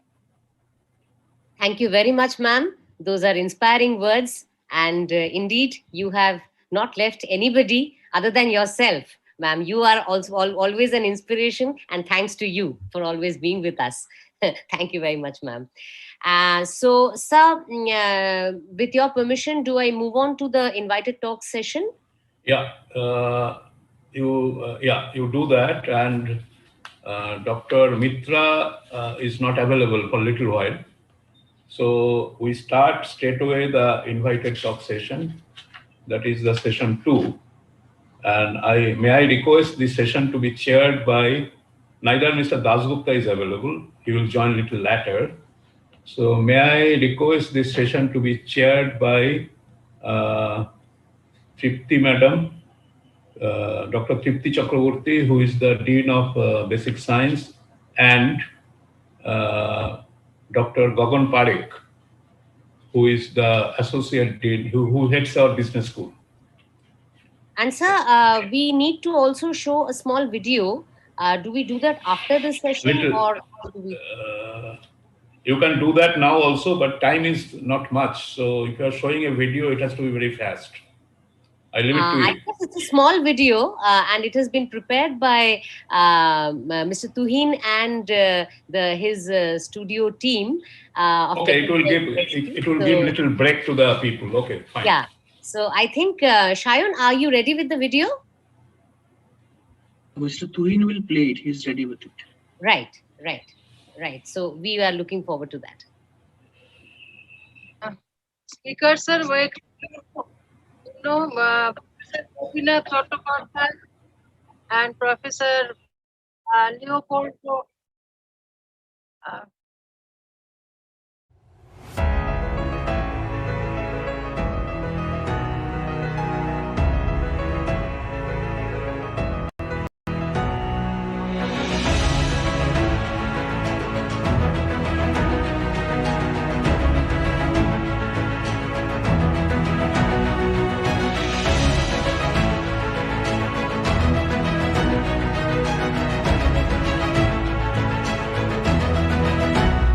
আগামী 10 বছরে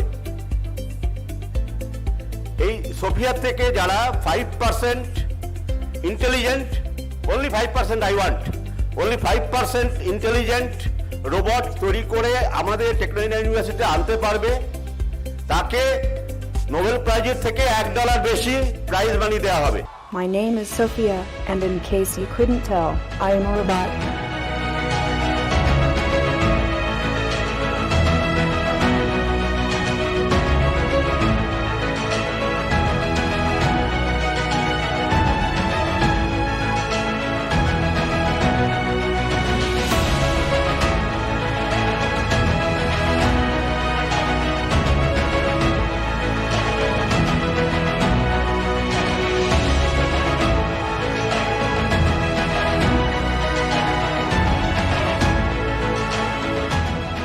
Very pleased to be with you on this historic convocation 2019 of Techno India University. As you know, I began my career as a teacher, and I always believe once a teacher is always a teacher.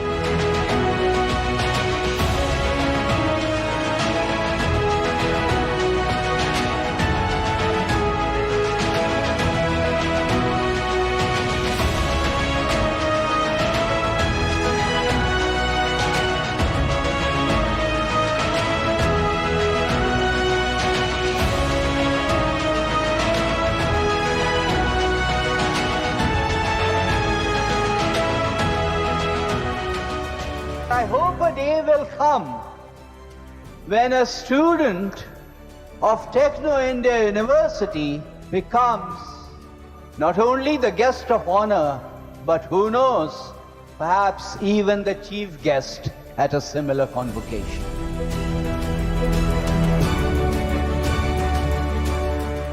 Thanking Techno India, Gautam and Manushi especially.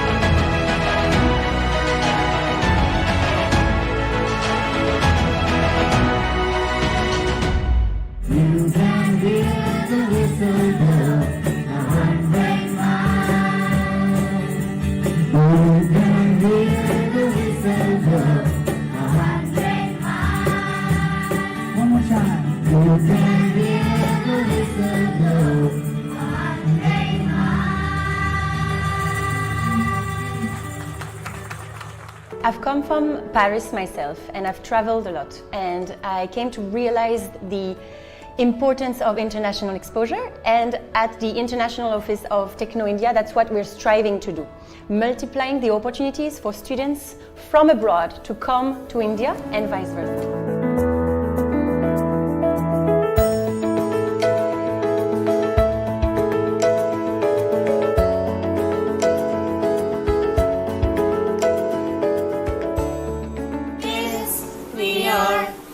Techno family. Yes, we are the Techno family. Yes, we are the Techno family. Yes, we are the Techno family.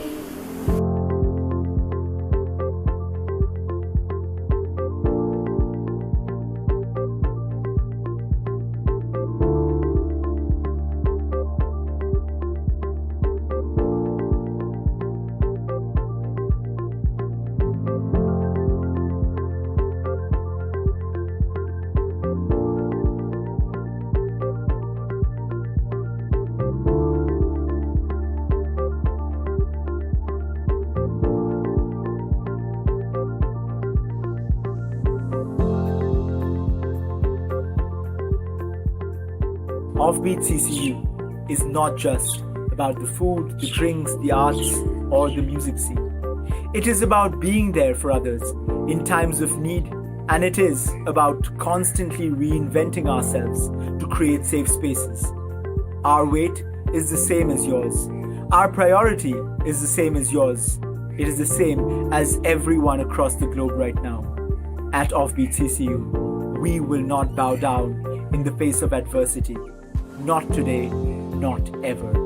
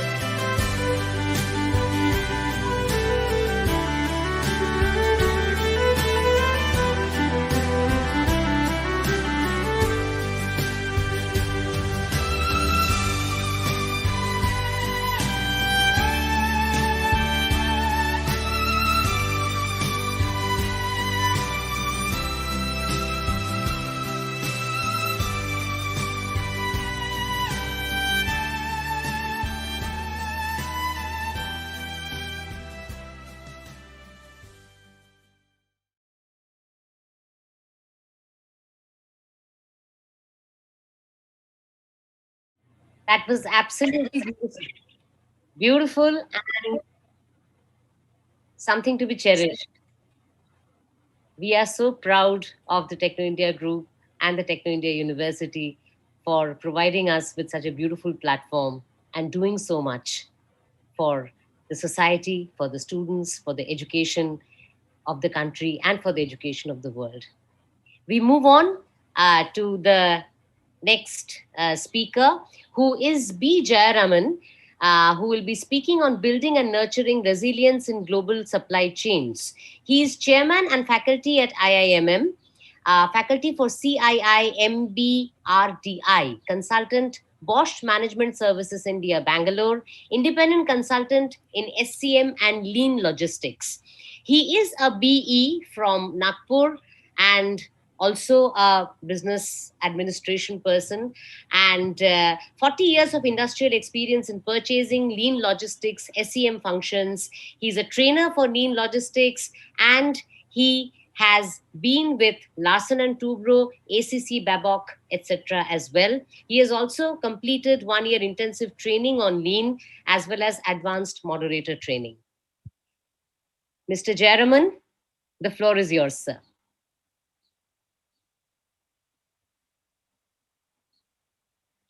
Mr. Jayaraman, can you hear me?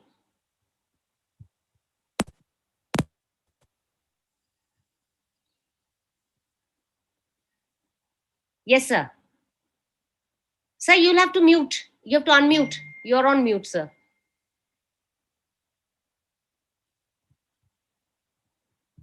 We can't hear you, sir. Now are you able to hear me? Yes? Now I'm not able to hear you. Okay. Yes, sir, you are audible. Okay, right. Thank you very much. Very good afternoon to the organizers of this Global Summit on Supply Chain Resilience, and especially to Dr. Gautam Sengupta, who thought it fit to ask a person like me to be on this forum. I will, without spending much more time on the formalities, because of the shortage of time that we already, paucity of time that we are already facing, I'll directly get into sharing my presentation. I'm just going to share. I need a confirmation if my PPT is visible. Yes, sir, it is visible. Now I'll get into the screen show mode, and then a quick confirmation that audio and video both are okay from one of you would help me. Is it now? I have gone into the PPT. Yes, sir, and we can hear you. We can hear you loud and clear. We can hear you. Yes. So I'm going to talk about building and nurturing resilience in global supply chains. I am actually a practitioner and less of an academic, but due to my training and other things, I started teaching. So much of my inputs or what I would be speaking on today would come more from my experience than from any formula or equations. I also have always believed throughout my career that if you have understood the first principle, basic principles, and if you operate from first principles, you are more likely to create real-time results and real-world results. And my total presentation, I try to keep less on jargons and hype and more on concepts I believe in. So it is totally my thought processes and my knowledge that I'm trying to share, and in no way I'm representing IIMM here in this forum. This disclosure I want to make before getting on. So let me get on with the topic. So these are the points that I will be discussing today, or I'll be sharing with you my thoughts on. First is we are talking about building resilience in global supply chain. So let me first get into what are the characteristics of a global supply chain, and then I will move on to the concept, what I strongly believe, that it's no more a global supply chain, it's a global supply web. This also was reiterated this morning by Dr. Gautam Sengupta. Then supply chain resilience and disruptions is what I will discuss about. The three flows in the supply chain. What are the global supply chain segments? How to build resilience? What is the risk approach to risk mitigation, and why I talk about nurturing? This we'll see in the next slides. So characteristics of a global supply chain are they are efficient and cost effective, and hence a lot of people have jumped onto this concept of international trade, global supply chain, seamless integration across continents and all this.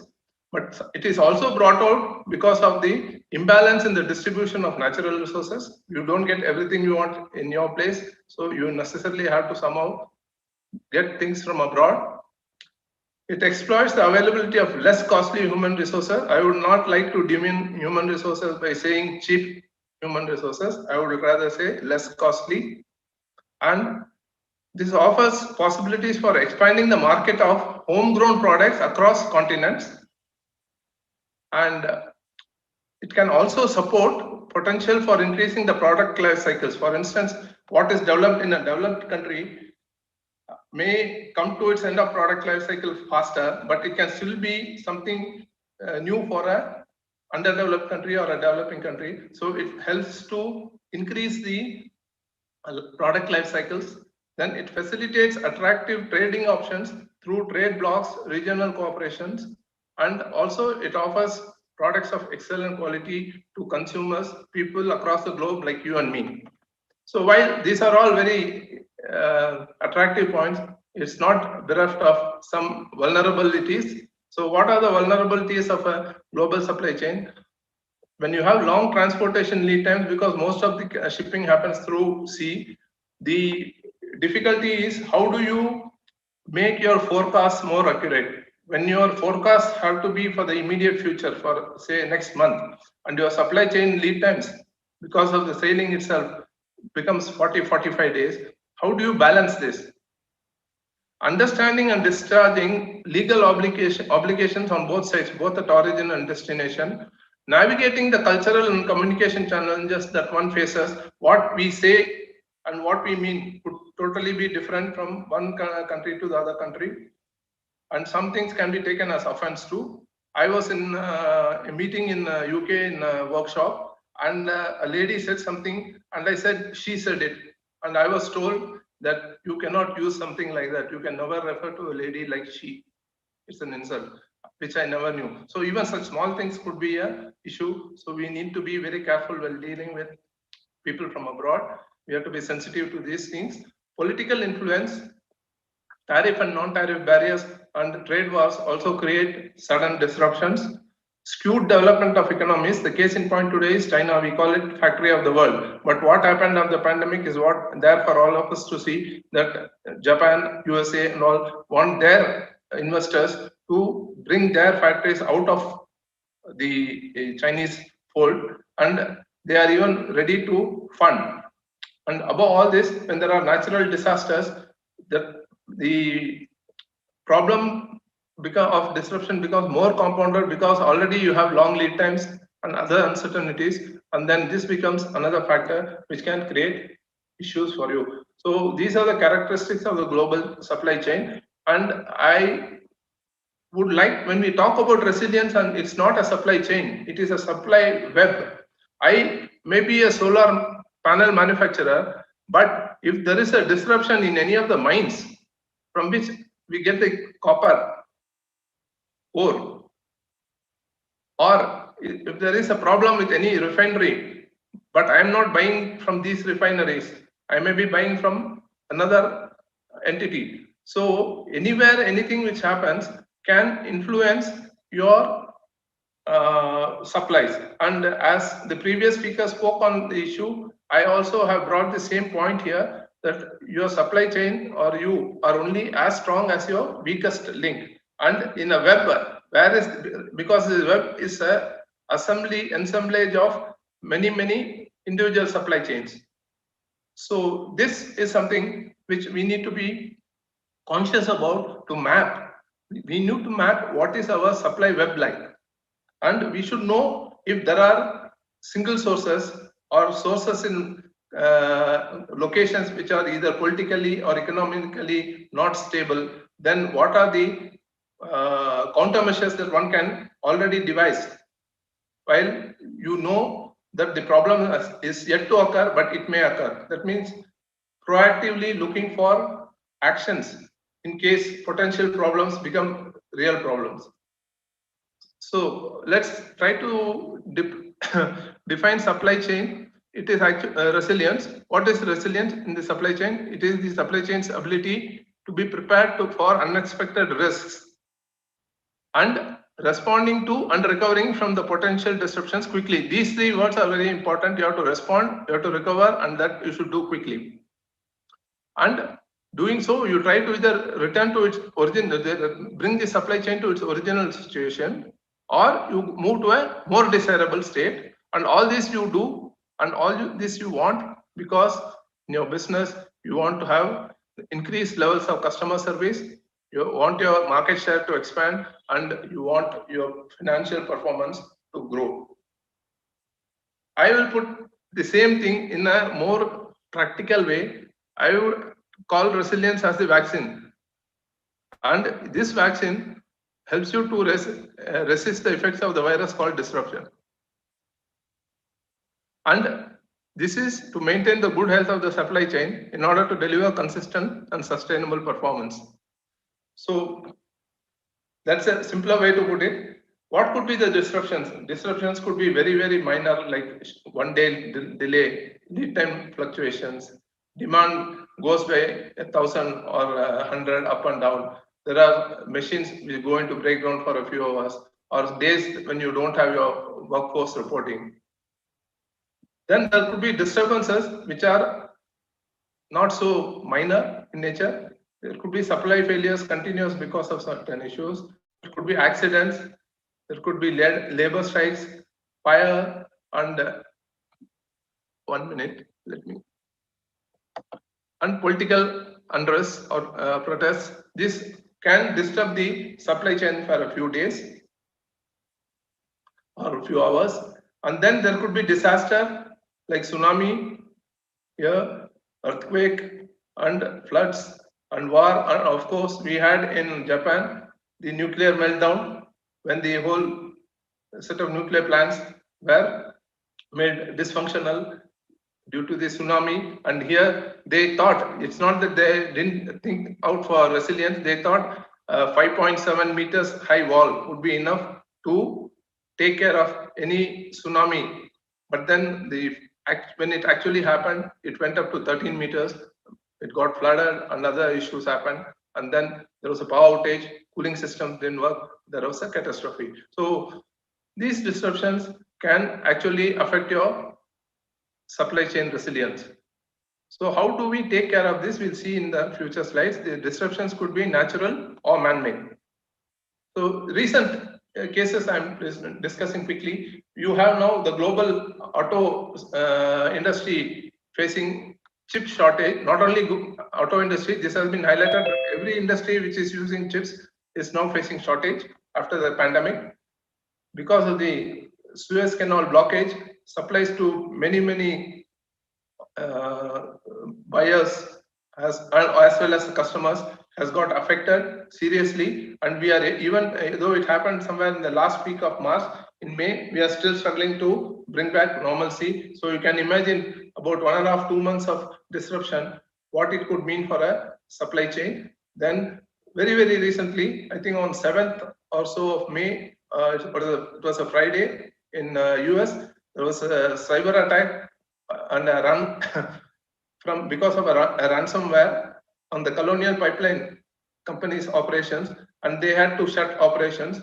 They couldn't supply fuel. Many of the flights, including for airlines which are flying international, these did not get the aviation fuel, even because all sorts of fuels are being handled by this. So these are some of the issues. Just I'm trying to bring what sort of a thing can happen. It's not just that supplies stop because of production not happening. Something as serious, but something which we take for granted, that information systems and computers work endlessly without any issues. Okay, this is also not so anymore. So we need to be very careful about understanding where the disruptions can originate from. So what is resilience and how does it work? So to make it very simple, to understand what is resilience, it is like two things only, two parts. One is resistance. The other one is recovery. When you say resistance, you build in safeguards in your system so that something which can potentially go wrong otherwise will not go wrong because you have done something. The simplest example I can give here is in your production system. If you are using a Pocoyoke, fail-safing approach, then you avoid a mistake from occurring.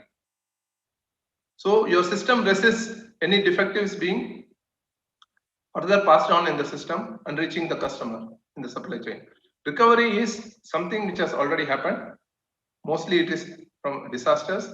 Then you need to somehow bring back your system back to where it was. And this is actually a case where how resilient you are will be decided by how quickly and how fast you could come back to your normal in full. Okay, so resistance is something like you had a vaccination and the virus tries to attack, but your body resists and you don't have any problem. Recovery is the virus has overpowered your antibodies and you need to probably take some medication or rest and then come back to normal, in very simple terms. So the approach to resilience is first try and eliminate root cause when possible. Otherwise, you can actually have proactive actions. You know that there is a delay in your production material coming out from the production line today. It will come tomorrow. I can still ensure by arranging the supply by premium freight that my customers' delivery dates commitments are still met and they won't have any problems. So this is something like your system has the capability to absorb or resist and come out. The other thing is, if it has gone beyond that, it is a disruption which is of a major nature, then you need to react and bring the system back to track fast. So here is where agility, innovation, all those things, teamwork, people coming together, and the organization supporting the whole effort, these things come here. So reaction should be fast to bring the system back to track, and normal should be restored, or you can also create a new standard which is much better than the normal. So this is where is the recovery portion. And then having gone through all these issues, you have a review and you think. Sir, excuse me, sir, I'm interrupting you, but you see, we really are very short on time. Okay, so just give me, I think, another few minutes. Yeah. Please. Okay, so this is called focus on future. Now, this is a matrix on which we can talk about if you are high on resistance and high on recovery capacity, will be a real hard nut to crack. You are doing well. If you are high on resistance but low on recovery, you will be good normally. But if there's a problem, you become sluggish. And if you are weak on both, you are fragile. And if you are vulnerable, if you are high on recovery capacity but low on resistance, you are vulnerable, but when something happens, you can respond.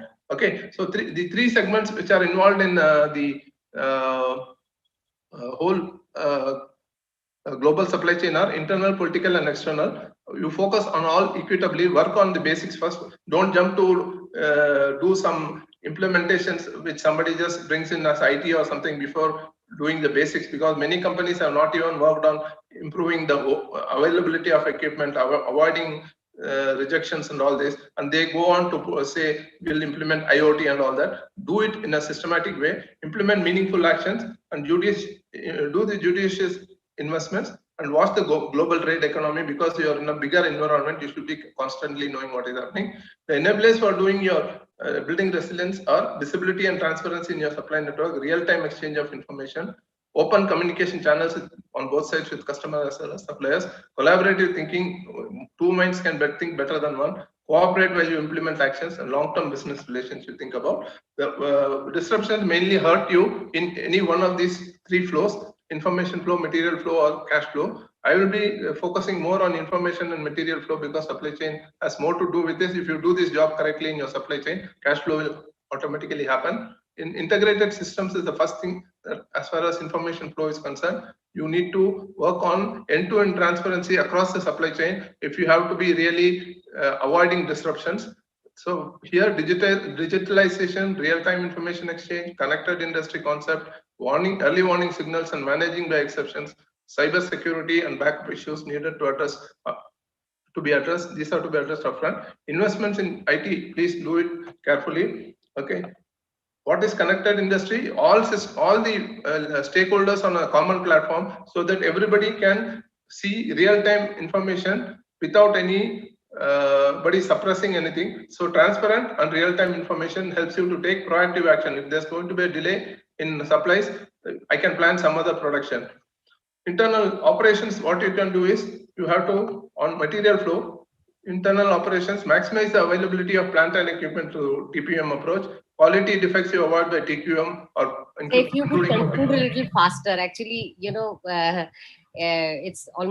it's past 15 minutes actually, we just don't have the time. Okay. I'm so sorry. So okay. sorry. Then I will just go to the final slide. Yeah, Okay. please, sir. So, okay, just the thing that this one I would like to insist. I talked about flows, which are information flow, material flow, cash flow. This is all tangible. What is more important if you want to have a resilient supply chain is you should have intangible flows also addressed. Information flow does not necessarily mean you are communicated properly. So communication is very important. Building trust and goodwill is also important. Then it's a resilient supply chain framework involves people, processes, and technology, and has to be based on visibility, flexibility, collaboration, and control. Now, finally, contingency planning for resilience can happen by addressing what are the issues related to business continuity, what sort of communication crisis can happen, what are the infrastructure which are critical and which have to be protected, how information system contingency can be addressed, how to avoid cyber incidents, how to ensure have a proper plan for disaster recovery, and focus mainly on continuity of operations. Thank you. Sorry, I don't know. I took more than 15 minutes. Yes, sir. Actually, I was given 20 minutes. I interrupted you. I was given 20 minutes. Actually, we don't have that kind of time. Sir. Right. I'm so sorry, but it was a beautiful presentation, and we have a lot of inputs through it, and the students can actually get back to you. Yeah, And no issues. If some clarifications. No issues. No issues. That is something that the students can, and our research scholars also can do that. Thank you very much, sir. No issues. Thanks a lot. I will move on to the next presenter with a very, very humble request to please restrict it to about, 15 minutes should actually be the stretch. Please try to finish it within 10 to 12 minutes. That is my request. And I would now call Mr. Pankaj Sansare. Sir, are you there? Mr. Yes. Pankaj Sansare is SCM India Regional Head, American Axle Manufacturing, with various experiences with Cummins India, with Crompton Greaves, with Ispat Industries. He is a BE and an MBA, and he is responsible for the overall supply of chain operations for AAM operations in India. Sir, please take the stage. Welcome, sir. And please, the time limit I would have to request, sir. So sorry. Right, I understood. Yeah, I am audible. Yes. I am audible. Yes, sir. Yes, sir, you're audible. Yes. Yeah, and I already started my screen sharing. Is it visible? Yeah. Okay, thank you.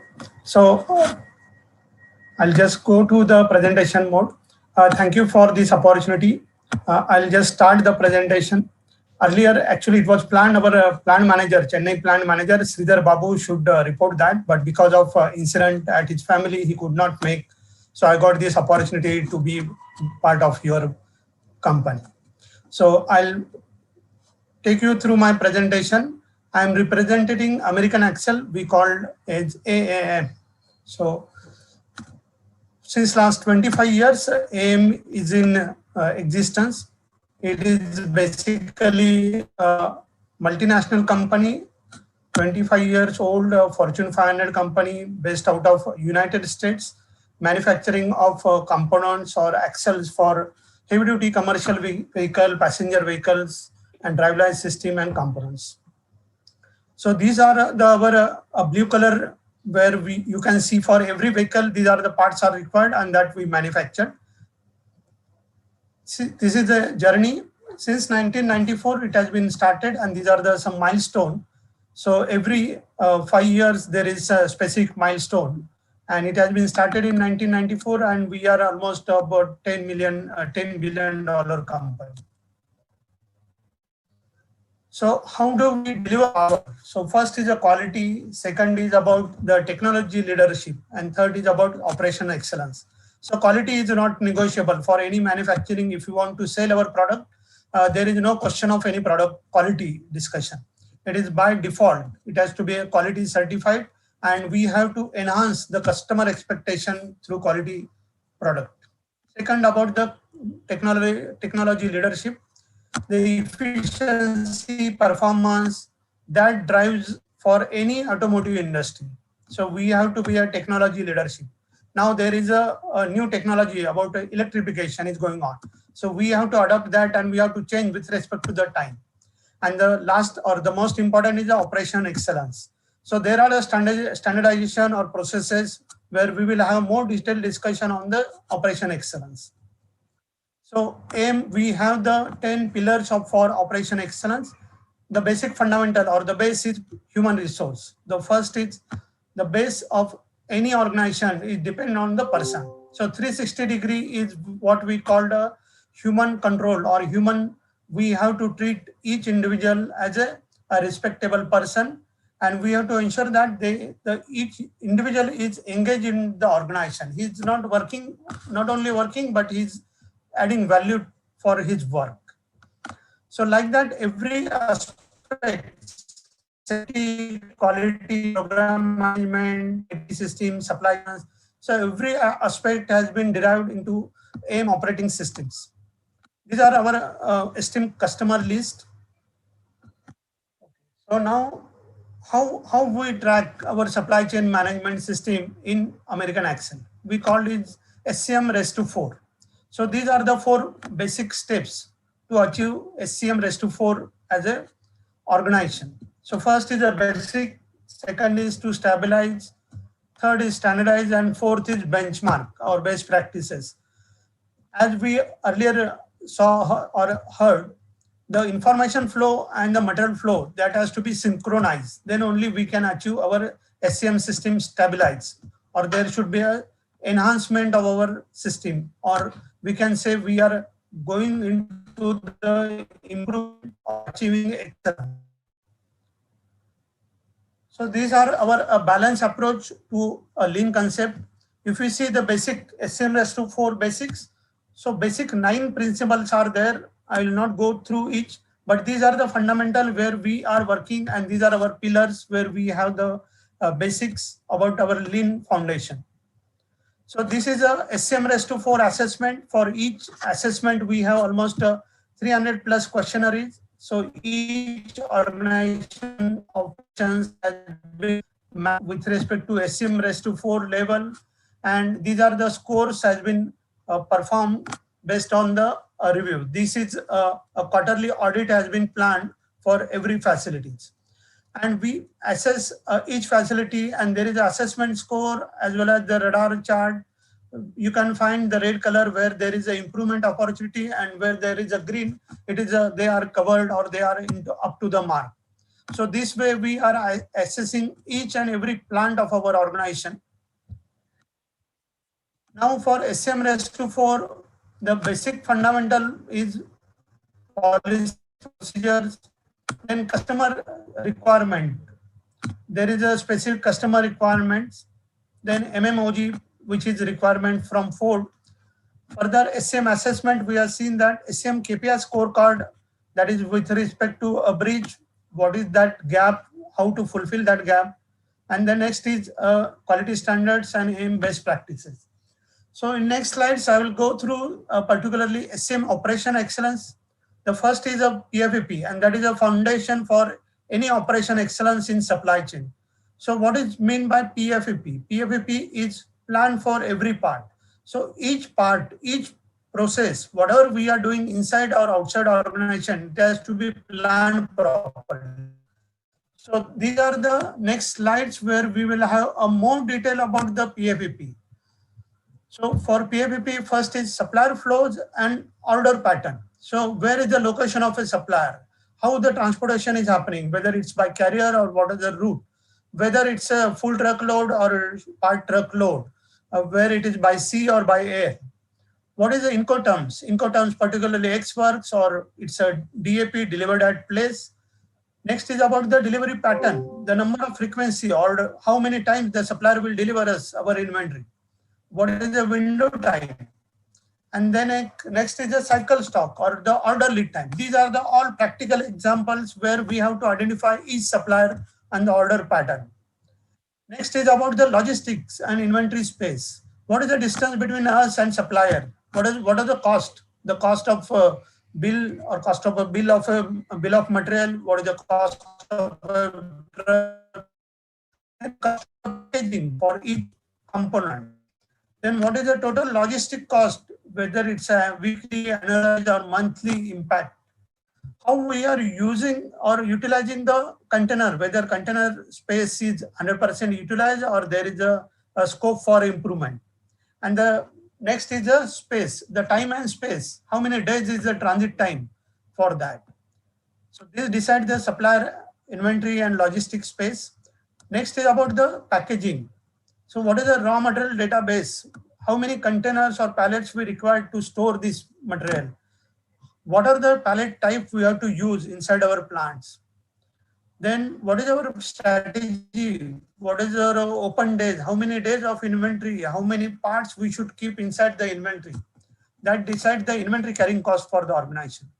Then how it is impacting our foreign trade, particularly the duty and taxes. And the next is about the shipment frequency, the stackability, how much, whether we can stack it ground plus 4 or ground plus 10. Now it's a vertical stacking. Now the concept is we have to go vertical as much as possible because inventory is considered as a waste. So we have to reduce non-value-added space. We have to go as much as possible in vertical space for storage.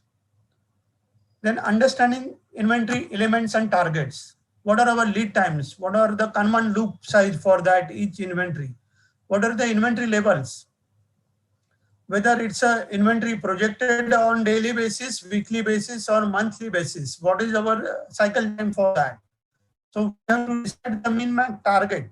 Inventory decides our working capital, and one of the out of manufacturing cost, the inventory carrying cost is the most important or most, you can say, we can improve the efficiency of the organization if we reduce the inventory cost.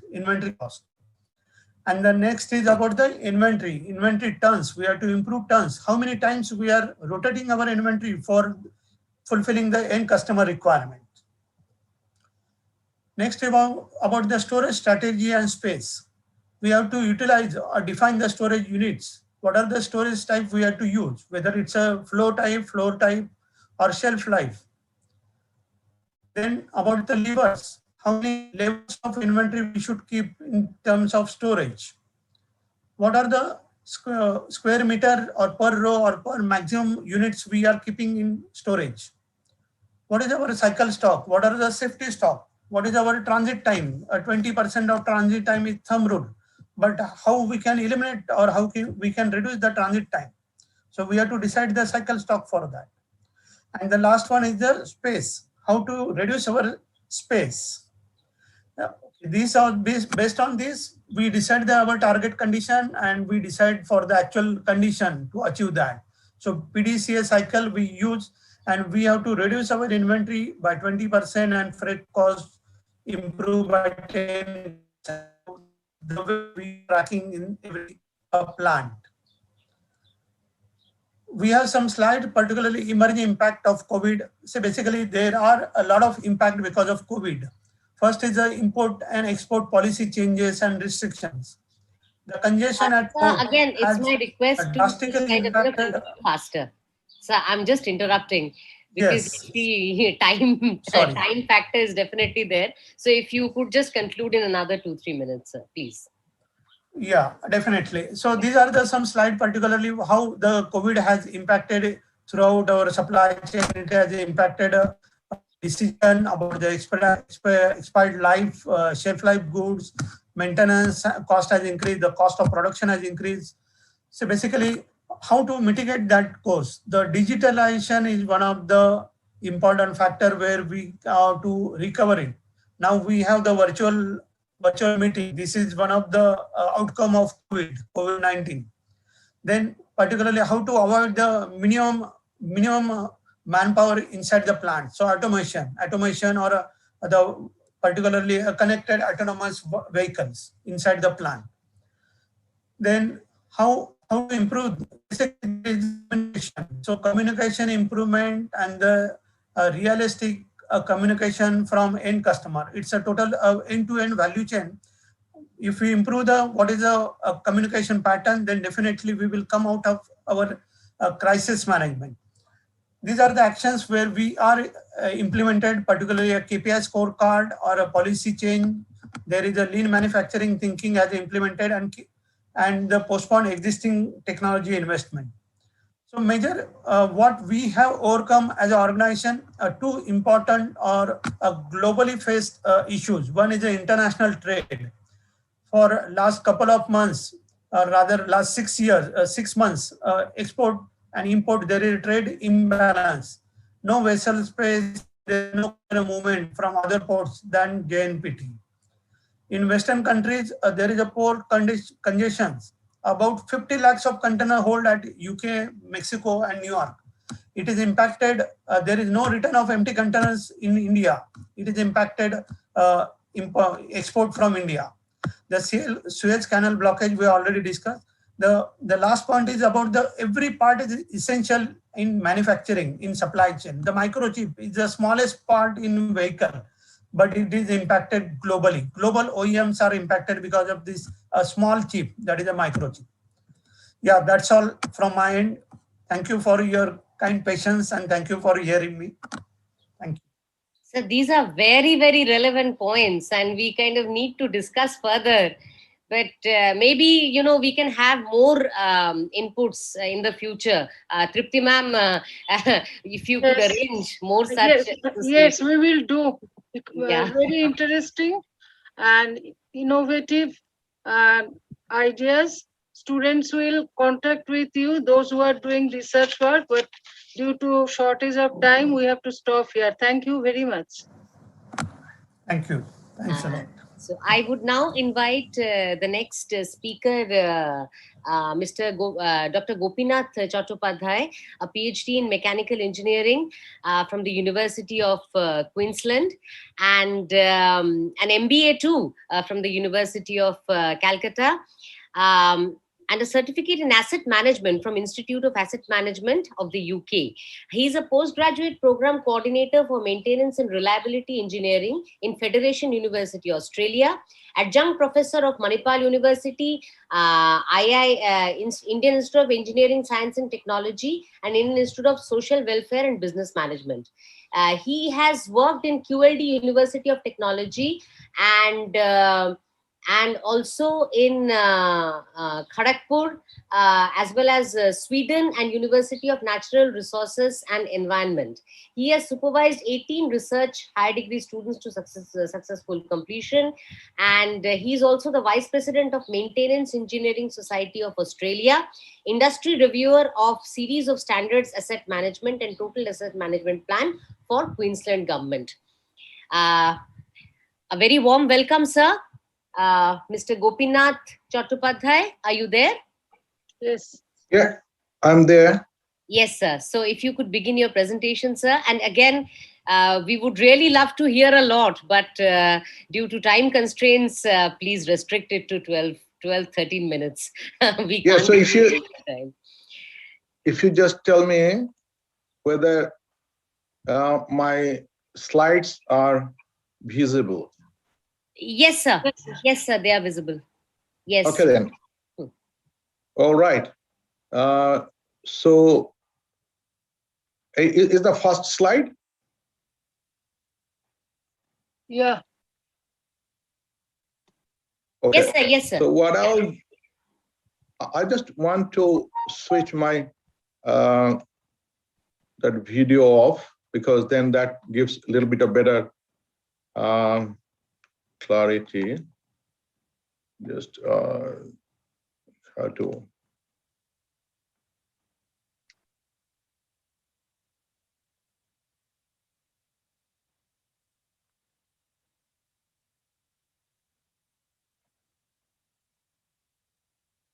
Stop video.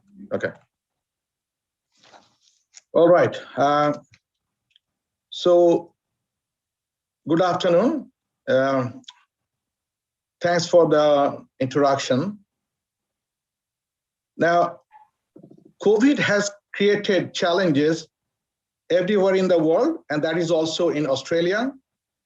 Supply chains had always some challenge. With the COVID, the challenge increased, and that also includes maintenance and asset management area.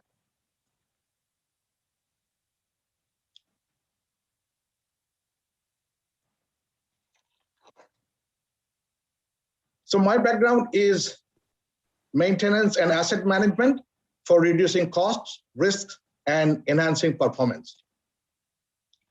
The programs what I run, those are the maintenance and asset management related postgraduate programs. More than 300 engineers, managers take these postgraduate programs, work on the live problems, and they try to reduce the cost and the risk with the industries and enhance performance.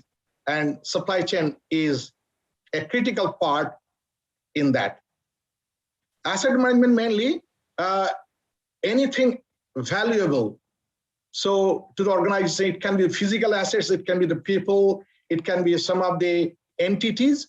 I'll not go into details, but just to give you one example, that for my industry, there is close to $3 billion worth of asset. And during this COVID challenges, there were issues with the spare parts, there are issues with the suppliers because the international border was closed, some of the state borders are closed, the quarantine, and some of the parts, I can give you one example, which was 4 weeks of the lead time. Currently, those are going to be 9 to 10 weeks. So that is the scenario when we have to survive. Now, maintenance and asset management is very important from the Australia's perspective because Australia is one of the exporting countries. And here, the well-being of the people are very, very dependent on the resource sector. And the performance of supply chain is important because for export, you need all these machines working, and for machines working, you need the maintenance and asset management done well. And for those things, you need the parts, you need the people and the expertise. So what Australia is doing, importing goods and parts from all over the world, and also the services. That means not only services from overseas, but also services in the interstate. Now, so Australia has vulnerability due to this COVID because of the supply chain issues. There was disruption. Even some of the disruptions are going on. This is from one of the recent research by the government related to what are the sectors vulnerable, what are the essential areas and the critical areas for the economy, and how the supply chain can be less affected or how we can manage those things. So around about 5,862 types of products are imported, $287 billion to 23 countries. They are sending those goods to us. And then some of these are coming from remote places. Now, top countries like this, China, United States, Japan, Thailand, and Germany, some of the important areas, including the resources sector and agriculture for the maintenance and asset management, just like those parts, electricals, optical instruments, special equipment, some of the projects. So all these things are coming from different parts of the world, and those were affected, but somehow some of the things which helped to overcome those challenges, I'll share a little bit of that. Now, top countries, they're supplying goods to Australia. Australia is exporting, and then this maintenance becomes a big issue because sometimes people are in Queensland, they are quarantined, they cannot go to the Western Australia, or they're working in Victoria, they cannot go to the New South Wales. That is one thing. And if they cannot go, and sometimes the truck drivers, they have some of the issues, then how we can transport those things. And again, there are contract with the global suppliers. If there are the contractual things, then you cannot go to another supplier. So that were the challenges. So maintenance cannot work without tools, parts, and equipment. Top items in supply chain are the parts, electricals, and all these items I've explained. Due to this international restrictions, state borders closures, there are issues and challenges of the supply of the goods and the expertise, and those are the risks. So how these things were addressed? Like in the short term, some of the finding alternative sources, extending lead times for the customer deliveries. That means if you need now 9 weeks for the time you order and you get that one compared to the 4 weeks, then you have to plan and you have to set that in your system. Then you have the suspending or limiting of the new customers, negotiating with the customer contracts. So all these things help in the short term. In the long term, there are the geographical diversification. That means you are getting some of the things from Queensland, get it done from the Victoria for the Victorian business, do some of the things onshore, invest and use technology like robotics and some of the drones and some of the remote performance monitoring things, adopt more conservative approaches, those types of this lean and some of the just in time, they're telling it doesn't work in this context. So they had to go back to the traditional ones. Risk management options for the customers, proactive contracts. That means you have to look into that what you can get, how quickly you can get, what are the alternative sources. Does delay or non-performance impact, like exclusive contracts? Can you terminate those things? And then maintaining and implementing disaster recovery plans. Some of the things which was done in the past, but now you have to do it quickly. Anytime there can be a spot fire, how we can address that. Now, the options for the customers like this, supply to most favorite customers, sometimes it happens, how we can make sure that that can be prevented, and also that no discrimination in the clause, in the contract. And it must be transparent. It's not that your supplier is depriving you and supplying to somebody else.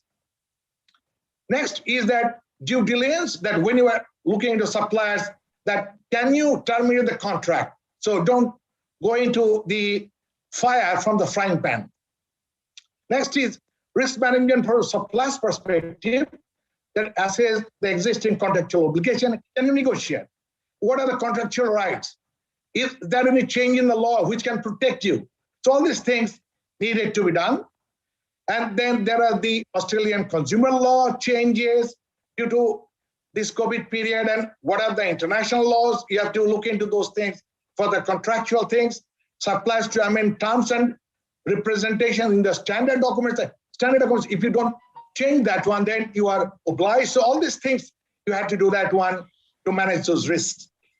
Consider business interaction, like you have to look into the insurance, that can insurance cover those things?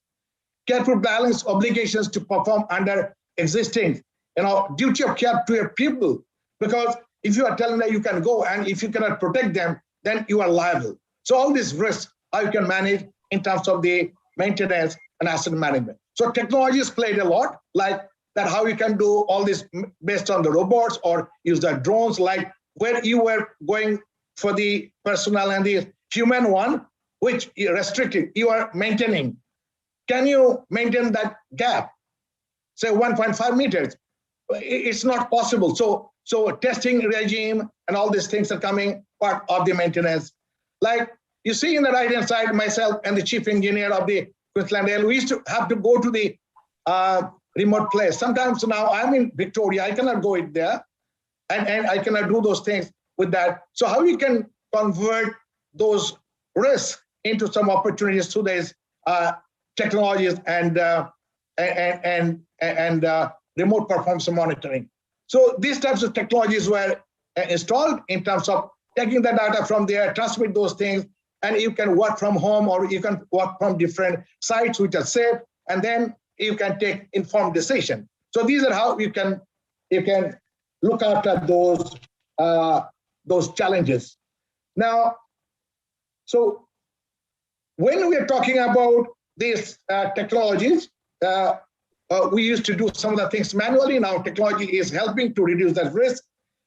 And then in terms of the disruptions, working from home, remote places, and remote performance monitoring, local suppliers, in terms of the technologies, all this helped to reduce the risk, retain and improve the performance. And this were possible because of the good maintenance and asset management practices. It is possible through good supply chain management tools and techniques and logistics. Now, good condition monitoring, remote performance monitoring, maintenance, intervention, all these help to reduce the likelihood of these disruptions and also reduce the lead time. Then risk-based stock level, and then dynamic scheduling. All this helped to recover from this disruption. Now, there are the plans related to some of the spot fires. If something is happening somewhere, how we can quickly respond to that and manage your assets and maintain in a safe, secure, and sustained way. So these are the things which have been done in Australian plants and machineries and the industries, and that help to enhance the performance and also retain the competitive advantage of these sectors. So my comments are that improvement opportunities exist, and sometimes all this threat, they provided some challenge and opportunities. And we need to retain the value of the assets and value from the assets through good asset management and maintenance. Supply chain management is a part of that to make it work. Risk assessment and mitigation in supply chain is needed for these areas. And it is excellence which matters. I mean, if we cannot manage the time, if we cannot do all these things in a sustained way, cost-effective way, then we cannot win in this game. So that's why my point is that education, the learning, like Buddha's one, that there is, knowledge, which is going to help. And we see that Taj Mahal is the excellence. We can try to do something like a facade of Victoria Memorial Hall, which is not Taj Mahal, or we can have the facade of the pandals in Durga Puja looking like Taj Mahal. That is not Taj Mahal. What do we need to do? That we need to analyze those things and use this technology, people, and through the processes for this supply chain management. Thank you. Thank you very much, sir. Tripti ma'am, should I? Yes, you continue. I am giving thanks because I know him very well. That's well. Very good presentation. We will contact you later on, and the students will contact you, those who are interested. Thank you very much. Thanks a lot. Thanks a lot, sir. It was indeed very informative. And I wish we had more time to have question answer sessions. I'm very sure people have questions, but no, we can actually send the questions to you and, you can reply back. That is something that can be done. Sure. I think that'll be great because, see, Australia is a small country.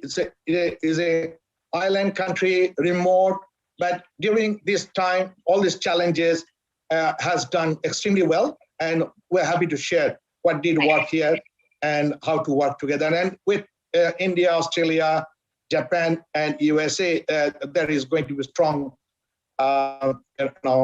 collaboration. So I'm happy to contribute. Thank you. Right. Thank you very much, sir. With this, I move on to the next presenter. Professor Neena H. Shah received her PhD in statistics and the HOD of Department of Mathematics in Gujarat University, a postdoctoral visiting research fellow for the University of New Brunswick, Canada. Her research interests include inventory modeling in supply chain, robotic modeling, mathematical modeling of infectious diseases, image processing, dynamical systems, and its application.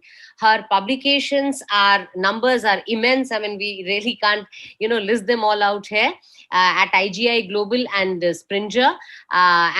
She has also worked with Dr. Mandeep Mittal as co-editor for some of the papers. 288 PhD students, 15 MPhil students guided till now, and one DSK UGC doctorate fellow is also working under her. She has traveled to the United States, Singapore, Canada, South Africa, Malaysia, and Indonesia, giving very relevant talks. She is the Vice President of the Operational Research Society of India and a Council member of Indian Mathematical Society. Madam, a warm welcome to you again. And if you could please present.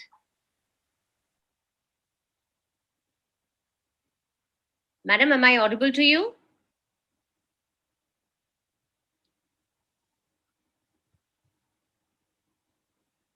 Hello, ma'am. I think you're on mute.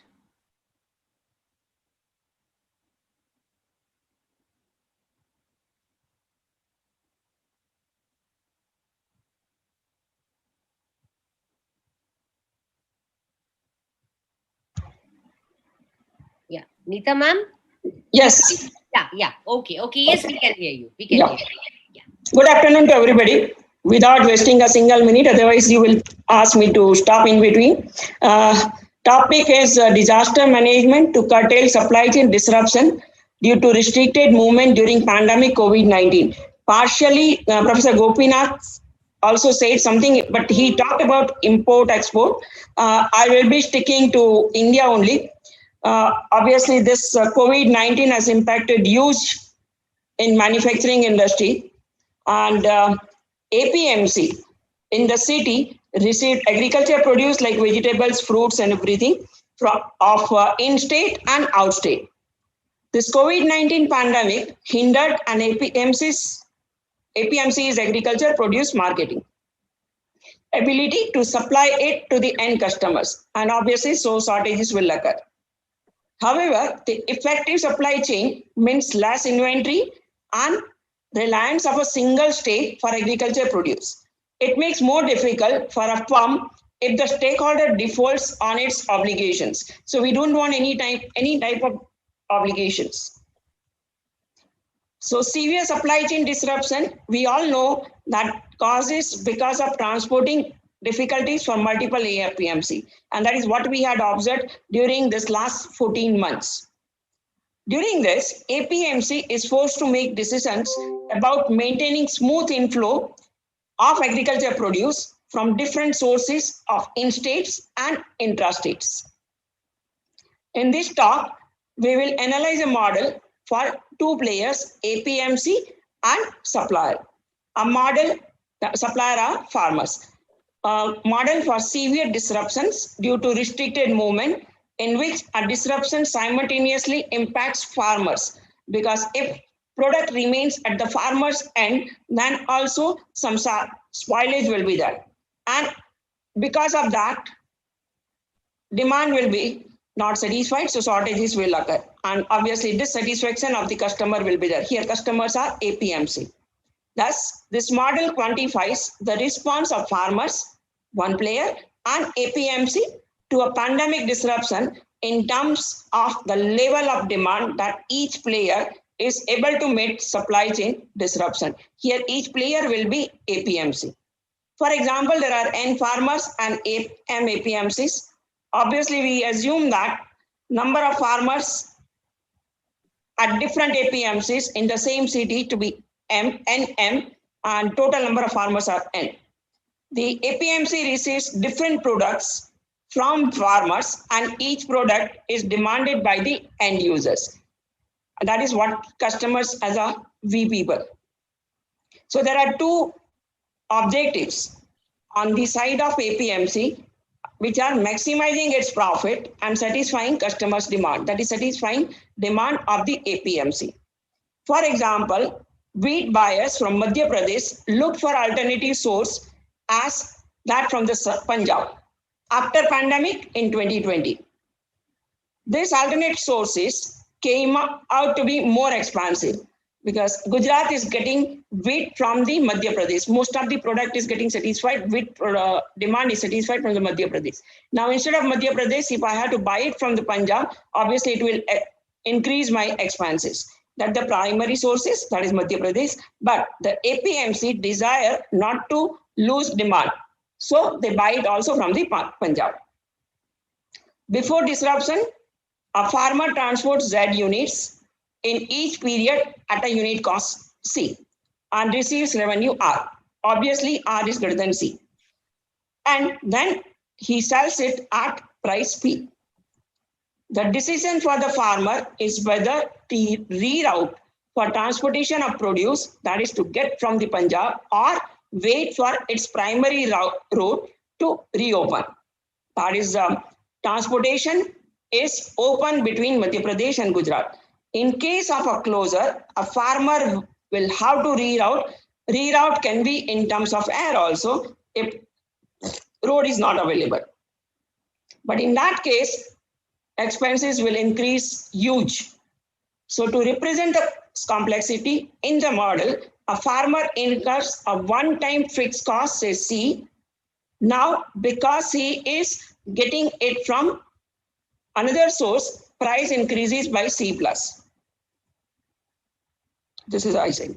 A fear of losing a business to competitors would almost certainly be one of the critical factors that would motivate farmer to reroute the transportation. So Madhya Pradesh farmer will get it from the Punjab and then they will sell it to APMCs in Gujarat. Here we assume that a farmer cannot predict whether APMC will purchase from others, but it assesses that APMC will purchase from other sources with some probability, say theta. A farmer increases P if APMC purchases from alternate available farmers and decreases revenue of the farmer if APMC is able to wait. But that is not possible in this case. Okay. Let us assume that 1 unit received by APMC requires 1 unit from each of the NM farmers. And before the pandemic, the price was P, which was much, much greater than the wholesale price. The cost of purchase includes the cost of loading, unloading, cargo, everything. So at least one of the APMC supplier is unable or fails to choose alternative route. Then the APMC must figure out to resolve shortage scenario. In that case, nearby APMC can be contacted and shortages can be reduced. Complete shortages may not be resolved. Here, we advocate that the APMC will use stocked up inventory before going to the alternative farmer. Instead of keeping buffer stock, that is what APMC policy is, you finish and deplete your whole stock to zero before going for the alternative source. If APMC thinks to purchase or produce from the alternate source at a higher cost, the APMC must decide how much they can do it till situation normalizes. Now, to situation normalizes is very uncertain. So now we are having a stochastic version. How much and till what? Okay? The objective of APMC is to maximize the long run profit, which is the sum of the profit in each period using a dynamic programming approach. I'm not going into the detailed modeling of it. I'm just going for the output what we got. If the cost of transportation increases due to pandemic disruption, APMC maximizes its profit in the current period, may choose to purchase less or even not to purchase at all if they have sufficient buffer stock with them. However, an APMC which focuses on short-term business may lose its long-term profit because its customers will move to the competitors. However, at present, we are very much sure about short-term business and not going for the long-term. So APMC needs to meet customers' demand during the pandemic. So this is what we have for the wheat. First price, C prices is for the Madhya Pradesh and C plus is from the Punjab. There are 4 APMCs, and it says that there is probability that 1 by 12, that is out of 12 APMC, 1 may go for the Punjab as a source. And for APMCs, sorry, first one was farms and second one is for APMCs. And result says that if you don't go for the alternate route, okay, then total cost turns out to be 35.4. And if you go for alternate route, it is 57.2. It increases by almost 30%. And if you look at the third one, that is originally it was 10.1, and if alternate route is used, then it is 57.4. It is almost 70% increase in the expenses, which may not be easy to tolerate. So, but when you go for rerouting, obviously time will increase, and that creates even wastage. Wastage turns out to be 14.2% or 20.9%, and also customer demand remains unsatisfied. That is, shortages occurs by 21.9% or 12.8%. Okay. If reroute is not used, then there is a wastage of 11.4% or 21.5% or 10.2%. One route is not changed. That is, APMC sticks to get it only from the Madhya Pradesh. Okay. And APMC output has huge, no doubt, number looks very small, but when it turns out to be in amount, it is 9.2% wastage or 8.7% wastage or 2.5% wastage, which is not tolerable. But in pandemic, one should not think of this wastage and should continue with what they can satisfy as the customer's demand, so that shortages do not occur. So that is a small hue and cry from the customers. So this says that compromising with the profit in order to satisfy customer demand is beneficial, and that is what government is also asking us to go for, and people are doing it. And this will help APMC to measure how partially operating at loss for the short term can help to retain more customers during and after the pandemic, because pandemic is not going to stay with us for longer time. Not for longer time doesn't mean that it will blow off immediately, but it will take some time. It also advises wheat farmers to opt for rerouting to transport products to the APMC. And this model quantifies the benefits of the decisions in terms of both the increased demand satisfied by the wheat farmers and the ability of APMC to meet end customers' demand to reduce the shortages and also to reduce the waste. Finding a low-cost route can help farmers to manage the risk of pandemic disruption.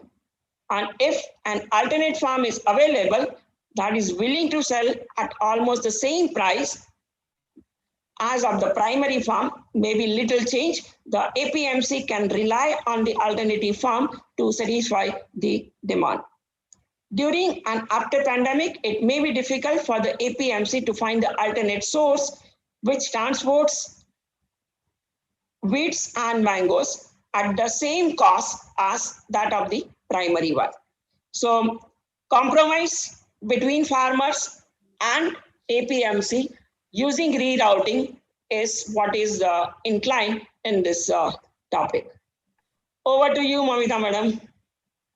Excellent, madam. You are talking about the humanitarian approach, and even mathematically that works best. So I guess we really have a win-win on our hands on this particular. That is what it should be. Absolutely, absolutely. Thank you, madam. Thank you, Neeta. very, very relevant approach of inventory model. My students are listening and they are giving me the review that excellent work. Thank you. Thank you. So with that ray of hope again, a beautiful ray of hope for us, we now move on to the next speaker, who is Mr. Nabat Khan. Mr. Nabat is an experienced leader in analytics, helping clients and organizations with huge impact on their KPIs. An active keynote industry speaker, thought leader, and panelist, he has authored multiple thought leadership articles and white papers on supply chain, warranty management systems, manufacturing analytics, IoT, AR, VR, Industry 4, way forward approach and analytics. He's currently spearheading the IoT and manufacturing supply chain pre-sales practice team, driving end-to-end strategic planning and leadership of digital strategy across IoT analytics and supply chain analytics for manufacturing, government, oil and gas and health care and industry-based clients decision making. So, Mr. Nabat Khan. Thank you very much, madam. I hope my voice is clear and you're able to see the screen. Please confirm that. Yes, sir. Your voice is clear and the screen is visible too. Please do begin. Thank you very much. So I've got close to about 10 to 15 minutes to wrap this up, and I don't have a lot of... Of course, we will have to, sir, because there is absolutely no way out.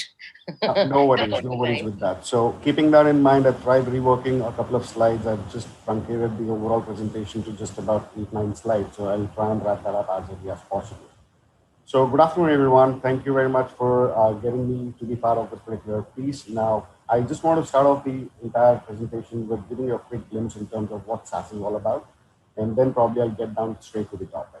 So when we talk about SaaS, SaaS is the world's largest privately held software firm. Right? Now, when I talk about privately held largest firm, earlier it was TCS before it went public. It is SaaS right now, which is the largest privately held firm.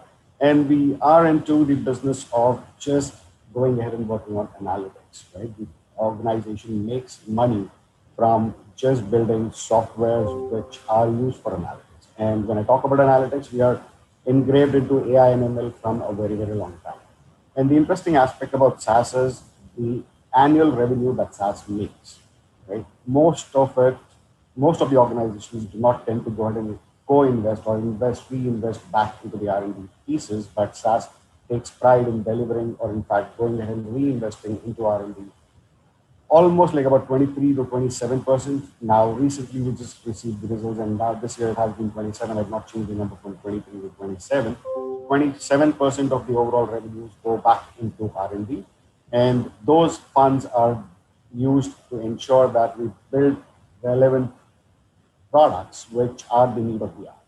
And now the last point that I want to talk about on this particular slide is we serve across the global Fortune 500.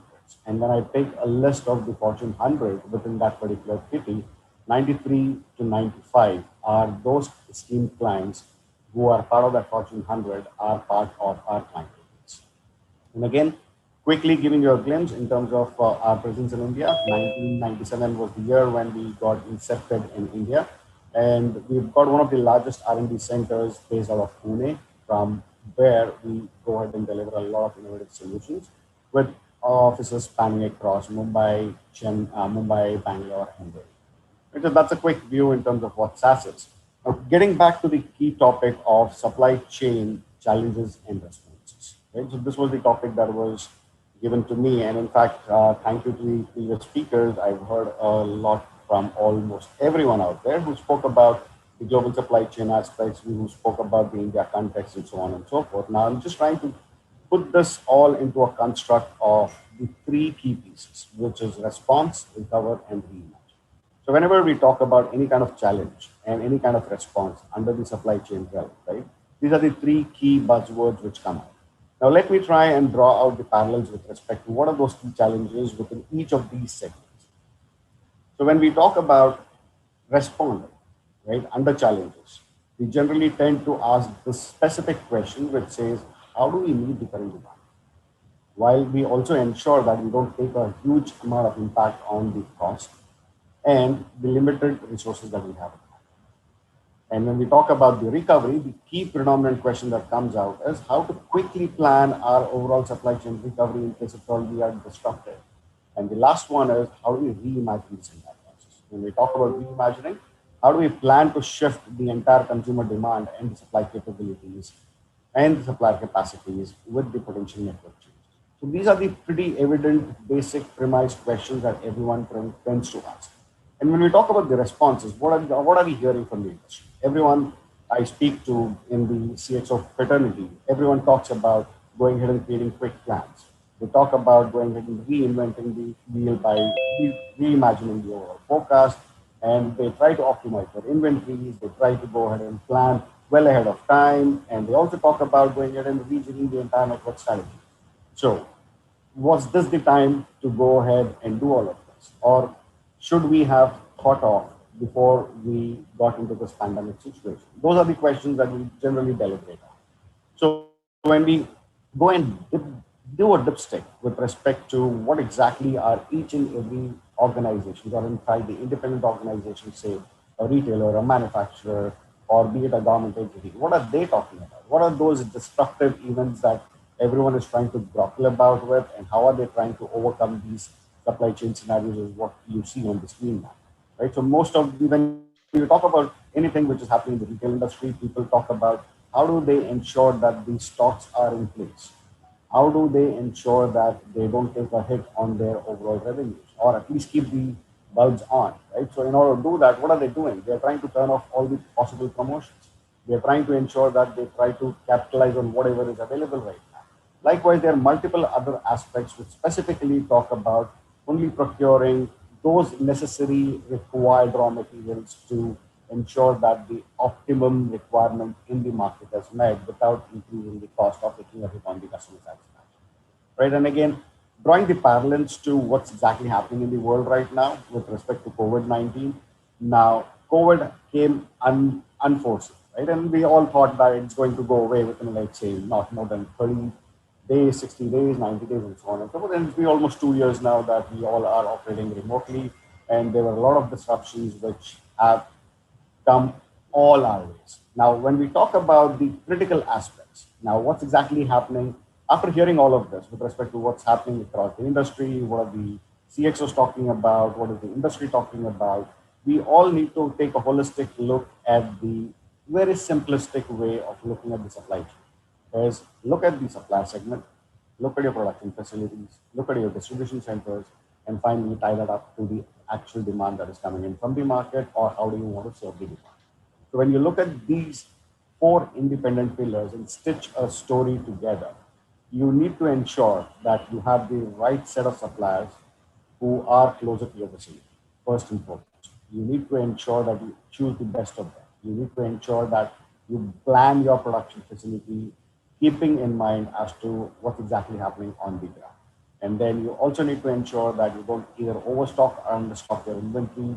Just drive the optimal inventory that is needed at the respective points of be it a distribution center or be it the plant warehouse. And then finally, ensure that you set the realistic and expected goals out there in the market to meet the demand. So all of this, when I talk about these pretty common verticals and the common independent pillars, there are 4 critical aspects that emerge. 1, can I try to overcome all of these challenges which are available at hand right now using data that I already have in-house? Can I capture data from outside?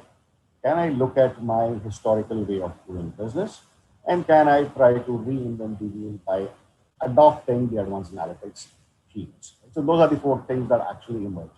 So this is where we talk about going ahead and ensuring that you collect the right set of data that is needed, ensure that not only collect your internal data which is there, but also look for the sources which are outside of your organization. Look for anything which is available with respect to any kind of disruption, any kind of calamity, any kind of network related issues, and so on and so forth. Capture all of those insights. Try to build out the analytical models which can help you in managing the critical pieces that you see on the screen, which talk about ensuring that you have the right set of supplier and the purchase plans, ensuring you have the right set of manufacturing plans, transportation, inventory, and so on. Those are the critical aspects that you need to look for. And when we talk about SaaS, right? So when SaaS comes into play, what we help our customers do is, while we help them in capturing the right set of data, cleaning the data, ensuring that we build specific models for them which can give them that upper edge, be it unprecedented time or the precedented time. How can we help them in speeding up the entire process is what we talk about. These are a couple of pieces that are very evident, and we deliver n number of pieces, n number of customers are pretty happy with it. And when I talk about one quick point that I want to call out is, of the top 25 supply chain organizations around the globe, which Gartner publishes every year, we are almost everywhere. Every other organization uses SaaS for some shape or form, be it on the forecasting bit or the inventory bit or on the overall network optimization bit, and so on and so forth. And lastly, this is my last slide before I take a pause. Now, here is what we generally talk about. How should you set the deal role? Right? Now, when I talk about using analytics to overcome the unprecedented issues, you need to ensure that you have the right set of internal data while you capture your right set of internal data. Also, keep in mind that external data is very, very critical. It is not only about the calamities, it is not only about the disruptions, it is also linked closely to your GDP. It is also closely linked to your weather. It is also closely linked to your seasonal issues. It is also linked as to what's happening with each of the industry verticals. For example, anything which is happening in the steel and mining industry, how does that impact your overall crop yield, and so on and so forth. So you need to ensure that you have the right set of information, ask the right set of questions to get the right set of answers on the data, and then take all of this with respect to your internal and external data and drive out the right set of analytical insights. And all of the analytical insights cannot happen directly through a machine. It is the human who needs to ask the question, and that's where the machine will help you in getting the answer. In addition to that, when I talk about AI and ML, definitely AI will go ahead and drive those clear questions automatically and give the relevant answers as well. But again, it needs some sort of human feeling that needs to be done, right? So that's where intelligence and the domain expertise actually come into play, right? And then we talk about drafting out multiple scenarios. Look at what if analysis. What will happen if at all I don't source it from the right set of suppliers? What will happen if I don't ensure that I have the right amount of inventory lying at my warehouse? What will happen and what is the overall impact? Calculate the overall impact, ensure that you pick and choose the right set of area to focus on, take a collaborative decision, and then finally execute. Right? So that's the overall cycle that we need to follow to ensure that we overcome anything which is uncertain at this particular point in time. And that's it for me. Thank you very much. Thank you very much, sir. One thing that was very heartening, that this is a model that can also be applied to perishable goods, because that are the essentials that are already needed right now. So if that model can work, then that's absolutely beautiful. And there are questions again, which we really don't have the time to take. And maybe if the questions are sent to you and you can answer them, that would absolutely be great. I will definitely do that. Thank you. Thank you so much. With that, we would move on to the next speaker. Yeah, you have to now invite Professor Dasgupta, because he is the joint chairman of CREAM. We did not listen him in the morning, and he has just arrived. Right, sir. So, I mean, I have already done his introduction. Yeah, so you need not to introduce. He's a well-known personality. Just bring him. Absolutely. Bring him on the stage. So, Professor... And restrict the time. Whatever time he wants to give, he's comfortable.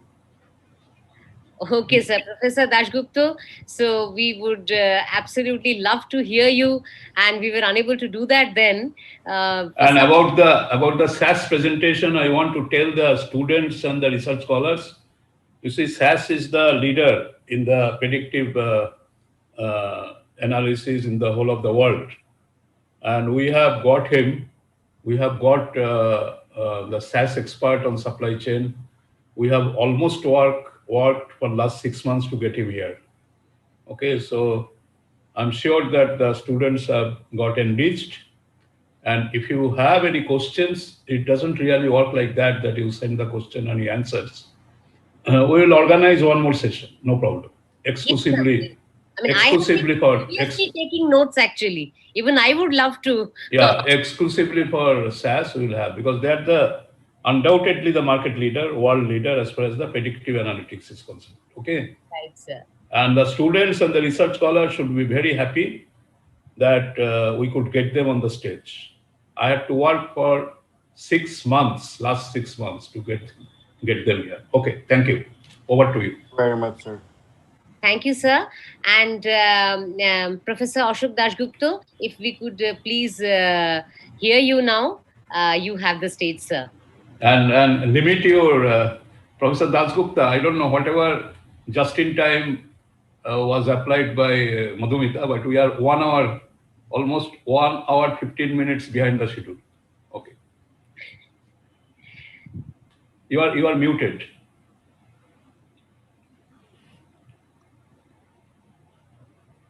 Yeah, I think I will just speak about 5 minutes. Is that okay? All right. Can you hear me now? Yeah, sure. Okay. I'm sorry, I had attended the Global Summit from the beginning, and I was there till lunchtime, 1:30. Then due to some domestic reasons, I missed it for a couple of hours. I informed you and informed the others also. I'm very sorry to have missed it. But I've heard some excellent lectures, excellent talks at the first 2 hours or 3 hours of the session. Now, I'm going to take you somewhere else. I'm not going to talk about this pandemic or the supply chain management, what we should do. I'm going to take you many years back. I'm going to tell you the origin of CRIM, the Center for Research in Materials Management. Let me divert the subject and tell you what CRIM is all about, because this particular global summit is co-hosted by Indian Institute of Materials Management and CRIM, which is Center for Research in Materials Management. Now, those of you who do not know, you can know it for the first time, and those you know, you can refresh your memory. I'm taking you back nearly 50 years, so more than 50 years, maybe 1960s. Those days, there was an association in Kolkata called Purchasing Officers Association of India. And there was a similar association in Hyderabad, and there was an association in Bombay called the National Association of Purchasing Executives. And Kolkata had the office in Short Street, which is still there, and there was an office in Hyderabad, office in Bombay. Then those who were running the show of these three organizations were basically all were involved in purchasing or materials management. We didn't know the supply chain management very much those days. They gathered together. They said, why not we join hands and form one unified association so that our voice could be heard and taken care of, recognized by the government of India. So they all agreed. So they formed, originally it was called the Materials Management Association of India, MMAI. Then they changed the name to IAMM, Indian Association of Materials Management. Then they found out that, at that time we had started this graduate diploma course in materials management. We means this IAMM, Indian Association of Materials Management. They were told by the ministry, HRD ministry, that you have to be an institute. So then they started Indian Institute of Materials Management. That is how Indian Institute of Materials Management was born, out of the need of the requirement of being an institute to have the courses being approved by the HRD ministry. Our DGMM course was the first one. Then we thought to ourselves that it is not good enough just to run course. Our basic idea will be to do research work. No institute can sustain, can live without a research wing. Every institute lives on the research work. Even the companies, they also depend on the research work. I mean, you all know that the companies who have been able to fight the very difficult times were the ones who spend maximum money on research work. Like companies, for example, like 3M, Minnesota Mining and Manufacturing Company, it has done so well because they spend a lot of money in research work. So how should we do the research work? Then the Kolkata branch of the Indian Institute of Materials Management took the initiative, and they started discussing this subject with Indian Institute of Social Welfare and Business Management, I think the first management institute in India, maybe in Asia, and they decided to have a 50-50 partnership with them and form what is called the Center for Research in Materials Management. Now, this was way back in 1997, and the first co-chairman of the IIMM and this IISWBM stream was Madhavlal Kapoor, the then managing director of Dunlop, who is no more. And this continued for some time, and we had then drawn up the curriculum for a fellowship, a 2-year fellowship. And your Vice Chancellor was very much there. He's always been a part of our PRIM. Then we had an agreement with IISWBM, which was over in 2017. By the time we have produced number of fellows from this PRIM. So we then in 2017, I think in the month of November, we had entered into an MOU with Techno India University under the guidance of the Vice Chancellor, Dr. Gautam Sengupta. Dr. Sengupta and I exchanged some MOUs and papers. We discussed and discussed and discussed, and both of us agreed that yes, we should now form the joint venture of Center for Research in Materials Management between IIMM, Indian Institute of Materials Management, and Techno India University. Now let me tell you, as a past president of Indian Institute of Materials Management, I am very happy that we had this joint venture, and I would like to give our heartful thanks to not only to Dr. Sengupta, but the Chancellor, the Co-Chancellor, and the authorities of Techno India University. By the way, while I'm talking here, I must also say something more. It just came to my mind when we talked about Techno India University. One of the speeches today, which has attracted me the most, is a speech given by Mr. Meghdut Roy Choudhury. You know, his speech was so, natural. It came on its own. The other speeches, I have heard that speech, but the kind of speech I've heard from Meghdut, in fact, after the lunchtime, I told my spouse that, I've heard something very, very good and which had touched my heart. She said, what? I said, the speech given by Meghdut Roy Choudhury, because he was speaking from the ground level and he spoke impromptu. Wherever he is, I would like to thank him for speaking so well, and I would also like to give my hand to him wherever he needs our help. We are very much there with him. He is doing a commendable job, Dr. Meghdut Roy Choudhury, Now, we formed this CRIM 4 years ago with an agreement with Techno India University under the leadership of Dr. Gautam Sengupta. We are both co-chairmen. There was a hue and cry everywhere that yes, we will do this fellowship program, which was a 2-year program, but how do we go forward? We want to do more further work. We want to do research work. We want to obtain our doctorate in supply chain management. They searched and searched and searched and found that there was no other university, no other place that they can do doctorate in supply chain management in India. Then Dr. Sengupta, who was also the chairman of the Academic Council of Techno India University, came out with a suggestion that let me examine the case. Let me see whether the fellows who have done PRIM fellowship have any advantage of doing PhD. Do they get any concession? Then I think it was put forward to his Academic Council and evaluation committee. And now we have made some certain changes in our standard operating procedure as to how somebody who has done fellowship of PRIM, he can enter into a PhD platform, and how somebody who has not done it, he can do a course to finally do the PhD. Both are there, very clearly made. Dr. Sengupta has done a wonderful job in our SOP. We have made certain changes in SOP. So now the road is open. So now people when we ask, I said, this is the only place, only organization where you can get a PhD in supply chain management from Techno India University. And I'm very, very happy it is happening. And I hope this will open the door for many people to do this. Now we have a board, board of governors in the PRIM. And I think one of our advisors spoke this morning. And I must also thank him. He spoke very well. He gave us the insight of how the military people, do their inventory management. I've already thanked him. I'd like to thank him here also. ACM Arup Raha. He is our advisor, one of the advisors. Now we have a board. We have 8 members, 8 nominated by Techno India University and 8 nominated by Indian Institute of Materials Management. Plus we have 2, we can make it 3, who are nominated from the industry. The whole idea is that we should make the research work industry oriented. We should not simply go for theoretical exercises, which are also good, which are also necessary. But at the same time, we need this research work to be such that it helps the industry. So the bias is on industry. So we have also representatives from industry to advise us. And this is going on in a very nice way.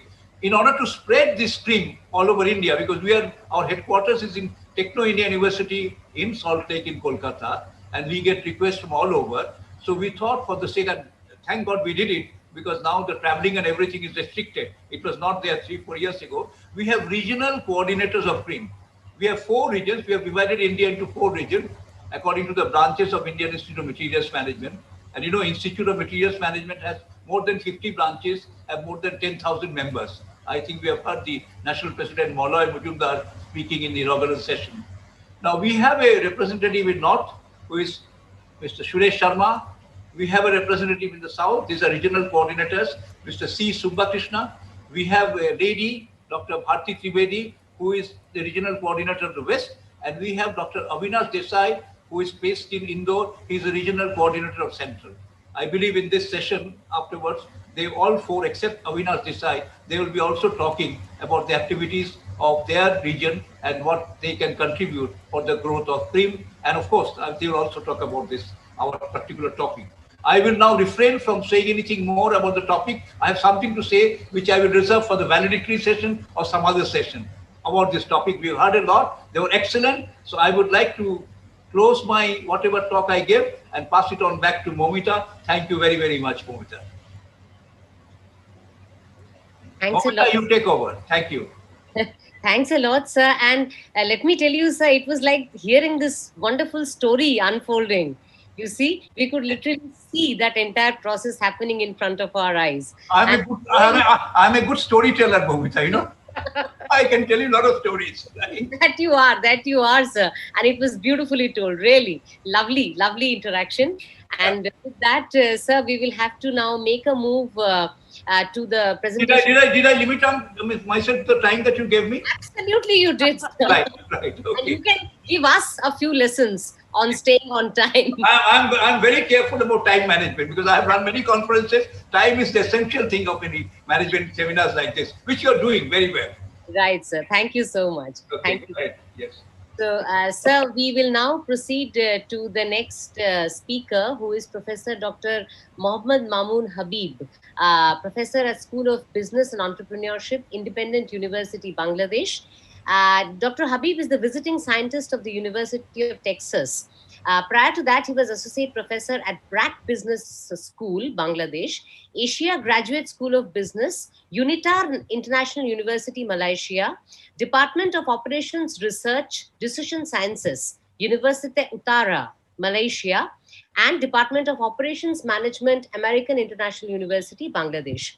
He has 19 years experience in the field of teaching as well as training. At present, he is supervising quite a few PhD students and 160 plus research papers, journal articles, editor-in-chief, guest editor in more than 20 journals, particularly Elsevier, Thomson Reuters, Web of Science Index journals. He is an active member of different professional organizations, including IEEE, IEOM, IETI, IRED, GRDS, just to name a few. He is involved with QS, World University Ranking, and Times Higher Education Ranking as an academician. A very warm welcome to you, sir. Please begin your presentation. And again, sir, because of the time limit, please restrict it to 12 minutes. That's the only request. I know, bad request, being an augur, what to do, sir? Thank you so much. It's very normal when you organize the international conference or summit, the time management, what already the Professor Dasgupta mentioned. Okay, so basically the whole day from morning, we are listening about supply chain management. So I believe that everybody, you have some idea about the basic supply chain management. I don't want to go too much about this one. As you understand that though the topics on the futuristic supply chain. So let us think about the future of supply chain management. And particularly as now we are facing the COVID-19 almost more than 1 year. So now our everything will be belongs to the how we can manage that post-pandemic supply chain management. Maybe again we'll face this pandemic after 100 years, but how we'll manage that one? First of all, I'd like to start by this example that you know that when the COVID-19 started their journey in the world, it was at December 2019 in China, and then it moved to the different countries, and then when the South Asian country, it comes on the February 2020. And then the question was there that how we designed our supply chain management earlier, the way our supply chain management was designed made it vulnerable to a pandemic situation. So how we manage it? So before going to this discussion, what I said that the worst example of that disruption of supply chain, the Apple. Basically we know that Apple's top 10 suppliers, more than 2/3 are located in Asia, particularly in the China region. So when the pandemic started their journey, when the China was locked down, then the question was there how they will make sure their operation in the world. So this is one of the example. What I said that this is this kind of example gives us a new thought that how we could design our supply chain for future supply chain disruption managing. So basically today I like to discuss on that point. But before that, I like to mention the basic something. I think more or less you're familiar with this one, like basic supply chain. We need the 3 basic entities when you design any kind of supply chain management. So this is a manufacturing industry basic supply chain. So today, when I'll just give you some recommendation and future shaping of supply chain, I will take some point from there. I believe everybody will be familiar with this one, so don't need to mention. And we can also design the supply chain management in the service industry. Though at first I decided, I was thinking that I will discuss on the service industry supply chain management in the pandemic time. And then I decided that it's okay, no problem. The time is, there's a restriction. We can move to our discussion on that futuristic supply chain management. And that we can apply what I said, that the supply chain management, the manufacturing industry and service industry. Particularly, I like to request the PhD scholars, if you are, or the PhD supervisors. Now this is a time for us to think how we can apply the supply chain in the different industry, particularly manufacturing and service industry. And there's some of the examples I just mentioned here. And you know that when you design any kind of supply chain, you have to do some facilities, the basic facilities of supply chain management. I don't want to explain this one due to the time constraint. And we have to think there are a few functions and activities that is very relevant in the supply chain industry. So when you design the supply chain management, the manufacturing industry or service industry, definitely you have to think this kind of activities, how we could ensure. As I'm talking about the future supply chain after the pandemic, then this is our discussion today, how our pandemic is creating some impact upon this kind of function activities. And this is the evolution timeline of supply chain management. Basically, this is a historical perspective of supply chain management. If you look very carefully, that basically supply chain management just started their journey by the name of the logistic management around the 1950s. And it's very interesting thing is that this concept of logistic management started their journey in the defense army. And they started the concept of the logistic management. And they mentioned about the inventory, materials flow, or something. And then around the 1970s, the logistic management concept was matured.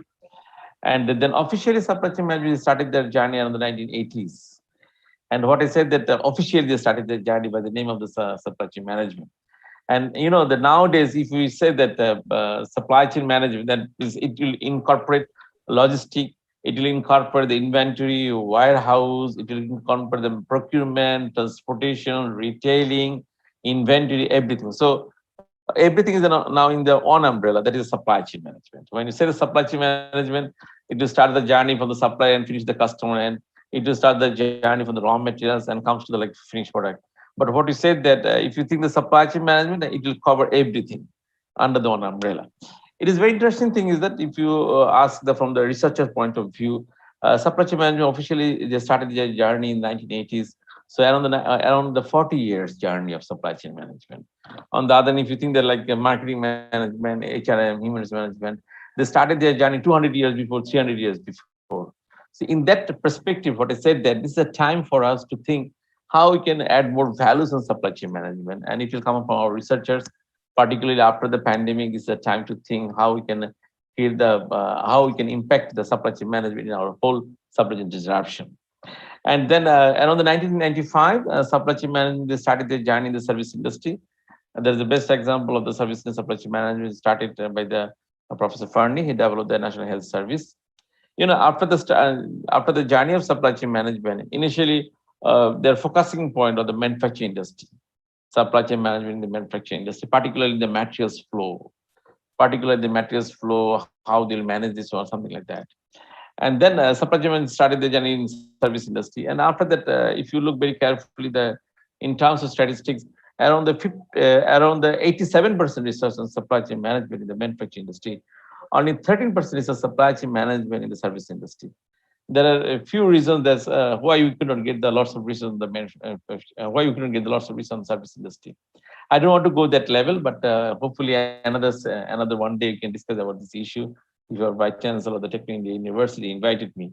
So what is said that if you look very carefully, and then our officially another evolution timeline of supply chain management, they did some research on the educational supply chain management, like academic supply chain management, and particularly in 2007, Professor Lau, he developed the one model education supply chain management based on the City University of Hong Kong. And then 2009, that was the first empirical study on the supply chain management in the academic set, particularly the tertiary institutions, university, in 2009. That the model was that the ITESCA model, Integrated Tertiary Educational Supply Chain Management model. And basically this model was developed by me during my PhD time. And based on the model, there are lots of research already going on in the different countries. And there are the few PhD research already done based on this model as a theoretical framework. So I'd like to request if you're interested on this one. And basically, this is the model for the supply chain management model for the education institutions, particularly tertiary education institutions. You know that my main discussion of this evolution timeline, like I like to focus the historical perspective of supply chain management. Supply chain management is very new, no doubt. So now come to the point when we face this time that COVID-19 scenario, we could not maintain our proper supply chain. If you think the disruption at the different end, and the disruption initially started their journey in the demand end, then is the supply end, then it started their journey, supply chain disruption in the transportation, retailing, other something. So this is coronavirus has revealed the fragility of our modern supply chain, and diversifies the sources, and digitalization will be the key to building the stronger, smarter supply chain and ensuring lasting recovery. As you know, our theme of this summit, that supply chain resilience. So this is a time to think how we can do this resilience, how we can maintain the smarter supply chain for future, how we can manage our future supply chain disruption. I'd like to remind you on one issue at this stage is like, you know, that when the COVID-19 started the journey, at first it was hit in the global trade because there's a different country, there's a lockdown was going on that time. And then gradually it's created the impact on the investment. And I would say that at an unprecedented speed and scale. At first we thought that the last year that this coronavirus pandemic, maybe hopefully for 1 month, 2 months, 3 months, 4 months. Then we noticed that no, it's a long-term impact. And now our subcontinent, we are facing that like the extraordinary impact of COVID-19. So if you look very carefully, what I said that governments, our businesses, individual consumers suddenly struggle to procure basic products, raw materials, were forced to confront the fragility of the modern supply chain. How many months they can store? How many months they can keep it? So this is something what I said that now is a time to think how we can move to the next pandemic, how we manage the supply chain. Disruptions have gradually been felt everywhere. What I said earlier, the port, factories, storehouses, delivery channels everywhere. And not only that, it's also evident in the rural farming level. But the people, they were not getting the fair prices of their production.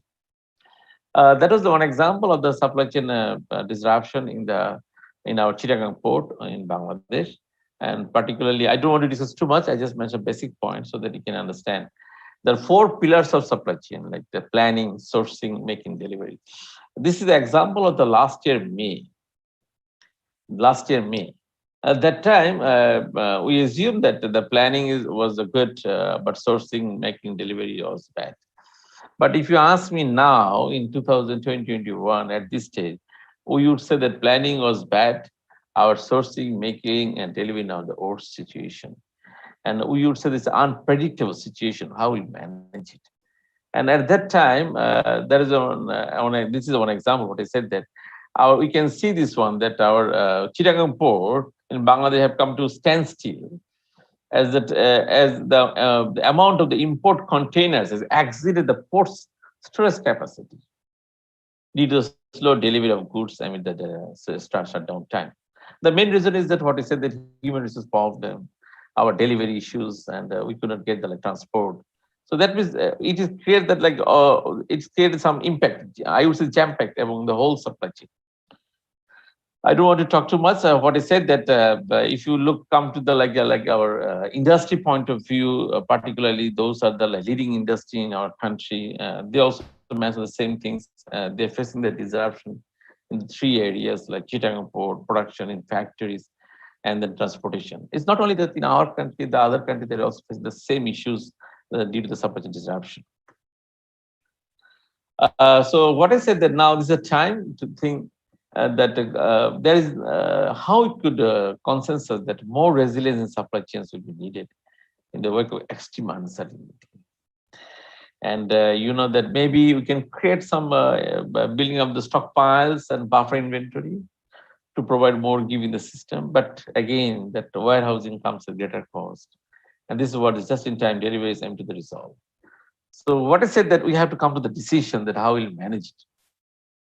You know, like the Unilever, if you think the Unilever, they already agreed to pay the suppliers earlier because they have the financial solvency. But it is not the possible for the like the other industry, those are financial capacity, not the like the Unilever. So the question is that now we have to need some of the like the financial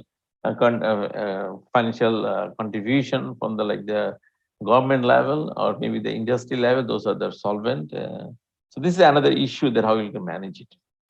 If you look very carefully, more than 90% of the Fortune 1000, including many technology companies, have suffered the supply chain disruption. And if you know that what I mentioned earlier, the supply chain disruption, if you look very carefully in the Apple supply, like the Wistron. If you look at the Wistron, that what they noticed that, which told the analysts during recent earnings, called that half of its capacity could be located outside China by 2021. I give this example based on the last year.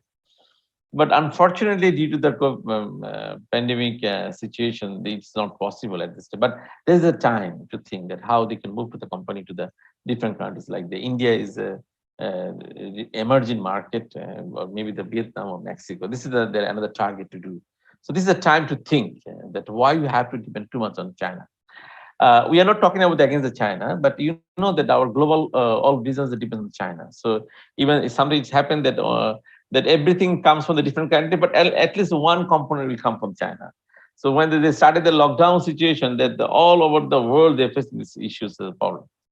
The same example of Samsung, though it's a home country, the South Korea, but they're also planning that how they can move to the diversified operation in the different countries like the Vietnam and India. So now come to the point is that what would be our short-term consideration? First of all, we have to observe the scenarios, understand the financial and operational impact across the multiple scenarios. So we have to see the Walmart, we have to see the Tesco, how they're going to their operations. So this is one consideration. And the next consideration, the supply and demand balance. Focus on balancing supply and demand and building a buffer stock. I already mentioned this one earlier, as it is required. And the third one, we have to think about the supply financial health.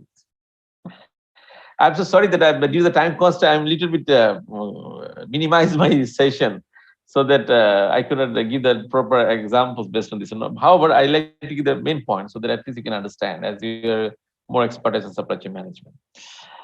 So what I said, the supply financial health, this is a very important issue that we have to evaluate the financial health of our key suppliers so to assess the financial potential impact to our supply chain. And it's very important.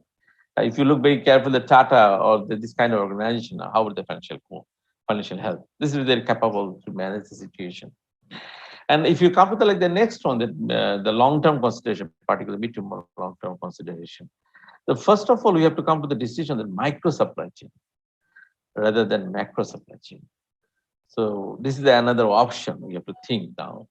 Build agility and speed into our supply chain by creating the micro supply chain. You have to think of the finite, decentralized, agile, mini operating models. Again, use the term mini operating levels with flexible supplier contracts and relationships in manufacturing closer to the point of purchase. So this is the one strategy now we have to think to apply on the buy where you make and make where you sell. This is the one of the technique we could come up now after this post-pandemic scenario. The buy where you make and make where you sell. But secondly, we have to think of the supply diversification. You know that we are too much dependent on maybe the one supplier. So now this is a time we have to think that like the multiple suppliers. So access the opportunities to diversify the supplier base, identify geographically diversified suppliers to onboard in the event of emergency. So this is the first choice, supplier, second choice, third choice. And maybe we can think about this one, like a local supplier. That will be the one option for at this stage. Consideration should be given to dual sourcing of critical components. We should not depend only one sourcing. And then supply chain strategize. So move away from an adversarial short-term approach to a long-term strategy of driving value. And periodically test and revise our strategy to account for organizational growth and environmental change. This is a time to think now. So we should not be consistent in the one supply chain model. We have to go for the gradually to change and revise our supply chain. And what I said earlier, that this is a time for us to think that how we can move to the other hubs, instead of the China, we have to move to the Vietnam, Mexico, or India. So this is the time for the different country researchers, how they can come to that level. So this is the one of the options what I said that we have to think in nowadays. And what I said earlier, the COVID-19 has exposed the vulnerabilities of complex global supply chain built on lean manufacturing principles. So this is the time to think in this way. You know that what I said, mentioned earlier, when the lockdown started, this question was there. The decentralization of manufacturing capacity. With the companies looking to bring the production home. Tesco, Walmart, they did the same things, production home. And then what you said that this is a time to think that how you can apply that automation and then a small batch production. And this is the way to think.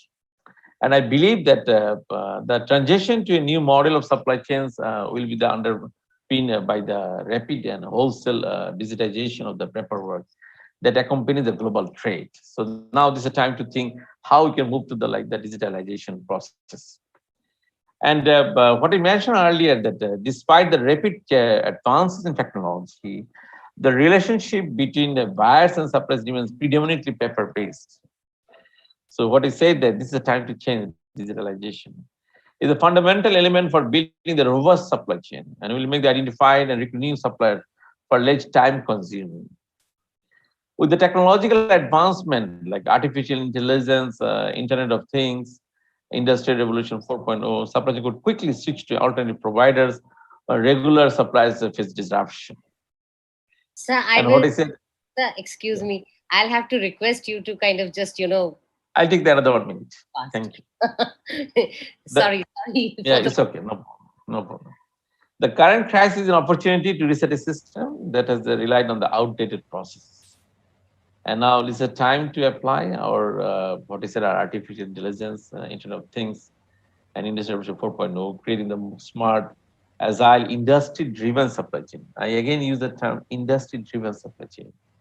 Is a key to building a global trade and investment network that's capable of weathering the future storms, like our future if we face any kind of pandemic. But what we designed the earlier supply chain, now is the time to revise the supply chain based on this pandemic situation. So I believe that I've taken a long time. Thank you so much. I really wish we had time for questions. I was taking a few notes, but well, sir, for that, again, maybe another session, a request to VC, sir, because there is absolutely no time. No problem. Thank you. Thank you so much. Thank you very much, sir. It was a very, very informative presentation, and we were presented with a lot of insights. I will have to move on to Dr. Mandeep Mittal, who started his career in the education industry with the Amity Group. He is currently working as the head and associate professor in the Department of Mathematics, Amity Institute of Applied Sciences in Noida. He earned his postdoctorate from Hanyang University, South Korea, and post-graduation with IIT Roorkee. He has published more than 70 research articles, authored one book with Narosa Publication on C language, and edited 6 research books with IGI Global and Springer. He's a series editor of Inventory Optimization, Springer Singapore again, and he also served as Dean of Students Activities at Amity School of Engineering and Technology, Delhi for 9 years, and worked as HOD, mathematics. He is a member of the editorial boards of Revista, Investicon Operación, Journal of Control and Systems Engineering, and Journal of Advances in Management Sciences and Information Systems. He actively participated as a core member of organizing committees in the international conferences in India and outside India. Dr. Mittal? Thank you very much, ma'am.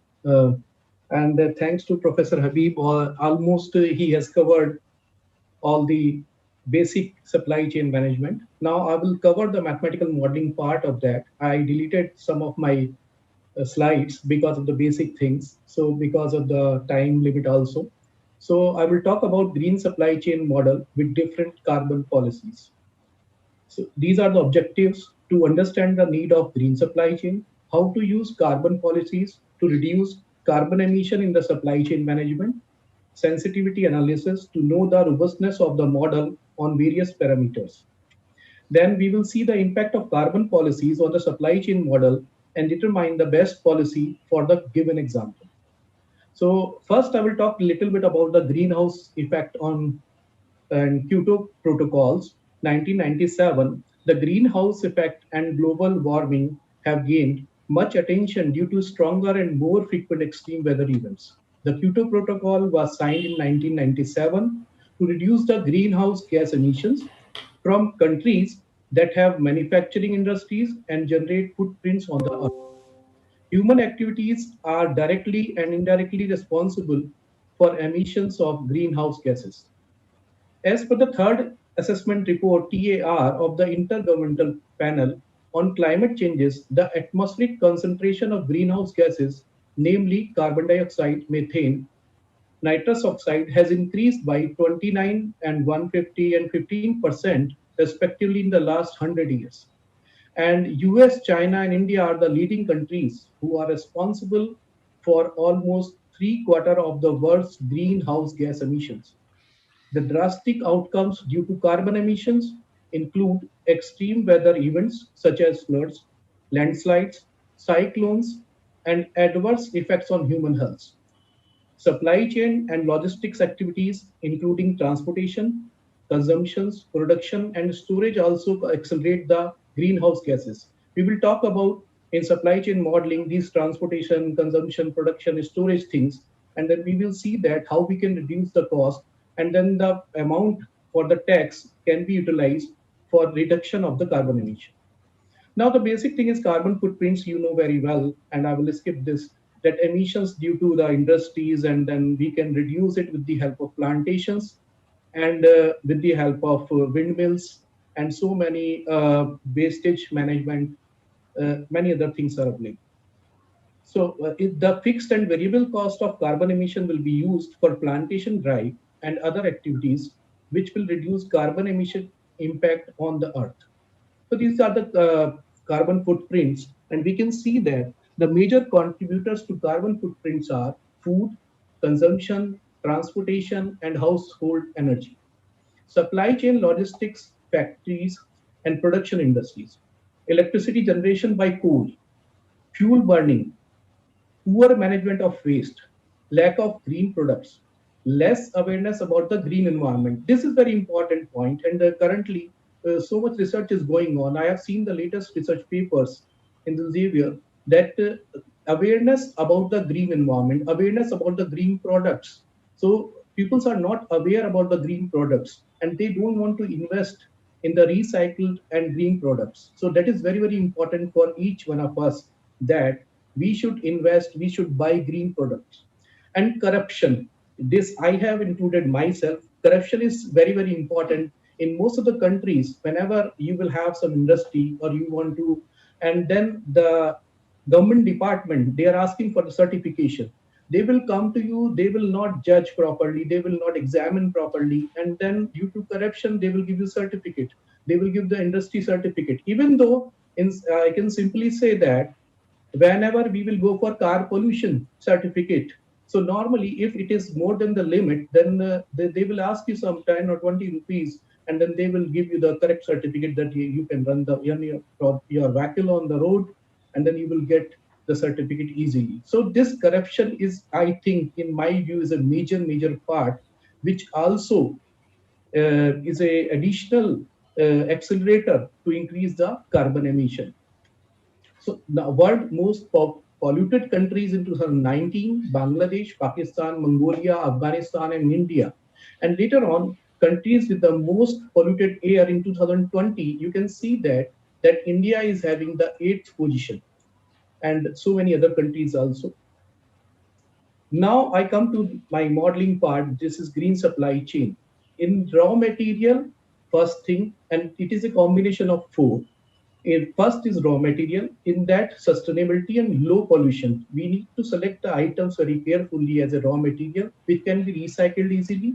And second is the manufacturing part, in which we can reduce the energy, clean technology we should use, and reduce the waste, and there should be proper waste management. Then distribution, optimal transportation. The optimal transportation means that they have to manage properly the cargo. If the truck is going on with the goods, it should be properly filled. It should not be empty, 1/4 or 3/4. It should be properly managed. In one of the report, I have seen that in cargo ships, suppose containers are not filled properly, the optimal use of the containers, and it should be filled properly. And if the ships will go with the ideal speed, then definitely it will reduce to 20 to 30% of the carbon emission. As we know that the average of the car you will get from the industry, that when you will run your car in the proper speed and proper gear system, then you will get the maximum mileage. So the same thing is applicable to supply chain management, transportation also. If you will cover, the ship will cover the distance with the ideal speed, although it may be possible that there may be 1 or 2 days delay, but on the cost of the environment, we can see that if the ship will cover the distance in the ideal speed and good fuel and then proper management, definitely it will reduce. So distribution, we can have alternatives. Reverse logistics also can be used. And the fourth one is recovery, which is recycling, reuse, and rework. The items are used, can be recycled, and again, the good item can be produced and which can be delivered to the customer. Then the next is the working paper. I am going to explain. That's why I'm not covering the mathematical part. I will take only simple terms. It is a working paper, green supply chain model for detreating items and imperfect manufacturing under different carbon policies. Outline of the model: integrated supply chain inventory model for detreating items with imperfect quality consisting of carbon footprints. Manufacturer conducts 100% good quality check to prevent the delivery of the imperfect items. And then a 3PL partner is there who will take the product from the manufacturer and then deliver to the buyer, and then it will go to the customer. Various carbon emission regulations are discussed on the supply chain model, and then in the end, we will cover the numerical example and sensitivity analysis on the model. So this is a pictorial representation. Outside supplier will be there, manufacturer, which will manufacture the products and transporting industrial goods to 3PL, and 3PL will store into the warehouse and then deliver to the buyer, and then buyer further it will deliver to the customers. What is 3PL role is in the supply chain management is a service that allows you to outsource operational logistics from warehousing all the way through the delivery, and ultimately enables you to focus on other parts of your business. Third-party logistics companies provide any number of services having to do with the logistics of the supply chain. We know very well Amazon is one of the largest in the world, work as a third-party logistics. Now this is more towards the mathematical modeling, pictorial representation of the model. Again, the supplier, and it will go for the inspection. The manufacturer, the inspection will be done of the goods, and then these will be divided into non-defective and defective. Later on, defective will be scrapped, and then non-defective will go for the single delivery to the 3PL storage, and then it will go for multiple deliveries to the buyer with the equal size. I will cover this later on in the mathematical model. Then these are the notation. I will not take so much time on that. And these are the assumptions we have considered in this model. Following are the assumptions in this model. A single type of product we have considered. in which the demand rate is known and constant. The demand rate is D and the production rate is P of the manufacturer are known and constant. Where P is greater than D, that's why shortages are not there. And the third one is the deterioration rate of inventory is constant. Deteriorated items will be disposed of at the end of the cycle. All transportation is performed by the trucks. Defective products are scrapped at the end of the production process. Replenishment is instantaneous and shortages are not. So this is the figure for the model. The first one is for the manufacturer. The second one is for the 3PL partner. And the last one, third one is for the buyer. Manufacturer starts production based on 3PL orders, Q1 quantity. The production is imperfect and produce certain rate of defective products with a known probability beta. The manufacturer carries out a quality inspection to prevent the delivery of defective products. The defective products are scrapped later after the inspection process. Then the 3PL... Sir, I will just interrupt, sir. It will have to be a little fast now. If you okay. So sorry. So, actually, I'm covering a little fast. Again, I will go ahead. Okay. So these are the models I have explained you. And then later on, the 3PL party, they deliver the product from the warehouse to the buyer in N times with the Q2 quantities. So now I come to the manufacturing cost per unit time. We are calculating. These are the setup cost, production cost, quality checkup, and then these are the cost involved in that. And then later on, the third party cost involved, ordering cost, transportation cost, and holding cost. These are the cost, and then buyer cost, which includes ordering cost, holding cost, and deterioration cost. So now you can see that the topic is basically carbon emission and supply chain management. So in this, you can see that at the manufacturing factory, there is emission. And then later on with the transportation, there is emission, and then warehouse, and later on it will become a big cloud of the emission, which will add to the footprints on the earth. So carbon regulatories, we have policies by the government. The one is carbon tax is a fee imposed on the burning of carbon-based fuel. Then carbon tax is the core policy for reducing and eventually eliminating the use of fossil fuels. Then carbon market will be there. Carbon credits are also available, in which somebody can buy the carbon credits if they are lacking with that. And the second is a carbon offset is a reduction in emission of carbon dioxide or other greenhouse made in order to compensate of emissions made elsewhere. And the cap and trade is the most important policy which reduces emissions such as those from power plants by setting a limit on pollution and creating a market. The best climate policy environmentally and economically limits emission and puts a price on them. So this is a carbon emission regulation cycle. I think I have covered all this. Basically, there is a carbon tax, carbon cap, and then carbon offset and carbon trade and cap. Then we have applied these policies on our model, which I have discussed as a pictorial representation of that. And then in that, we will have carbon cap and trade, two cases where the carbon emission is greater than the cap and less than the cap. In the case of greater than C, they have to buy the emissions. And then in the case of carbon emission is less than the cap, they can sell the emissions and then earn the money. In carbon offset, they have carbon emission greater than C as the cap, pay tax on emissions, and then if it is less than, then there is no tax. So cost involved in carbon emissions these are the cost: emission due to production, emission due to production process, emission due to scrapping, emission due to transportation, emission due to holding items in warehouse and deteriorations. So we clubbed all these costs and then— Moumita, sorry to interrupt. Moumita, we don't have much time. Okay? Yes, sir. Yes, we sir. do not have much time because there is a panel discussion which has to start.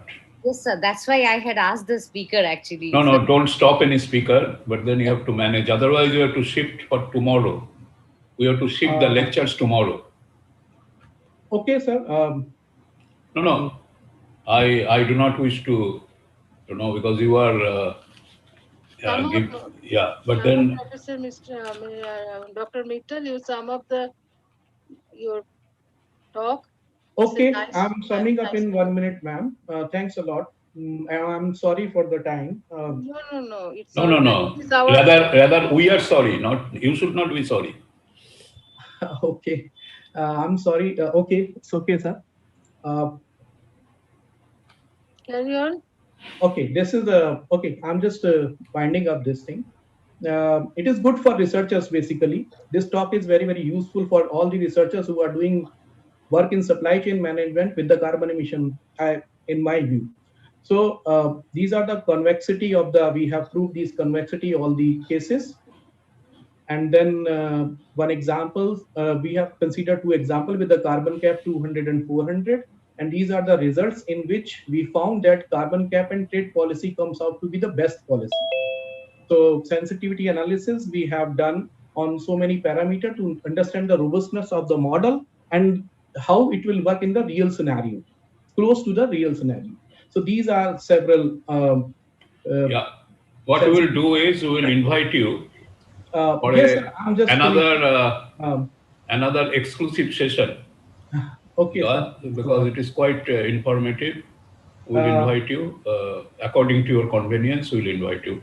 Also, we'll invite Mr. Habib because he also spoke pretty well on the very basics of supply chain. So we will make sure that you are invited because our students will greatly benefit, and we will also have some mechanism to connect you with our research body, CREAM. Our scholars will contact you. Yeah, thanks. Those who are interested in this type of problem. Yeah, we should carbon connect. Emission and all these things. Yeah, this is a wonderful work. We have to. Momita, I would like to add something once you finish it. Just half a minute I will take. Half a minute. Yeah. And before that, I have a request to you, Professor Dasgupta. The CREAM regional presentations. Yes. Either you handle today in such a manner that you wind up in 10 minutes, or you take them tomorrow. No, I can handle within 10 minutes. I assure you. That's good. Yeah. And I'm really missing the wonderful presentations which I'm hearing and what Dr. Habib said. Yes. So we'll invite them in one of our CREAM meeting, regional meeting, and we'll connect with them. We'll call all the researchers there. Yeah. Okay. Momita, can I take a minute, half a minute? No. Dr. Mittal has not yet completed. Not yet finished. Conclude that, and then Dasgupta can take a minute. And we have, of course, Leopoldo Eduardo today itself. After that, then the second session of invited talks we can actually do tomorrow, or we may think about it, whichever way. No, we'll finish the regional coordinators talking. Maybe all 4 can finish within, say, 10 minutes. I'll assure you that. Not a problem at all. Okay. I'll make sure. Please, I'll make sure it is done. I can moderate that. I'll make sure it is done. Yeah. Please do conclude. And yes. Okay. Thanks a lot, ma'am. Thanks a lot, Vice Chancellor, sir. So conclusion is that manufacturer can reduce carbon emission by monitoring energy usage during production process, switch to green energy, review logistics, and reward the green compute by 3PLs. 3PL companies can reduce the emission cost by using green vehicles, which will produce less emission, proper load distribution in the shipments, and ideal speed of the vehicles. Buyers should promote green and recycled products. They should welcome and buy green products. Increase the awareness among the customers about green products. Companies should be rewarded by the government who are producing green products and following green supply chain management. From all these policies, 3-4 policies I have discussed, and in my example, we found that carbon regulation policies in this model, carbon cap and trade comes out to be the most efficient one. Further, this model can be extended for multiple suppliers, multiple retailers, and multi-items for realistic scenario. So these are the references, and thanks a lot for everyone. Thank you, sir. Very sorry, but this discussion can continue. Professor Dasgupta, I'd like to say something for maybe 20 seconds. Will you allow me? 20 seconds. Yeah, half a minute. Half a minute. 30 seconds, okay. It reminded me today what was happening. it was an international conference in Sri Lanka, in Colombo, on Asia Energy Security Summit. And I was to present a paper on world production of coal and its future. And the chairman was Maruf Raja. Some of you know him. I know him personally very well. So when I went up, so Maruf Raja asked me, looking at me, because Mr. Dasgupta, how many slides you got? I said 50. He said, my God, 50, I have no time. You have to reduce it to 10, or you just give us the gist. We have no time, sir. And I learned from Maruf how to manage time. I said, snap my slides. I don't want to show any PPT. I will speak ex tempo. And that was done. I was, hammered by Maruf Raja. 50 slides? Are you mad? We only got 10 minutes for you. And Maruf was that kind of a man, Anyway, it reminded me of that. Okay. I was told like that. So I prepared myself. Whenever I go, I know the gist. I can just present the gist and forget it. And read everything yourself. I don't read. I said, read yourself. That's the slide, read yourself. Or I'll give you a copy. You can read it later on. Okay, let's hear next speaker. Leopoldo Eduardo Cardenas Baron received his BS degree in Industrial and Systems Engineering, the MS degree in Manufacturing Systems, the MS degree in Industrial Engineering, and PhD in Industrial Engineering from the Tecnológico de Monterrey. He joined the Industrial Systems and Engineering Department of the University as assistant professor, associate professor, and professor. He is right now researcher of the research group in optimization and data science. He is a member of Mexican Research National System. His research activities include inventory theory, optimization, and supply chain, 135 papers in JCR journals. His academic and research leadership at the Tecnológico de Monterrey has been awarded with several awards, such as Teaching and Research Award, Romula Graza Prize for Research and Technology Development, and the award of the professor who left a mark from community of former students of that same university. Welcome, sir, all the way from Mexico. Do take the stage. And then again, sir, time limitations are there. So if you could please finish your deliberations in 10 minutes. Momita. Yes, sir. Momita. Yes, sir. I have a little suggestion for you. When you're introducing somebody, you are qualified enough, you are good enough, you can cut short the introduction a little bit, if you can. I am actually cutting. Yeah, if you can cut short the introduction a little bit for the benefit of everyone. Cut short. Don't take it otherwise, Right. So, sir, I do have the restriction for 10 minutes. Please. Okay, thank you. Can you hear me? Yes, sir. Yes, sir. We can all hear you. Okay. Thank you. Thank you for inviting me to be here. It's a pleasure and honor to talk with you. I will talk about inventory model for growing items under carbon emissions. This is my research team for this research paper, Cynthia Grisel de la Cruz, who is connected now here, and Budaden Mandal. This research work proposed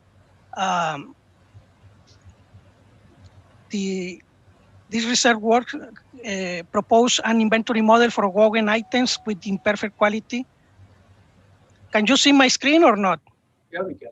No, not really. Hello? No. No, sir. Your screen has. We don't see it. Yeah. Now?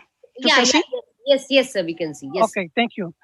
This research work proposed an inventory model for growing items with imperfect quality when demand is price sensitive under carbon emissions and shortages. These shortages are fully backordered. The demand is price sensitive according to polynomial function. The proposed inventory model determines jointly the optimal policy for selling price, the order quantity, and backordering quantity, which maximize the total profit.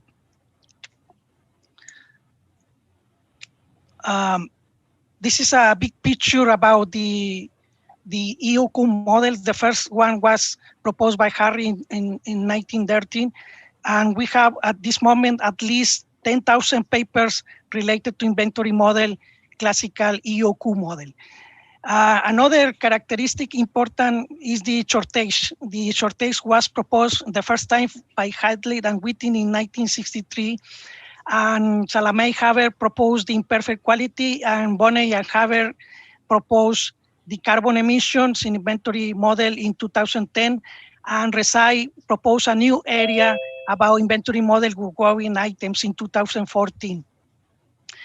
There are in this new area, the growing items, there are exactly 26 papers we start with the work reside in 2014, 2015, one paper, 2016, another paper, 2017, another paper, and 2018, another paper.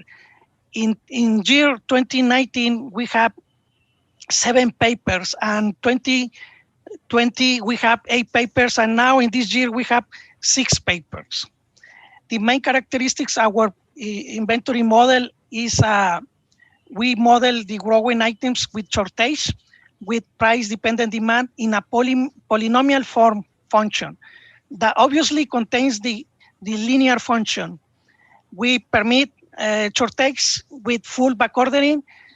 We consider imperfect quality. We consider the carbon tax policy. The objective function is a maximization profit. We optimize selling price, order quantity, backordering quantity, and cycle time. This is the notation. I will mention some symbols only.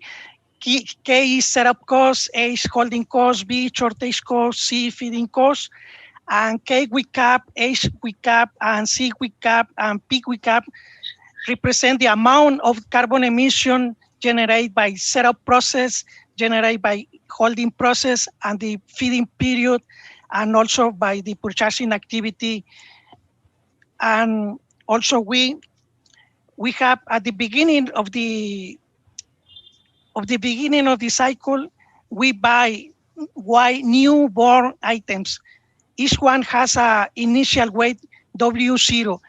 The objective is to feed them until to reach W1 weight at the end of the growing item. When we arrive to W1 weight, we need to slaughter the animals. This is the growing items are animals, basically like cows, pigs, and chickens, etc. We have 3 times. T1 is a growing period, T2 and T3 are the inspection period, and T4 consumption period, and T5 is shortage accumulation period. The decision variables are order quantity, Y, B, backordering quantity, and S, selling price. We have some dependent decision variables like cycle time, Q0 and QT1. Functions, we have the DS as a price-dependent demand function, WT, the growing function, and GX, the probability density function for the percent of imperfect items. The function TPU is the total profit per unit of time. This is the inventory behavior of the growing items with imperfect quality. We start at the beginning with Q0 weight. The objective is to obtain or finalize with Q1 weight.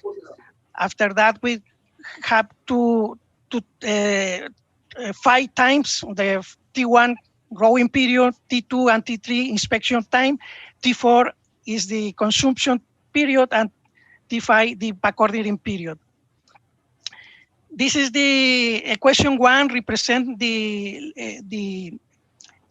growing of the animals is according to logistic growth function.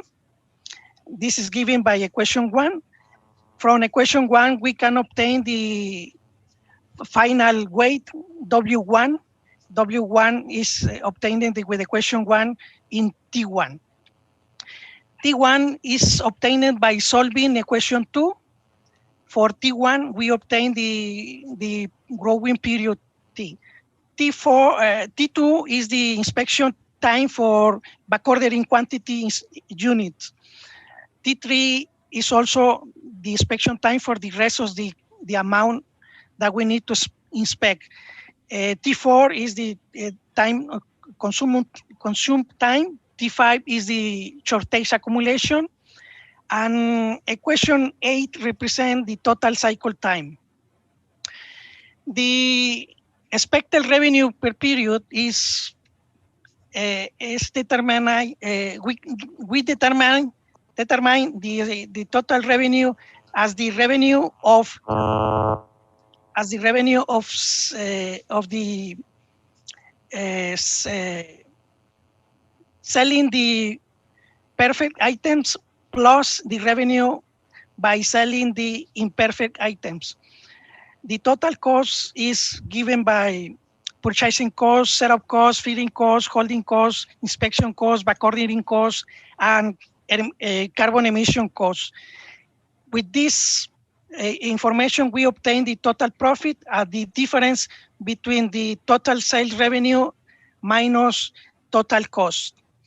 I will show very quick the equations in that we need to compute individual to obtain purchasing cost with equation 12, setup cost with equation 13, feeding cost with equation 14, expecting holding cost is given by equation 15, and inspection cost per period is given by equation 16.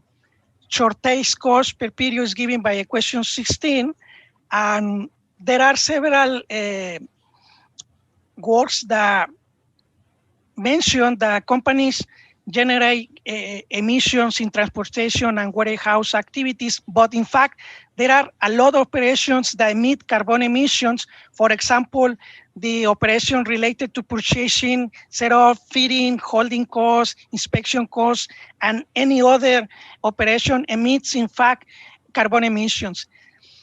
For example, the animals per se generates carbon emission like cows, goats, pigs, chicken, etc.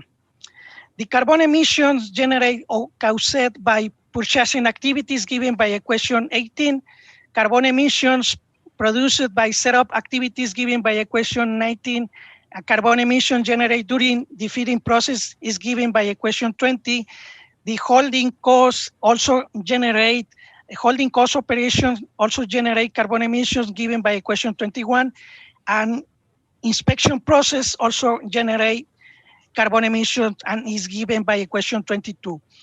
Carbon tax is one of the several carbon emission regulations, like Dr. Mittal mentioned some of them: cap and trade, cap, carbon tax, cap and offset, and cap and price, just for mention some one of them. The equation 23 represents the carbon emissions costs. The total expected profit function is given by dividing the total profit dividing by cycle time. This is the final expression that we need to optimize. This expression is the total profit per unit of time. It's in a general form. Now we put the polynomial function for the demand. The polynomial function is a demand that depends on price, given by pi minus rho multiplied by s to power n. This is the equation 25.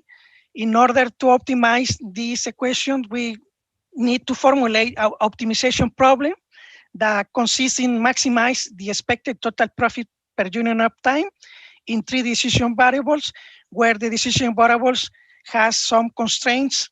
Y is greater than 0, and B is greater than equal to 0 and less than equal to the product of Y by W1. And selling price is constrained with a lower bound and upper bound. Lower bound obviously is the purchasing cost, and upper bound is given by the polynomial function in order to avoid a negative value in the demand function. The theoretical results consist in order to find the optimal solution for the 3 decision variables, we need to obtain the necessary conditions that we need to satisfy for the optimality solution. We need to obtain the first derivative with respect to y, to b, and x. And obviously, to prove the optimality, we need to use the Hessian matrix. We construct the 3 Hessians, we calculate 3 determinant, the determinant H1 most less than 0, determinant H2 greater than 0, and determinant H3 less than 0. Then we prove the optimality of the solution. Now we present very fast the first derivative with respect to y, the first derivative with respect to b, equation 28, and the first derivative with respect to s, equation 29. This is the solution for solving equation 27 and 28. We obtain the optimal solution for the order quantity y and the backordering quantity B, which are given by equation 30 and 31. In order to obtain a solution that is feasible for the problem, remember that the selling price is constrained to a lower bound and to upper bound. We construct the following algorithm.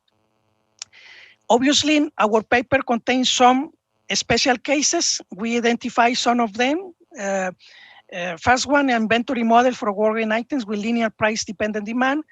Sebahane and Intunji, 2019. Chan and Ho, 2010. Wee et al., 2007. Mada Haber, 2008. Salameh and Haber, 2000. Chi and Silver and Halley and Whiting, and obviously the first one, Harris model. This is a numerical example. This is the data. This is the graphic that shows the concavity property of the total function with respect to Y and B, with respect to Y and S, and with respect to B and S. This is a numerical results. We present a general model that contains another model. This is the solution.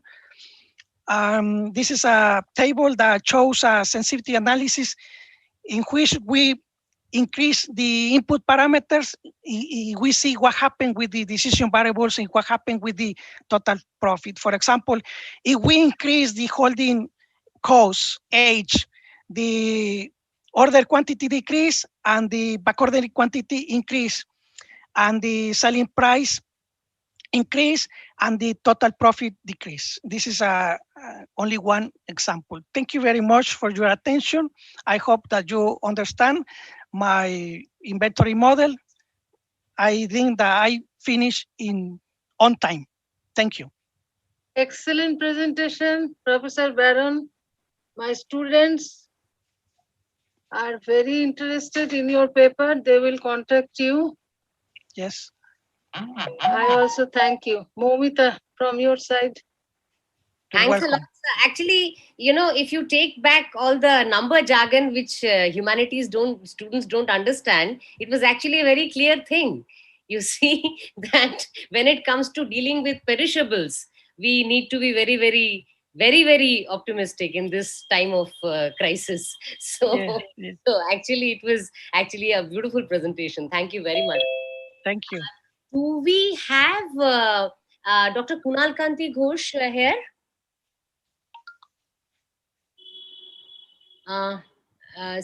Yes, I'm here. Yeah, so Dr. Kunal Kanti Ghosh is going to talk on a very serious subject. He will be talking on technology. So if it is acceptable to Professor, I will request him to talk tomorrow, because tomorrow there will be a lot of research scholars. They will enjoy, because if we hurry up and if we stop during his presentation, it will not be a good thing, because his presentation is absolutely a technical perspective, technology perspectives of supply chain, futuristic supply chain. So is it okay? I won't mind. Let it be tomorrow only. Yeah, because these are not the concepts. He is going to talk the future technologies for supply chains. So tomorrow at what time, sir? Right first will be your presentation. What time? Maybe 10 o'clock? 10 o'clock or 15 past 10. Okay, that will be fine. That saves you some time, Momita. Yes. And I am going to solve your further problem. Professor Ashok Das Gupta will handle all the regional. We have 4 regional heads. Sir, only 3 will be coming. Only 3 will be coming. Yeah.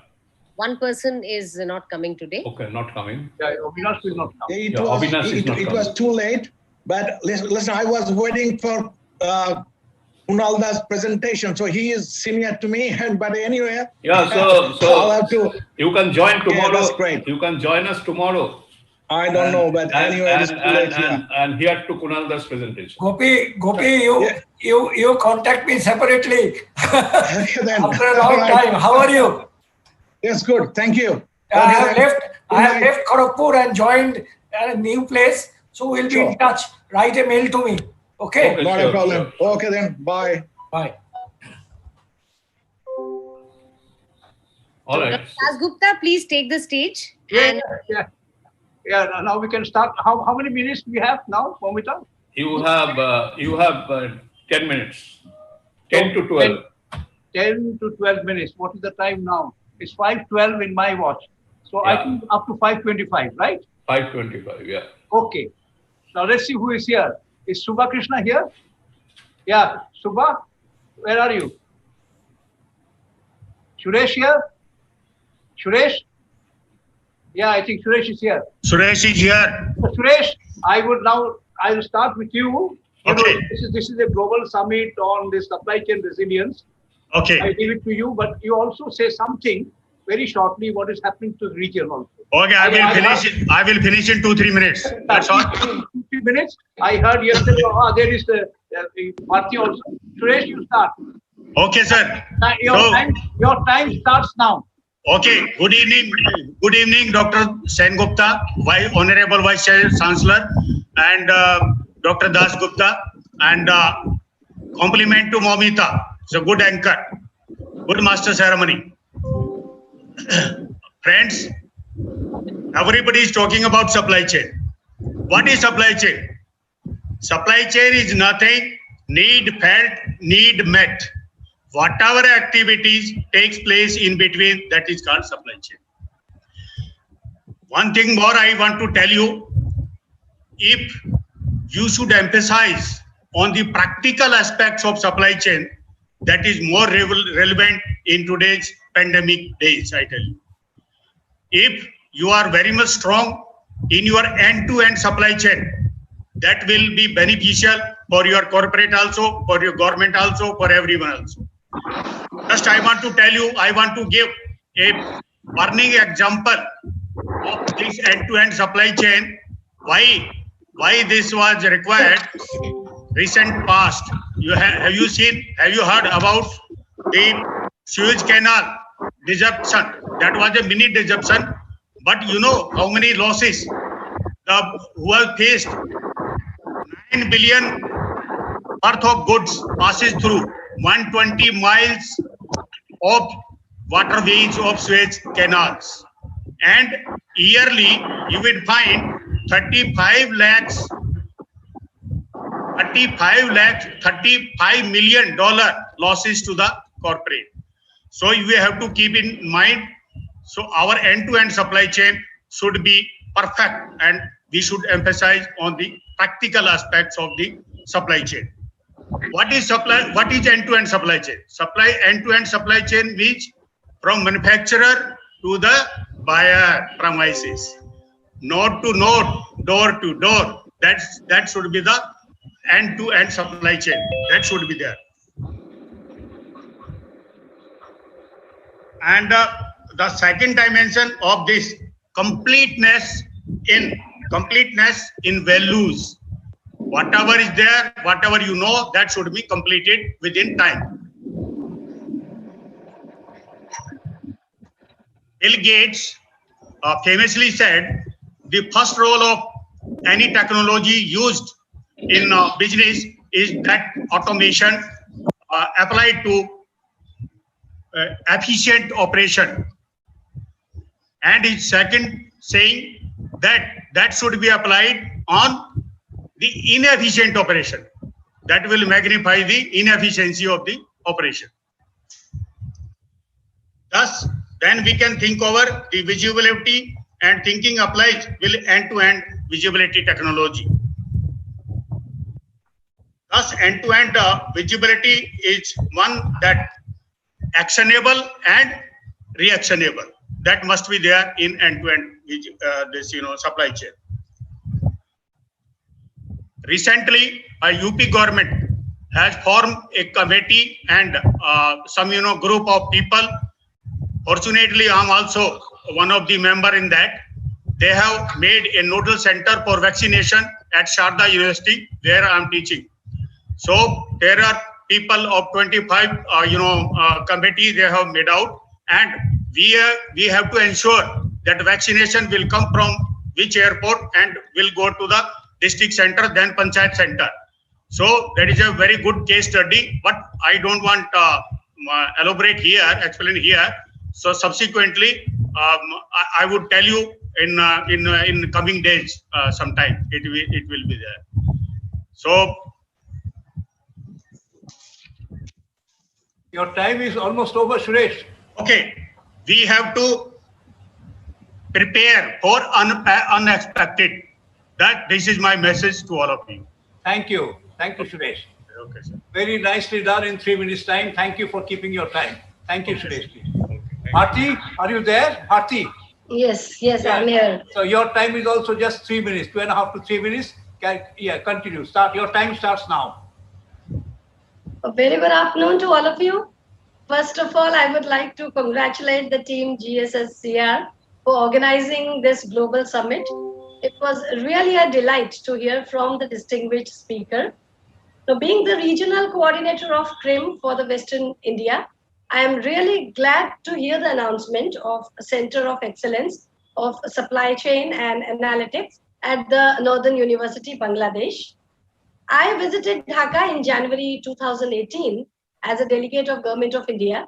And at that time, I can say that apart from the professional commitments, we enjoyed a great hospitality from the Bangladesh government also.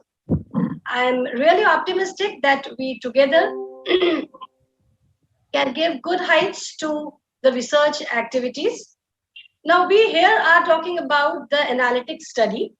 We also are in the field of research and consultancy for the use of disruptive technology for reshaping supply chain and logistics. We have been working keenly on the data visualization, data analytics since last 12 years. And today also I wanted to give an elaborate vision on the storytelling of data for a resilient SCM, but the time is not permitting me. So here at Western Region, we have organized 2 sessions for the awareness of research activities for the PGDM students and professionals at Deepak Nitrate. Now, if I have 2 minutes more, let me talk about a little bit about the supply chain resilience. We all are talking about this. What does it mean? That means withstand adversity, being successful, and happy again after a crisis. Today's crisis situation in country and business is not a new topic. I wish that the worst has already passed, and now we have to make the strategies for a blockbuster comeback.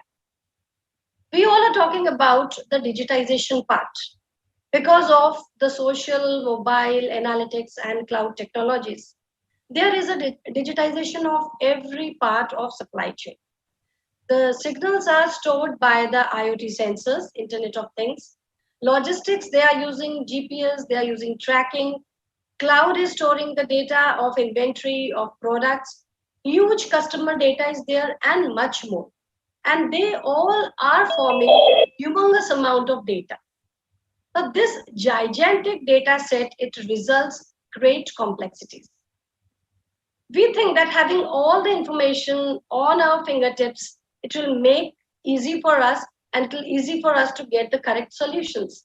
No, it makes it more harder. The more information you are dealing with, the more difficult it is to filter down the most important bits.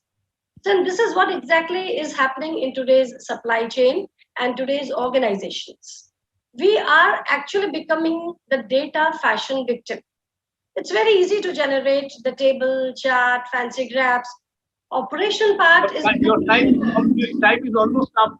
Okay. Operation part is perfect, but I would like to tell you one thing, that the analytical part is lacking. What is the story conveyed from this data is actually lacking. So I would like to say that if we want a resilient SCM, we can have a complete session on storytelling of data. But if we want to have a resilient SCM or resilient system, we should work a lot on the data analytics part. And we have already started organizing workshops at the Vadodara Center for the data visualization and data analytics. Thank you so much. This is from my... Thank you. We agree with you. We discussed that also. Thank you very, very much, Bharti. Keep the flag flying for CRIM in the Western region. Thank you. Is Subha here? Subha, you said you would be like to be present. I don't see you, Subha. Well, anyway, we have heard 2 of our regional representatives, regional coordinators, Suresh and Bharti. We are very happy that we've got such excellent regional coordinators. I'm sure Cream will go from strength to strength with Suresh and with Bharti. And I have extended a help of 5,000 rupees. Yes, Suresh. Thank you very much. Thank you very, very much, Suresh. And now, thank Bharti and also Subba, wherever you are, I was expecting you. And Dr. Avinash Desai, he said that he won't be able to make it because he has to go somewhere or take jab or something like that. He was not there. Anyway, thank you, Suresh. And thank you, everybody, for talking and facing us. Tomorrow also we are having this, so if you are interested, please see tomorrow also. Tomorrow the whole day we have this. Now, I will before I hand over this back to Momita, some of you may know, there is a sad news also in Kolkata. Our Chief Minister's own brother has passed away in COVID this morning. Her own brother, younger brother. And they were staying in the same house in Kalighat. Mamata Banerjee's younger brother passed away this morning. Now, can you imagine how worse it can be? His younger brother. That's a very, very sad news. And they were together. Now, Momita, where are you? Yes, sir. I pass it back to you now. I think it's over. I think I made it in. I think you made it 2 minutes before time, right? Yeah. 120 out of 100 for doing that. How much do you give me? How much out of 100? 120 out of 100. Do you know, Momita? It reminds me, I've got 1 minute. In one of my maths exam in London University, I had got more than 100 in 100. Which is, what had happened? There was an exam in the class and there were many options. So we have to answer only 4 questions, but I answered 6 questions. So they totaled everything and they announced in the class that Ashok Dasgupta has got more than 100 out of 100. So it reminded me of my college days, Thank you very, very much. So it's still within 525. Over to you now. Over to you. Actually, I would just pass the baton here because the panel discussion is going to be chaired by and moderated by our Honorable VC. So, Professor Dr. Gautam Shendu. Yeah, I saw Suman Mukherjee number of times on the screen. Yeah. Suman, Okay, so we are coming to the most interesting part of the first day's summit. That is we have a panel discussion, and we have most interesting and most important personalities who are present here. Now, how we have gone ahead with this panel discussion is we have picked up the leaders from four major areas. One is from healthcare, that is Mr. Rupak Borua. I think you are there, Rupak. Yeah. Good evening. Yeah. You are there, Rupak Borua? Yes, sir. I have joined, Dr. Sengupta. I have joined. Yeah, you have joined. Okay. So we have from healthcare industries, Rupak Borua. We have from education sector, we have Professor Dr. Madhumita Chatterjee. Yes, She is there? Yes, I'm there, sir. Okay. We have the noted economist, Dr. Suman Mukherjee. He is there. We are all happy seeing him. And we have from MSME sector, the president of FOSMI, Vishwanath Bhattacharya. Now, I just got information that he is not doing well, but he's still trying to, he's not keeping well. So he's still trying to join.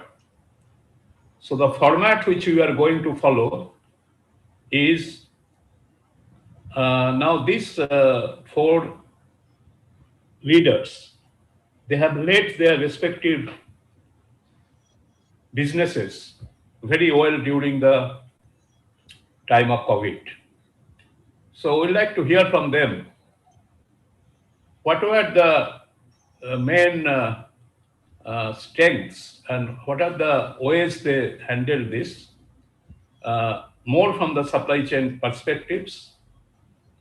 And then after we hear, they will speak turn by turn. And after we hear them, then it will be open to the floor to ask very limited questions.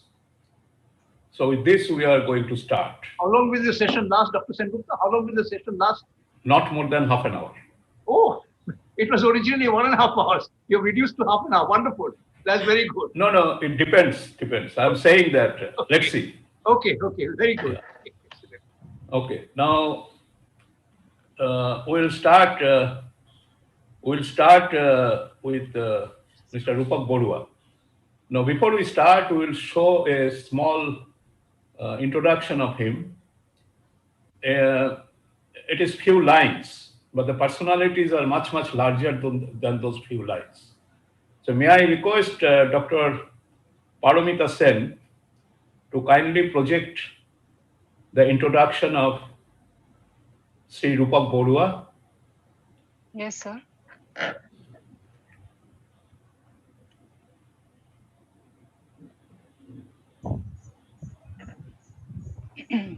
Mr. Rupak Borua, Group CEO, Amri Hospitals. Mr. Borua is a name unto himself in Eastern India's private healthcare sector with a growing national footprint as an exemplary leader, a pathfinder, and a man who has been breaking new grounds throughout a career that spans over 3 decades.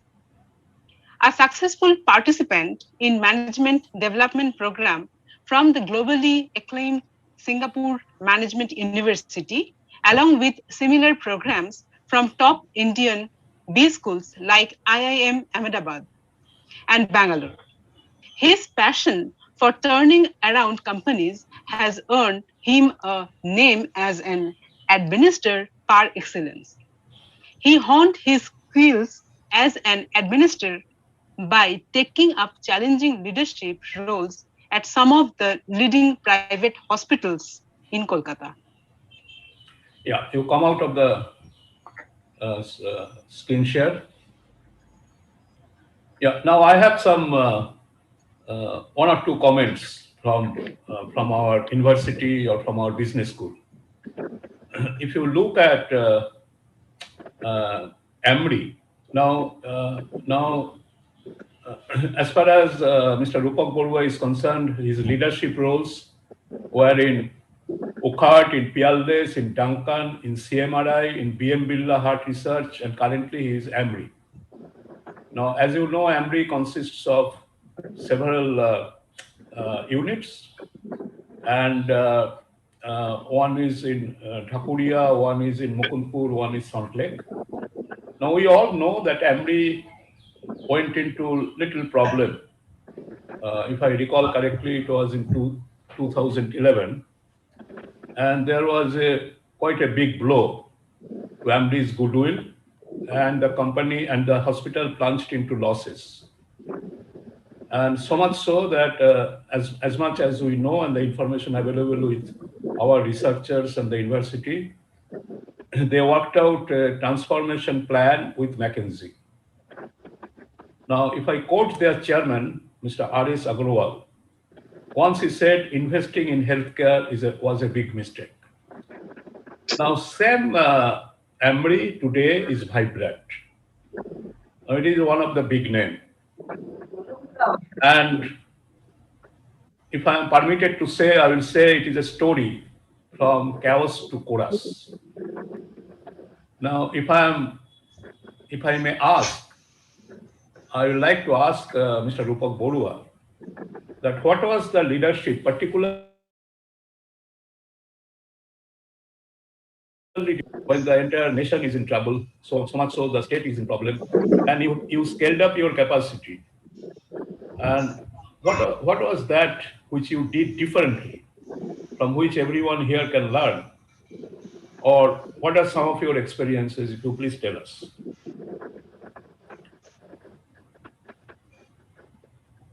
Thank you, Professor Sengupta, for your good words, and thank you so much. Thank you so much for giving me an opportunity here to speak in front of this August gathering. Yes, we are discussing here the leadership role and how we could manage this COVID situation. Yes, of course, it was a very challenging. extremely challenging situation ever we have faced, or personally I have faced, that is the COVID situation. Because I'm there in the healthcare industry for many years, and we had gone through many challenges, but never we could see, not me in the entire world, because this was the situation, never we could expect that it would happen. So that was a very challenging scenario. Now, particularly when this COVID situation started in March, I'm just telling you a little bit, I mean, last year, the first pandemic started. And in that time, actually, we were not having much of idea about this COVID. It was absolutely kind of a new invisible enemy. We don't know its behavior, how it is going to, behave. All those things was a very, very big concern. There were the major challenges. How will this to take care of this your COVID patient? Because there is a lot of stigma initially. Then that the major setback we got first is from my healthcare workers, the doctors, nurses, paramedics, even the housekeeping staffs and all. They were all reluctant to accept COVID. Yes, doctors were. I will not talk about the doctors. Initially, they were all came forward, but particularly the housekeeping staff, paramedics, they didn't have much of idea about this COVID, and they only started learning this about the COVID through media and all. There is a lot of video that COVID is COVID and this is happening all over the world. So there was a lot of challenges at that time to convince my healthcare workers to treat their COVID patient. That also we could take over, and we started taking the patient. We were the first hospital in this in India, actually, the private hospital. We had initiated the process, and we had given one of our building as a Salt Lake building that given to the government to convert it to COVID. So that was the first challenging time. Now, one part was we are talking about the patients, how to handle the patient, because even the doctors were also not very confident how to treat the patient, because there is not much of new virus. Nobody knows about this, but they are experienced at all. And as because they have treated similar kind of a, diseases, so they could started the treatment part. Now the major issue has come up. This is your supply chain. Now this is the protocol says that it is a highly contagious. So we'll have to protect the healthcare workers in a very big way. And by the time we have started taking all the protective gears and all, many healthcare workers started getting infected. That is the one setback that we started, because suddenly we could see there are 35, 40, the staffs got infected because it's a very new kind of a situation. Then the major area of concern became the protective gears, because we are first time we're learning that is a PP that is needed, there's an N95 mask needed, and a lot of sanitizer. Yes, of course, we used to use a lot of sanitizer, but the amount of sanitizer started, demand. That's very difficult to manage that situation. The part is that was a lockdown time. There is no there is a road transport also. There is a lot of restrictions, but there is no company actually who can support us, because hardly very few companies there who manufacture this PP kit. Without PP, we can take one step forward, because we are already by that time we have started taking 100, 150, 200 patients. So that was a challenging time. We started having discussion with the government, the MSME and all, and they supported us. Then this first quarter actually, Q1 of last year, was a very, very turbulent time. And after that, yes, of course, many companies started coming and the technology of the PP and all, and there's a market started doing with this. There is a cost part as well. It is not only the supply part, the cost also. One PP, remember, because of the demand and supply, sudden demand, there is no supply, there is no manufacturer. So we started taking one PP, costing around 1500, 1600. That PP now it has dropped down to 100, 150.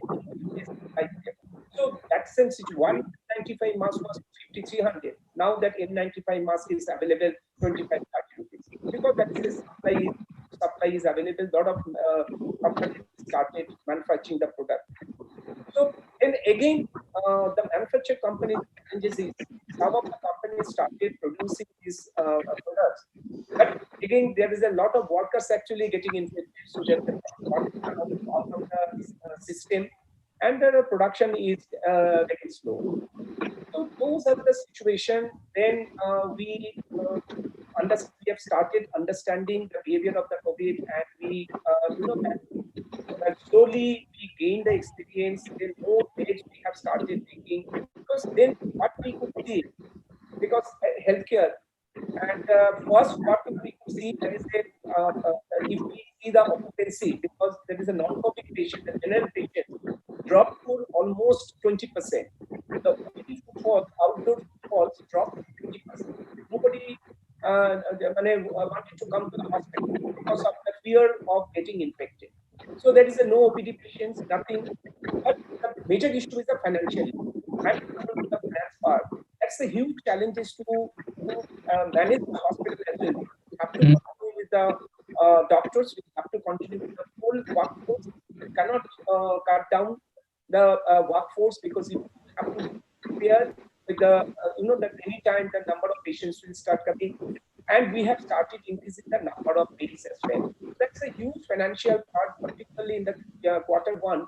There is no revenue, but there is a lot of expenditure in terms of your personal gears, your ventilators, because we started procuring for critical care to manage.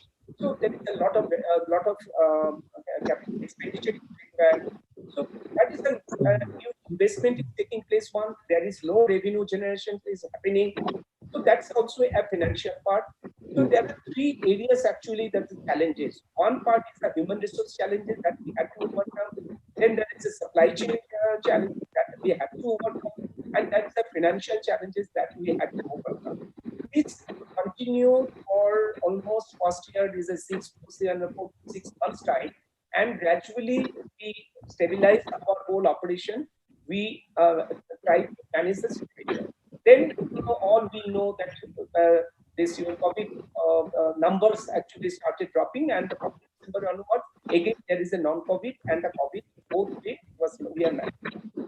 Now the question is, again, there is a second surge, and that's sudden. You see, in the first surge came actually the end of March, but middle of March. That time, that's a slow progress. It started around 50, 100 cases to reach out to lakhs and 2 lakhs cases. It took time, almost 6 months, 4 to 5 months time to reach out to this peak level. But in the second surge, actually, what happened?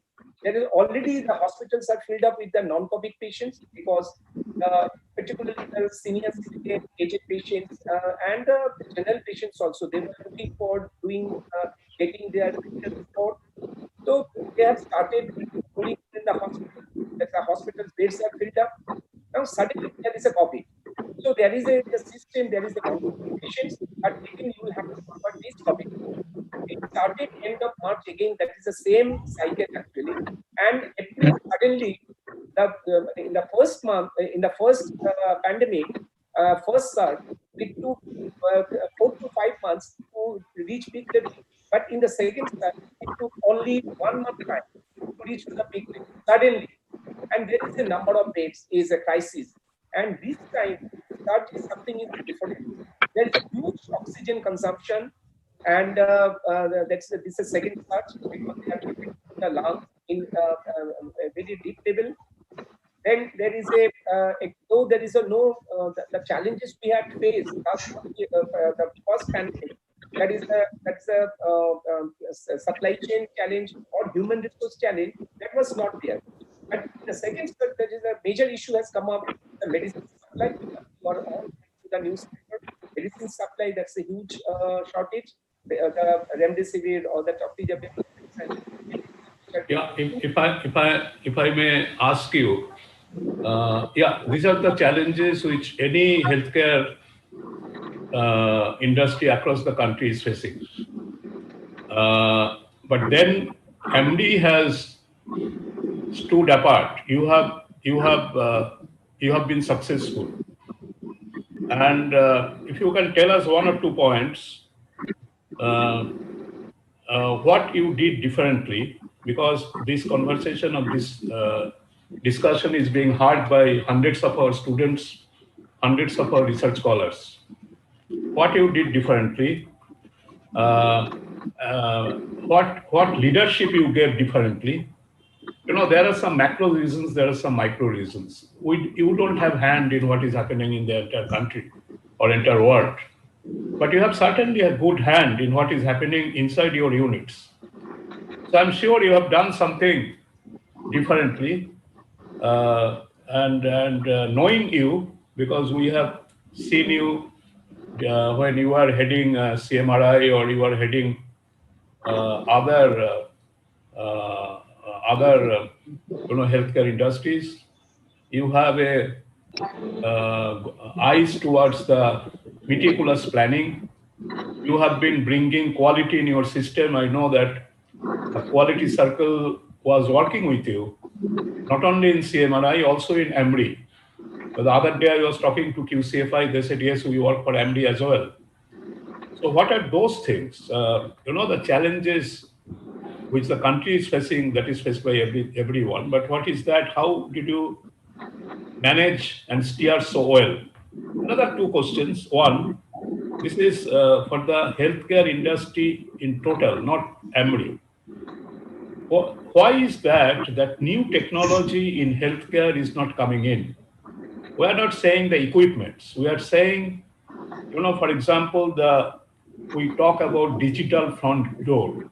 When the patient approaches a hospital reception, now those things are not really improving.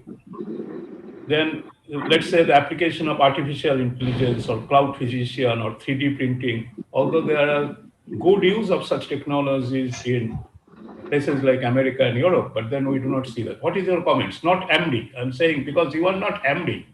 You represent a large hospitals where you have given the leadership. So from that point of view, if you can kindly tell us. One first is how we manage the situation, what different way we do. That is, that's a two part. One is the different part and one is the digital part and the technology, what you are talking about.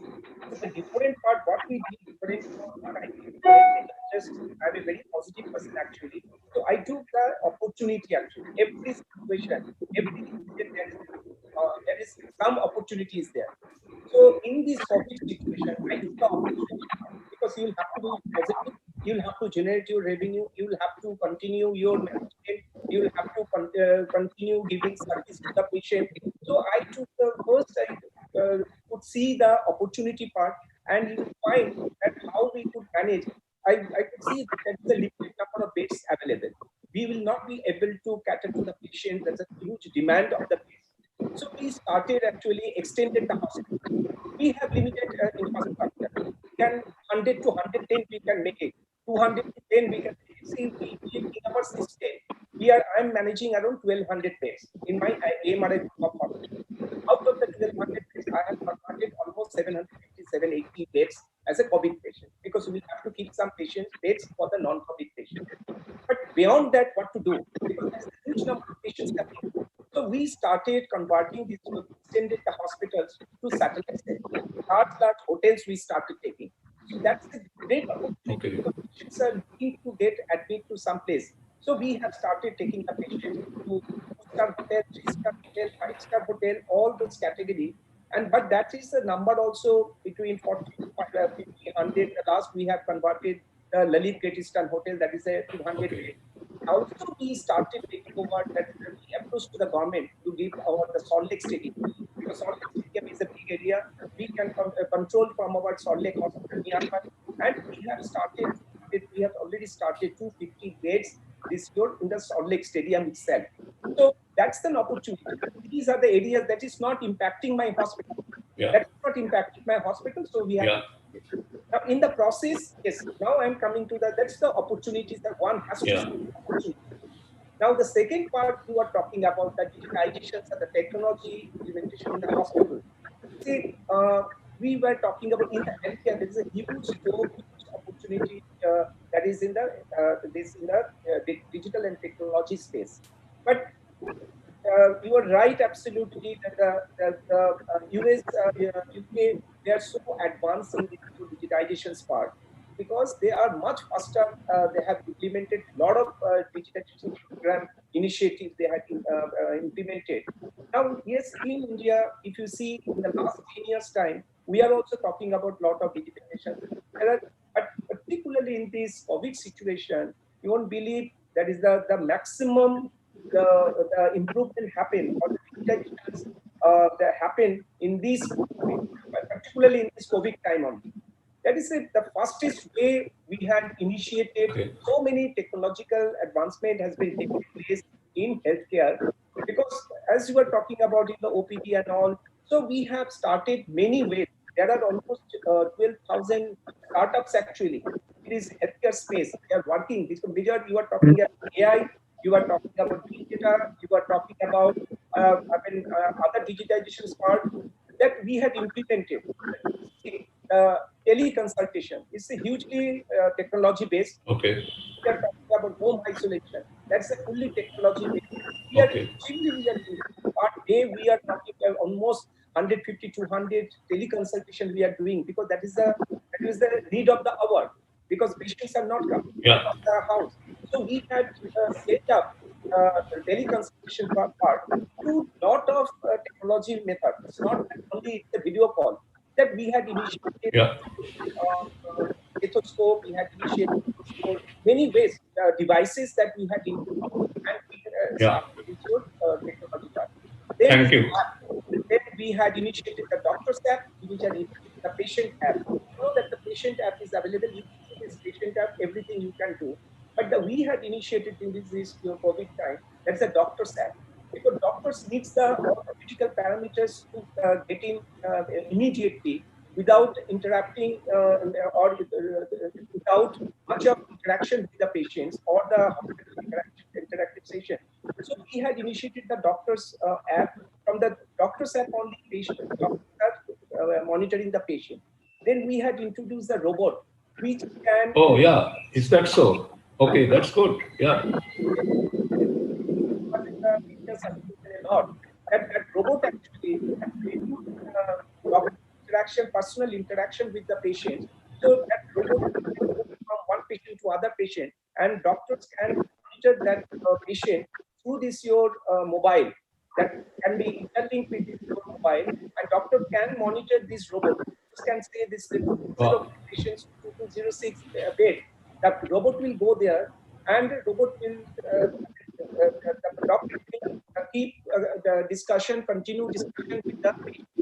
So these are the many ways we have introduced. That's fantastic. That's so nice to hear. Thank you so much. We just heard Mr. Rupak Bodua from a phase when the chairman, MIME chairman said investing in healthcare is big mistake. Probably today he is appreciating the decision, and today AMRI has become one of the most vibrant entity.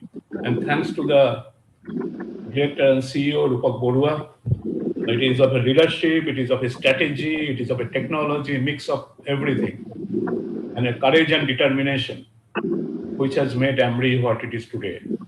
We'll come back to you again, sir. Kindly do not leave the floor because there are many research scholars and students. They are here. One or two questions they will ask you, and even the panel will ask you. I will go to Dr. Suman Mukherjee last because expectation from you is very huge. So I will now go to Professor Dr. Madhumita Chatterjee. Can we see the brief introduction? To introduce such personalities, we require volumes of slides. So we'll just say a few words about Professor Dr. Madhumita Chatterjee. Paramita, if you can please.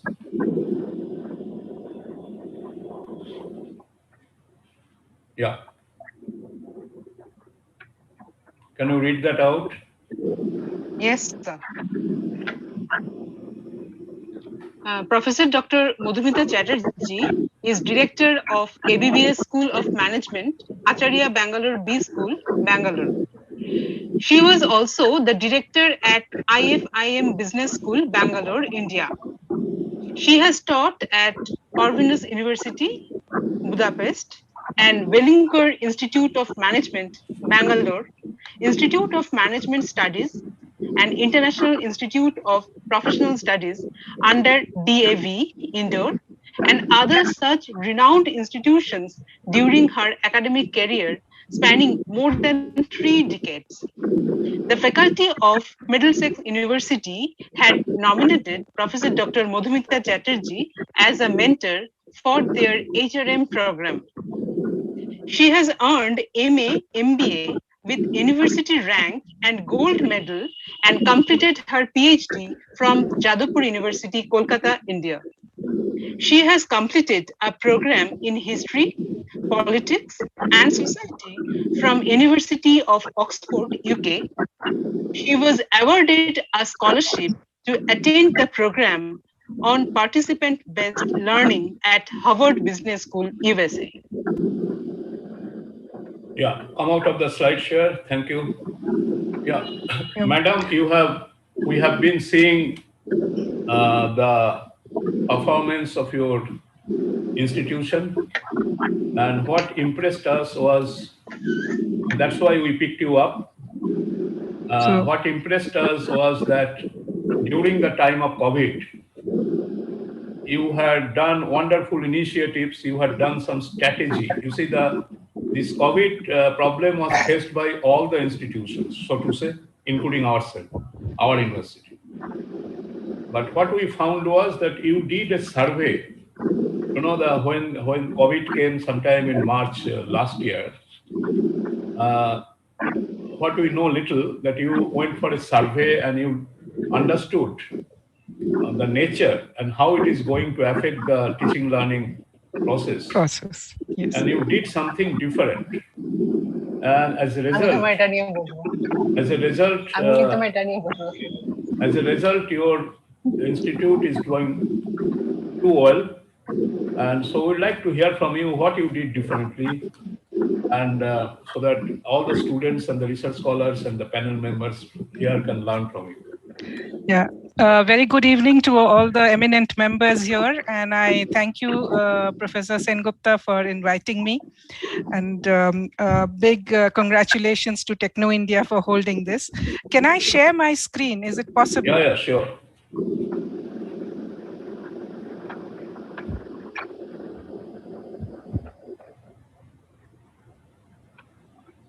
So if I may start with, this is of course building supply chain, and you have already told about the survey that we did. So the survey brought out these problems to me clearly.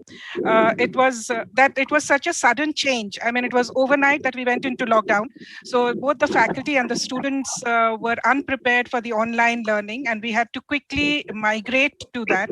And fortunately, ABBS already had an ERP system which we were using, and that was put into its full use, and students and faculty were given a short training to be able to conduct the online classes. So the survey pointed this out, that the students were very worried about it. So the technological proficiency was more required by the faculty, because students are a generation very tech savvy. So it took them very little time, and they could come on very quickly to the platform. But we did do training with our faculty, because we realized they need to go online and teach.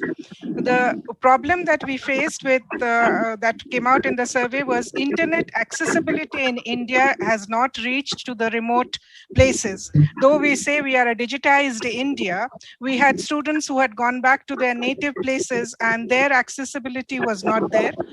even if there was accessibility, the power situation in those places. So these were things that came up very, very, very focused manner to us, that they would not have power for a day or two and they would not be able to charge their mobiles or laptops. So these are issues of India which we must realize as institutions, that it's very easy to say we go online, but how many can really reach out and take what is being taught? And then there were the psychological issues, because there were a lot of apprehensions and fears that will exams happen, not happen, will we lose out on years?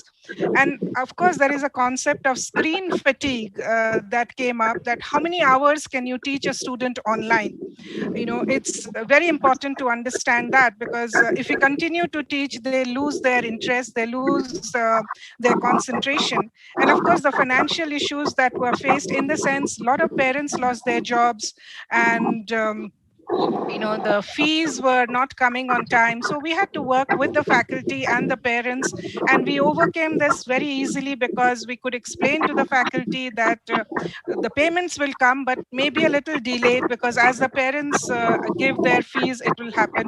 And so we had a wonderful team. So that was one thing that I think every institute should build, whether it is a crisis or not. The concept of team building was very strong in our institute, and everybody held each other's hand to ensure that we go through this tough time. So the survey brought out all these to us, and so this is the basic problems which I was talking about. The students were also worried that they would have to learn new skills. Would they have the resources to be taught that? Or what kind of relationships would now they be able to build? Because campus experience is very different from an online experience. Campus is somewhere where you interact with faculty, where you interact with students, and you build a lot of skills on the relationship building, interpersonal and intrapersonal. So we had to take care of that, because so we would have breakout rooms. We would ensure that they work in groups, they do presentation in groups, so that they were constantly in touch. And our faculty, to say the least, were 24/7 available to the students. This was one thing we ensured, that either on mail or on phone or on WhatsApp, they should get in touch, because we knew these were tough times and they had never gone through this. So there were a lot of complex emotions that were happening among the students and among their parents as well, because they didn't know how the future is going to pan out. And the whole concept of that we have to build back better. This was a problem that was in front of us, and we knew we would have to do it, because nobody knew about the future. So build back better became the theme in AVPS, and we all said we have to work towards that. So in that process, I will just show you quickly what all we did. So the infrastructure I've already talked about, the India and the issues, and of course mental health was an issue. So we had created a team of very senior faculty who worked as counselors and coaches with the students, and the students could get back to them and talk about their issues at home and with their work. So we constantly had counseling sessions, because we knew that the students are going through this whole process of depression and not knowing what their future is going to hold for them. So it was a tough time, but we built these teams to ensure that we go through these problems. And that came up because we had done the survey and we were interacting with the students. So the opportunities that we saw in COVID was new skills could be taught and had to be brought in, and that was something that we did. And innovative teaching methods had to be brought in, because we were online. So we were not on a eye-to-eye contact, or you were not seeing the body language of the student much. So these innovative teaching skills included more of discussions, more of debates, more of case studies, more of their interacting with the faculty, so that we could hold their attention. Then new subjects, I will quickly run through the new subjects that we have related to supply chain. I will go into that. So it was a learning of crisis management that we brought in as a concept to the students and us. And we brought in a few HR heads to talk about such kind of crisis because students were worried about their employment. And the HR heads explained to them that probably they would like to hire these students because they've actually lived a crisis and they would be able to work better in a crisis situation. The other thing that came out very strongly was the concept of ethics and sustainability. Ethics in the sense of transparency in the entire system. So we were very careful in ensuring that we gave the correct information to the students and to the faculty and all our other stakeholders who were involved with our institution. And as you already know, Professor, that ABBS is probably the only green B school that, at least in Bangalore, we are the only green B school. We are totally solar powered. We have our water recycling, vermicomposting and all. So sustainability became a concept that we already teach that, but now we were sort of emphasizing more on that aspect of it. And this gave us a lot of global reach because a lot of professors from abroad were willing to come online and teach. And students did projects with students from other institutes, which give them a concept of diversity and inclusiveness. So these were the skills that we looked at. One was obviously resilience, flexibility, emotional intelligence, continuous learning, entrepreneurial skills, creativity, and critical thinking. Now, when we are talking about these, we obviously needed experts and people who could talk about critical thinking, who could teach critical thinking. So design thinking, critical thinking became important new subjects that we brought in with a little more vigor, though they were there, but now we concentrated more on that. And the emotional intelligence, flexibility, and resilience were a part of our personality enhancement course that we already have. Then technology, we felt today was going to be the content and no more the container that it used to be. Earlier, technology would be taught in small bits and pieces because it was more like a container which had a few languages and you taught. But now that was the content of the main curriculum. So we had to bring in that content in every subject.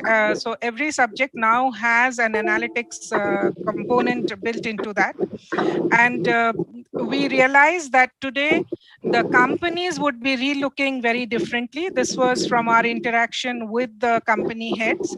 One was how to recover revenues, how to rebuild operations, and this is where I feel supply chain comes in, rethinking the organization and reducing the regional disparities that are there.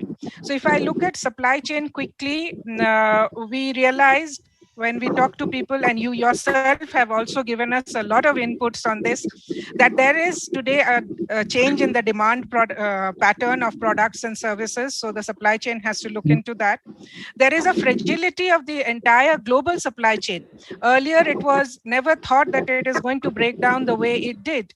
So do we have to now look at more regional supply chain concepts, shorter supply chains? That is a new aspect that needs to be taught. And from a product-driven value chains, now we are moving towards new technologies and consumer-oriented demand patterns. So again, this is a new aspect in our curriculum that we have brought in. And low-cost, high-flexibility operations. This is something you have also, taught our students and given guest lectures on it. So this was something, these are new aspects of the same subject. I mean, I'm not saying we changed the subjects, but we brought in these nuances into the subject because we realized COVID would need these kind of skills from our students. So like cost transparency, agility is your favorite subject. You have always talked about Scrum and agility, and our students have done a lot of work on that. Then the concept of procurement, how do we look at it, the spend analysis, the end-to-end inventory, the whole concept of rebalancing, and the capital spend diagnostics that would need to be done. So our faculty also had to go back and do a lot of training, and that is something we encourage. And I'm proud to tell you, most of our faculty have done their certifications either through Coursera or NPTEL. Some of them have even gone up to 11 certifications, because they need to teach all these aspects. So these were things that we brought in to our institute. That's good. And this is something where the other two areas are, future of work, which we'll have to look at. Since this is a supply chain, I'm not going to go into it. And the rethinking of the organization, what are they going to stand for and how are they going to progress? Okay. Any questions that you have? Yeah, no, I think we'll go to the panel, but it is a wonderful initiative. I think you have taken a lot of initiative. If I could pick up from your work, you have been proactive rather than being reactive, and you have done a survey. You have found out how during the COVID the teaching learning process should be handled, and you are in a situation where probably half of your students come from rural areas. To handle that was a marathon task, and you have done it so well. So all that the message you are giving is that it is an opportunity, and if you handle it differently, you can certainly succeed. Thank you very much. Don't leave the floor. We'll come back to you again. Sure. Yeah. Now we request Dr. Paramita Sen to show and introduce Professor Suman Mukherjee. Yes, sir. Yes, sir. Yeah. Professor Dr. Suman Kumar Mukherjee, MA Delhi, PhD, has more than 46 years of teaching and research experience in India and abroad. Includes Professor Excel Arai, IIS WBM, St. Xavier's College, Kolkata, IIT Delhi, SRCC Delhi, Newcastle Business School, UK Selinger School of Business and Management, USA, former director, Calcutta Business School, former principal and dean, Bharatiya Vidya Bhavan Institute of Management Science, Kolkata, among others. Fellow, All India Management Association, member of Indo-British Scholars Association, Environmental Fellow, USAEP, participated in World Bank Conference in 1994, invited international observer at Bill Clinton White House Conference in Small Business, Washington, 1995. Recipient of Mother Teresa International Award 2014 in Education. Consultant to NCAER GOI, Ministry of Finance project on problems of economic reforms. Former National Director, Anston and Young. Subject expert, Boxer Tiger Reserve, World Bank project. Presently, he is Director General, the Bhabanipur Education Society College, Kolkata. Member, Advisory Board, Chairman, International Marketing and Business Community, Federation of Small and Medium Industries, West Bengal. Member, Economics, Subcommittee, BCC and I, MCC and I, Atrochem, CII year. Yeah, thank you, Paramita. Now, Vishwanath is waiting for the link. So can you please help? He's not able to enter. Vishwanath Bhattacharya. Okay, sir. Okay, sir. Okay. Now, I don't think Suman needs an introduction. Yeah, because whoever looks at the TV channel, whoever attends Calcutta Club has seen his faces many times. Now, my question to you is a little different. My question is that, from tomorrow again, we are getting into lockdown. The entire country is facing the second wave, which is much more dangerous.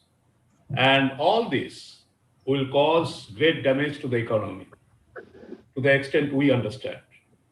Now, as a noted economist, what are your advice? Where are we getting into? And how do we recover from this kind of disaster, economic disaster? I'll make my presentation in two ways. First, as I'll answer your question. There was a huge debate all over the world regarding whether care is more important than the disease. And it was found beyond doubt that care is more dangerous than the disease. Invariably, particularly in the West, the studies conducted in USA show that the blacks suffered more than the whites. In England, they found out that the poor suffer more than the rich. In fact, the unemployed, because of lack of nutrition, have suffered more than the rich. So you're looking at a problem where you say that this disease, COVID, is going to affect the poor more. We thought it was going to affect the elderly more, but now we find that it's going to affect the poor more than the rich.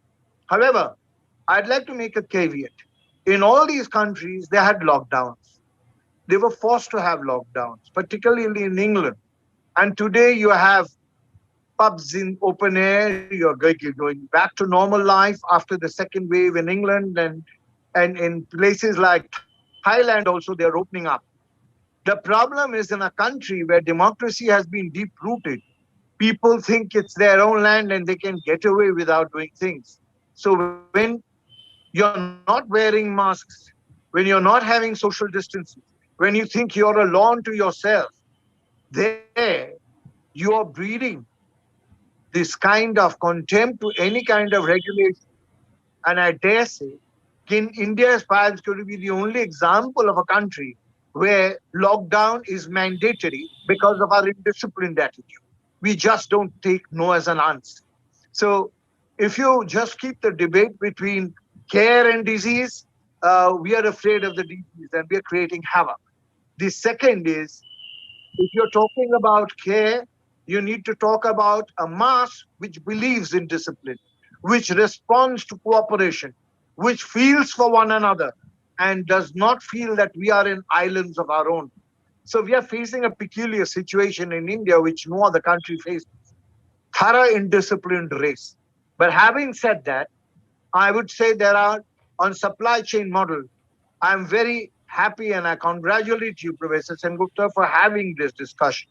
I wonder how many, you've introduced me as an economist, so I need to tell you, in 2020, the size of supply chain was about 215 billion. By the end of 21, it's going to be 305 billion. And in 10 years' time, it's going to be $500 billion. And the growth rate is nearly about 11%. Is the fastest growing sector. And it is more than 14% of GDP. So if you're looking at jobs, if you're looking at outlays, you couldn't be looking at a more serious sector than supply chain. I'll give you a very close example. Let's take the example of Nike. It has 1 million workers, 556 factories, 75 distribution centers, 30,000 retailers, 190 countries, 1,200 automated machines. They have reduced the lead time from 60 days to 10 days and 50% less labor. So if you're looking at organizational success, if you're looking at reducing costs, there couldn't be a better model of supply chain. It's also operational excellence. But the problem is, we have forgotten that there are where we've gone wrong is that on planning, we've forgotten that there is control and inventory and manufacturing process. So we have not looked at inventories for supply chain. Vials and vaccines. The other is the manufacturing process. We've failed to keep track with the rate of growth of the disease. We were expecting, like any marketing strategy, that this is a product cycle where there's an introductory stage, there's growth, there's maturity, and there's decline. It did happen with stage 1, but we forgot there's a stage 2, and we didn't prepare for it. There are 2 approaches to supply chain. One approach is reactive supply chain. What we heard from that beautiful example of Amri is reactive supply chain, where you go by gumption, you go by guesswork, you go by examples.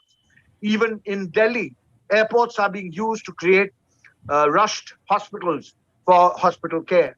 But where is the problem? The problem is we never thought that this product cycle will end and the next one will become a bigger surge. So what we needed is data-driven supply chain strategy, for which we needed enough studies to predict what is the kind, people were thinking, okay, we already have hospitals in excess, beds in excess. The hospitals are now having overcapacity. So we have gone over the hump. Now we are looking at losses. But suddenly we are found with our pants down. So the reason is we didn't use data to look at how a geometric progression can be matched with an arithmetic progression. The linear growth of our production bases were not matching the geometric progression and the exponential growth of this disease. Had we done this, then we would have understood that there is another cycle coming. The 5 stages that we look at: refining, designing, manufacturing, packaging, and transportation. We never studied these at very close length. You referred to my stay at Newcastle Business School. But one of the popular figures, the father of supply chain, is Richard Wilding, who is actually one who was involved with, by accident, he was an industry guy, but he was with Bricklin. And while moving logistics of bricks from Bricklin, he learned the logistics of supply chain. Then he went to Warwick Manufacturing Group, Lord Bhattacharya's group, where he learned this in greater detail. But where he learned it most was in a bus station, where he watched the bus station. And the Royal Blue Line, which is a 3.3 route from Tilehurst to Reading, that's where he really created this model. How do you keep your buses? How long do you stop it? When do you speed it up? When is the number of cycles increased? So supply chain is going to bind the nation. When British Airways talked about the world will become a smaller place in 1980s, when the Concorde flight taxied down the runway and flew off, little did they know that the world will become a giant assembly line. And supply chain is what you're really looking forward to. You looked forward to asking Professor Chatterjee about education. I need to tell you, the way we have been looking at education has also gone through a product cycle. The days of textbooks, reference books, and the way we are looking at library are outdated and gone. Today, you need to have internet mining. You need to have every story in the internet. So you need to regroup and really use the internet to train ourselves. The teachers can be catalysts in this process of teaching. And what is really coming into vogue from school is coding. Once you teach coding, then you'll be able to match, because overnight you can't read statistics and econometrics and do all that. But the computer can help you jump about 3 decades of study to put you at place. So if you're going into an IT world, you need to really bring in this form of curriculum for your MBA. Your MBA should be, let the teacher act as a catalyst to mine all information that's there in theory, in classes. And from school, teach them coding so that they come up with programs. And that should be the thesis for knowing how to build up supply chain. Wonderful. There are so many things I could discuss, but I'll end up by saying there are 6 types of supply chain models. Continuous flow, which of course has its own truncated, discrete definitions. Fast supply chain, efficient supply chain, which reduces cost. Custom configured models. The agile model, being very active. I think Amri is an example. But the flexible model. How do I use my hospital space for something else? Why will not all pharmaceutical companies be forced to produce enough oxygen? And that is the shortage. So what are the problems today? It is nothing but a problem of supply gaps and supply chain.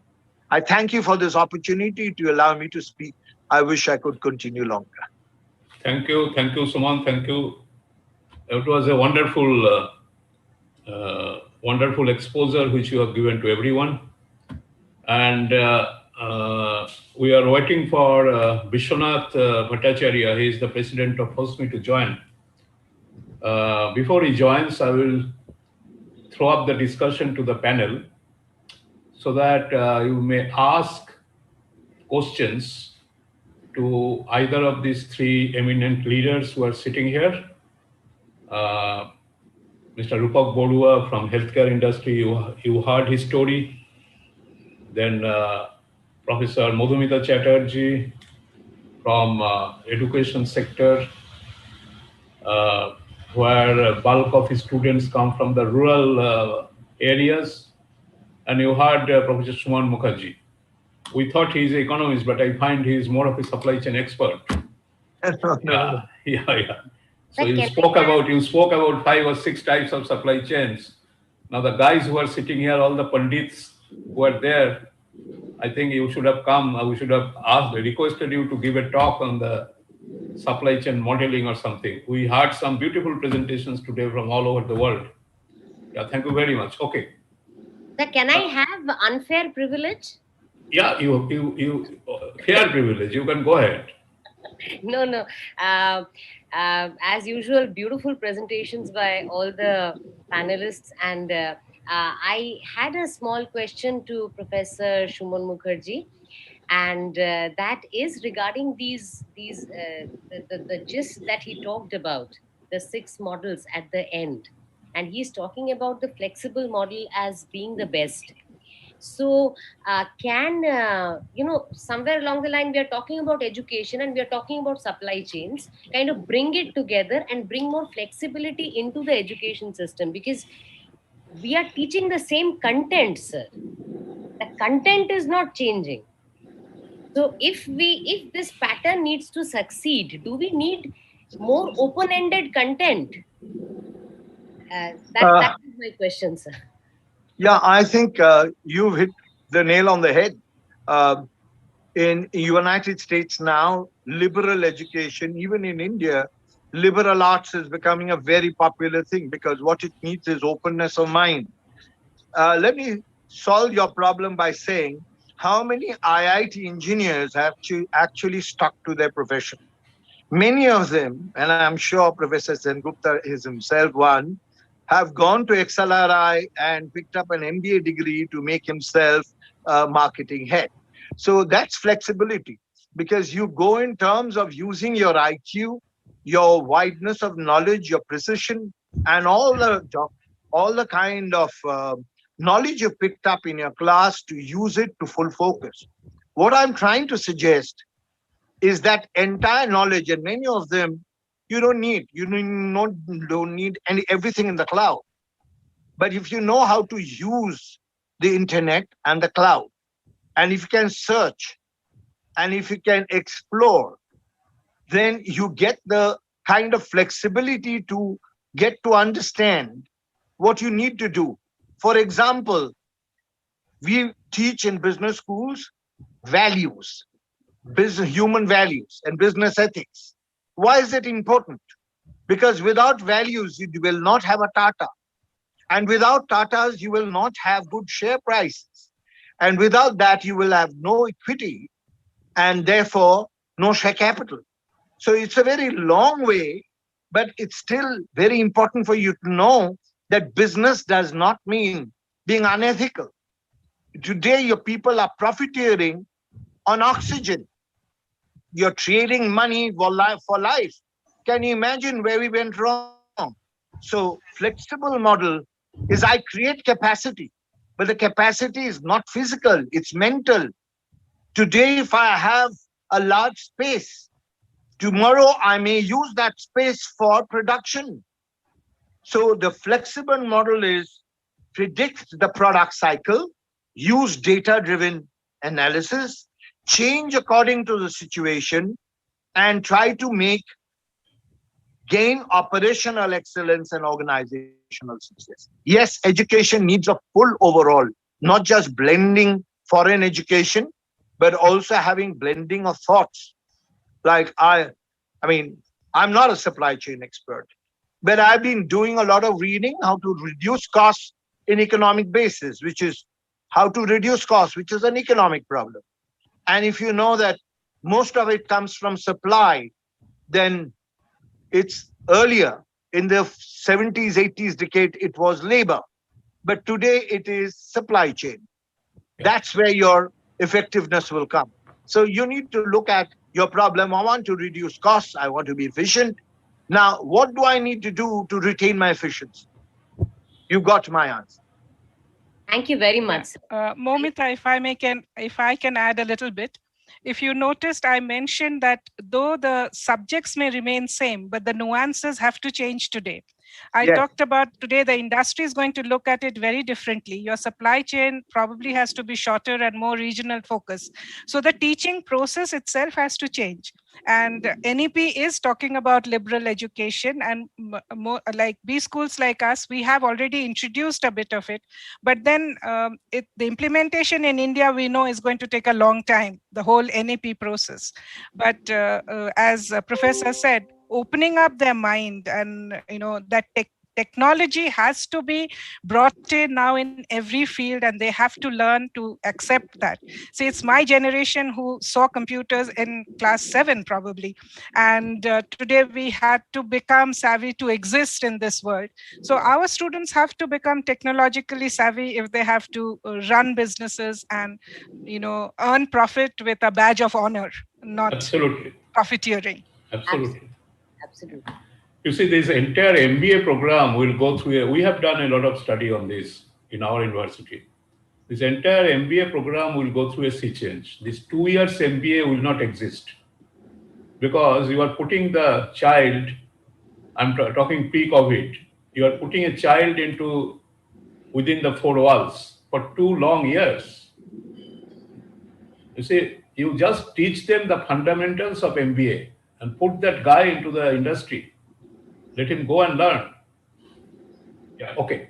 Now, Gagan, I see you are there, Dr. Gagan Parekh. And I'm sure you have a lot of questions, particularly for the healthcare industries, because you teach your BPS students, I think, on healthcare. Dr. Gagan Parekh.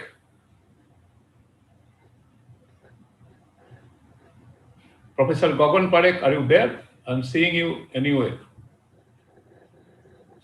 Okay, now, Mr. Dasgupta, would you like to ask? I'm sure you have many questions. We can still take 1 or 2. Yeah, you are muted.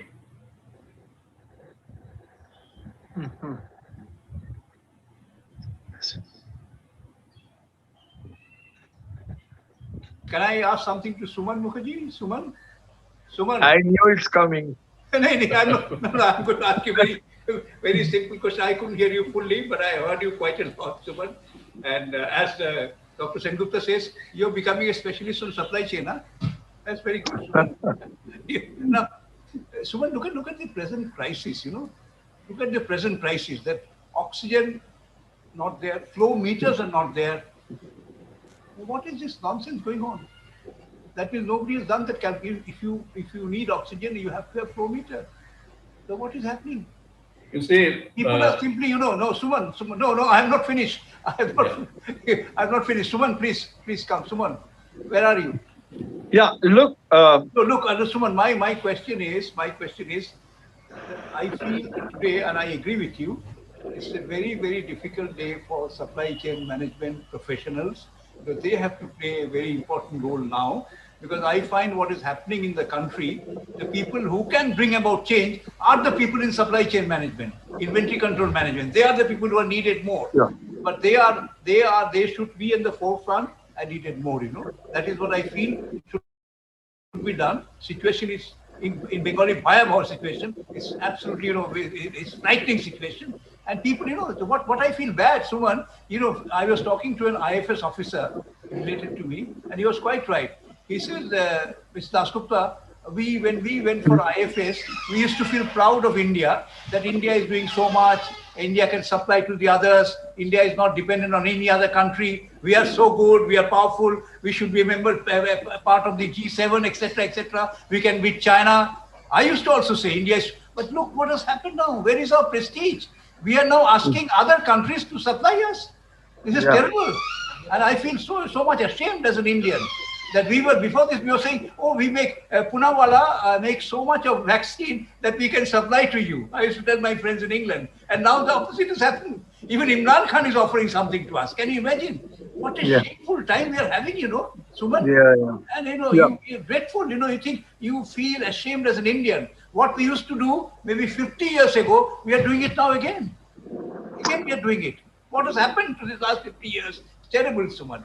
I feel ashamed as an Indian, I couldn't more than agree with you. But let me tell you, the blame can't be just with the government.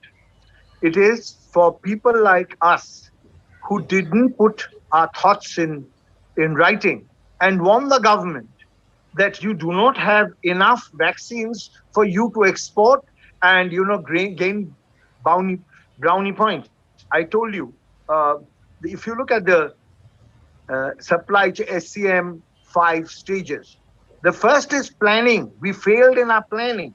We didn't build up enough inventories, nor did we keep our manufacturing running. We actually started exporting it to create brownie point.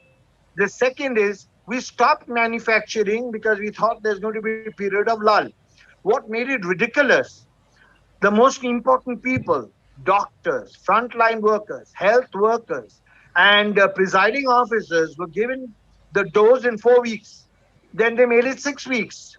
Now they made it 8 weeks. Now they're saying 16 weeks. So we don't even know what we are talking about. So there is no kind of feedback of any kind for us to know what is it really in our bags. And then delivery. That's pure supply chain. Why is it taking so long for something as essential as oxygen to come us? Who's bailing us out? Steel plants. They need oxygen. So all steel plant magnates have got together and said, we are going to produce oxygen. But, I happen to be with a pharmaceutical company. And I was asking them, why haven't you used one of your factories to produce oxygen? Because that's extremely important. Which brings to light, there are many, Bengali pharmaceutical units which are languishing, but they are not producing oxygen and doesn't require that much of money. Suman, there's another very important issue. I don't know whether we discussed this. I feel very bad that you rightly said that government is not supposed to be blamed. We are all to be blamed. There are people who are only criticizing the government. Is this a time to criticize? You're criticizing central government. It is the time for us to give something. What are you doing? What the hell are you doing? Okay. I think this should. No, one moment. Let me just tell Suman. Please, Suman, one second. No. Suman, accept. We are crossing the time. No, 1 minute. Suman, where is he? He's there. He's there. Can I see him?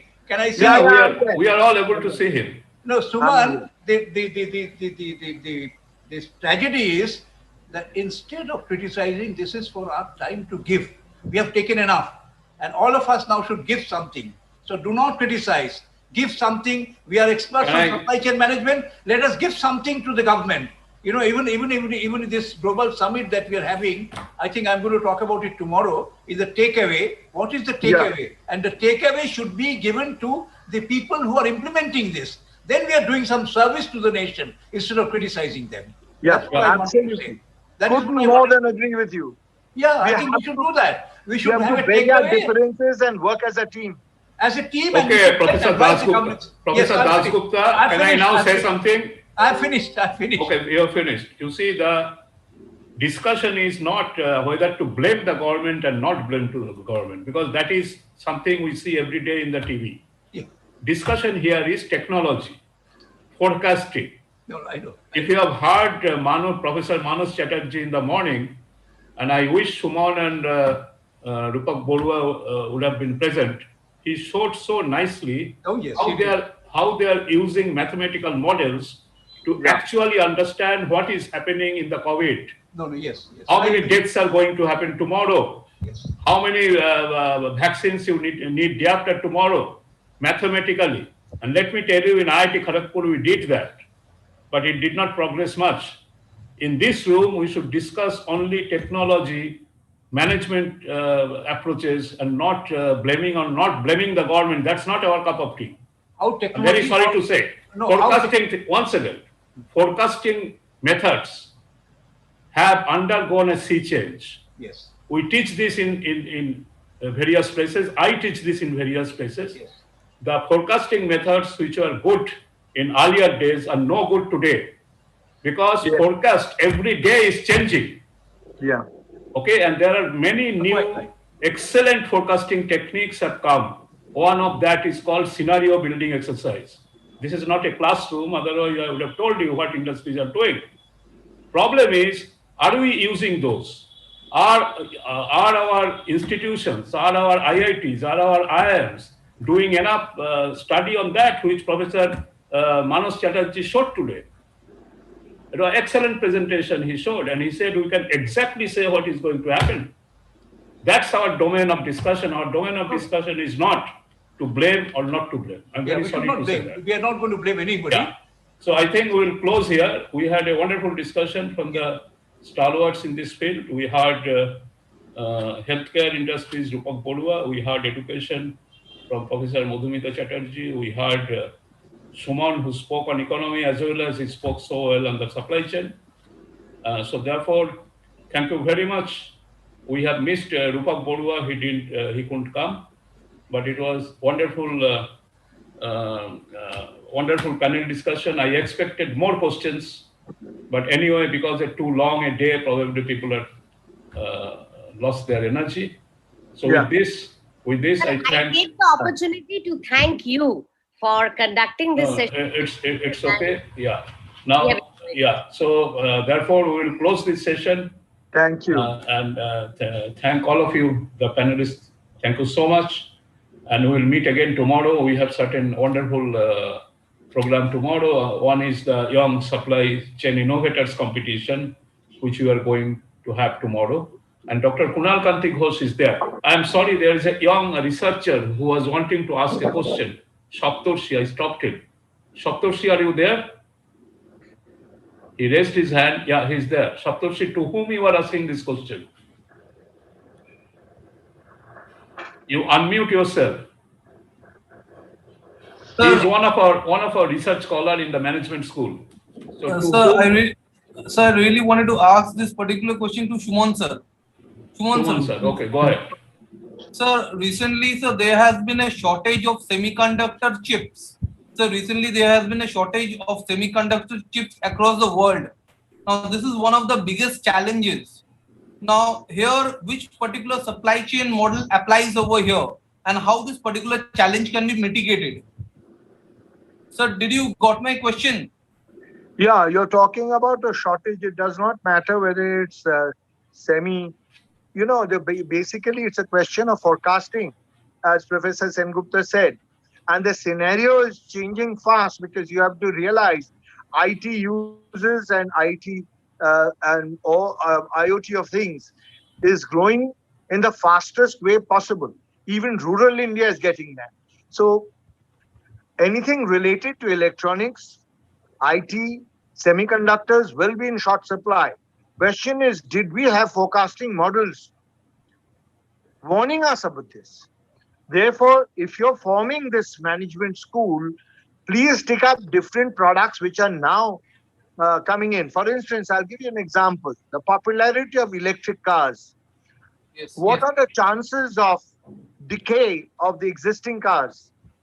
And how will that be replaced with electric cars? I mean, this is going to hit you in no time because of the fossil crisis. Anything to do with semiconductors, all the related byproducts, forward-looking or backward linkages. What are the studies in that? Where did we study that this would happen? If the demand is going to outstrip supply, there will be a problem, as it has happened with vaccines, as it has happened with oxygen, as it has happened with transport. Everything is going to collapse because the world is growing faster and the uncertainties and stochastic variables are disturbing all kinds of equations. So that is why Professor Sengupta's scenario analysis and forecasting is very, very important. That's extremely important. Yes. Okay. So with this, we close today's program of the summit, and we'll see you again tomorrow, 10 o'clock morning. And I profusely thank all the three panelists who gave their time with their valuable comments and valuable wisdom. We thank you very much. Thank you. Thank you so much. Thank you. Thank you, everyone. We are leaving. Yeah.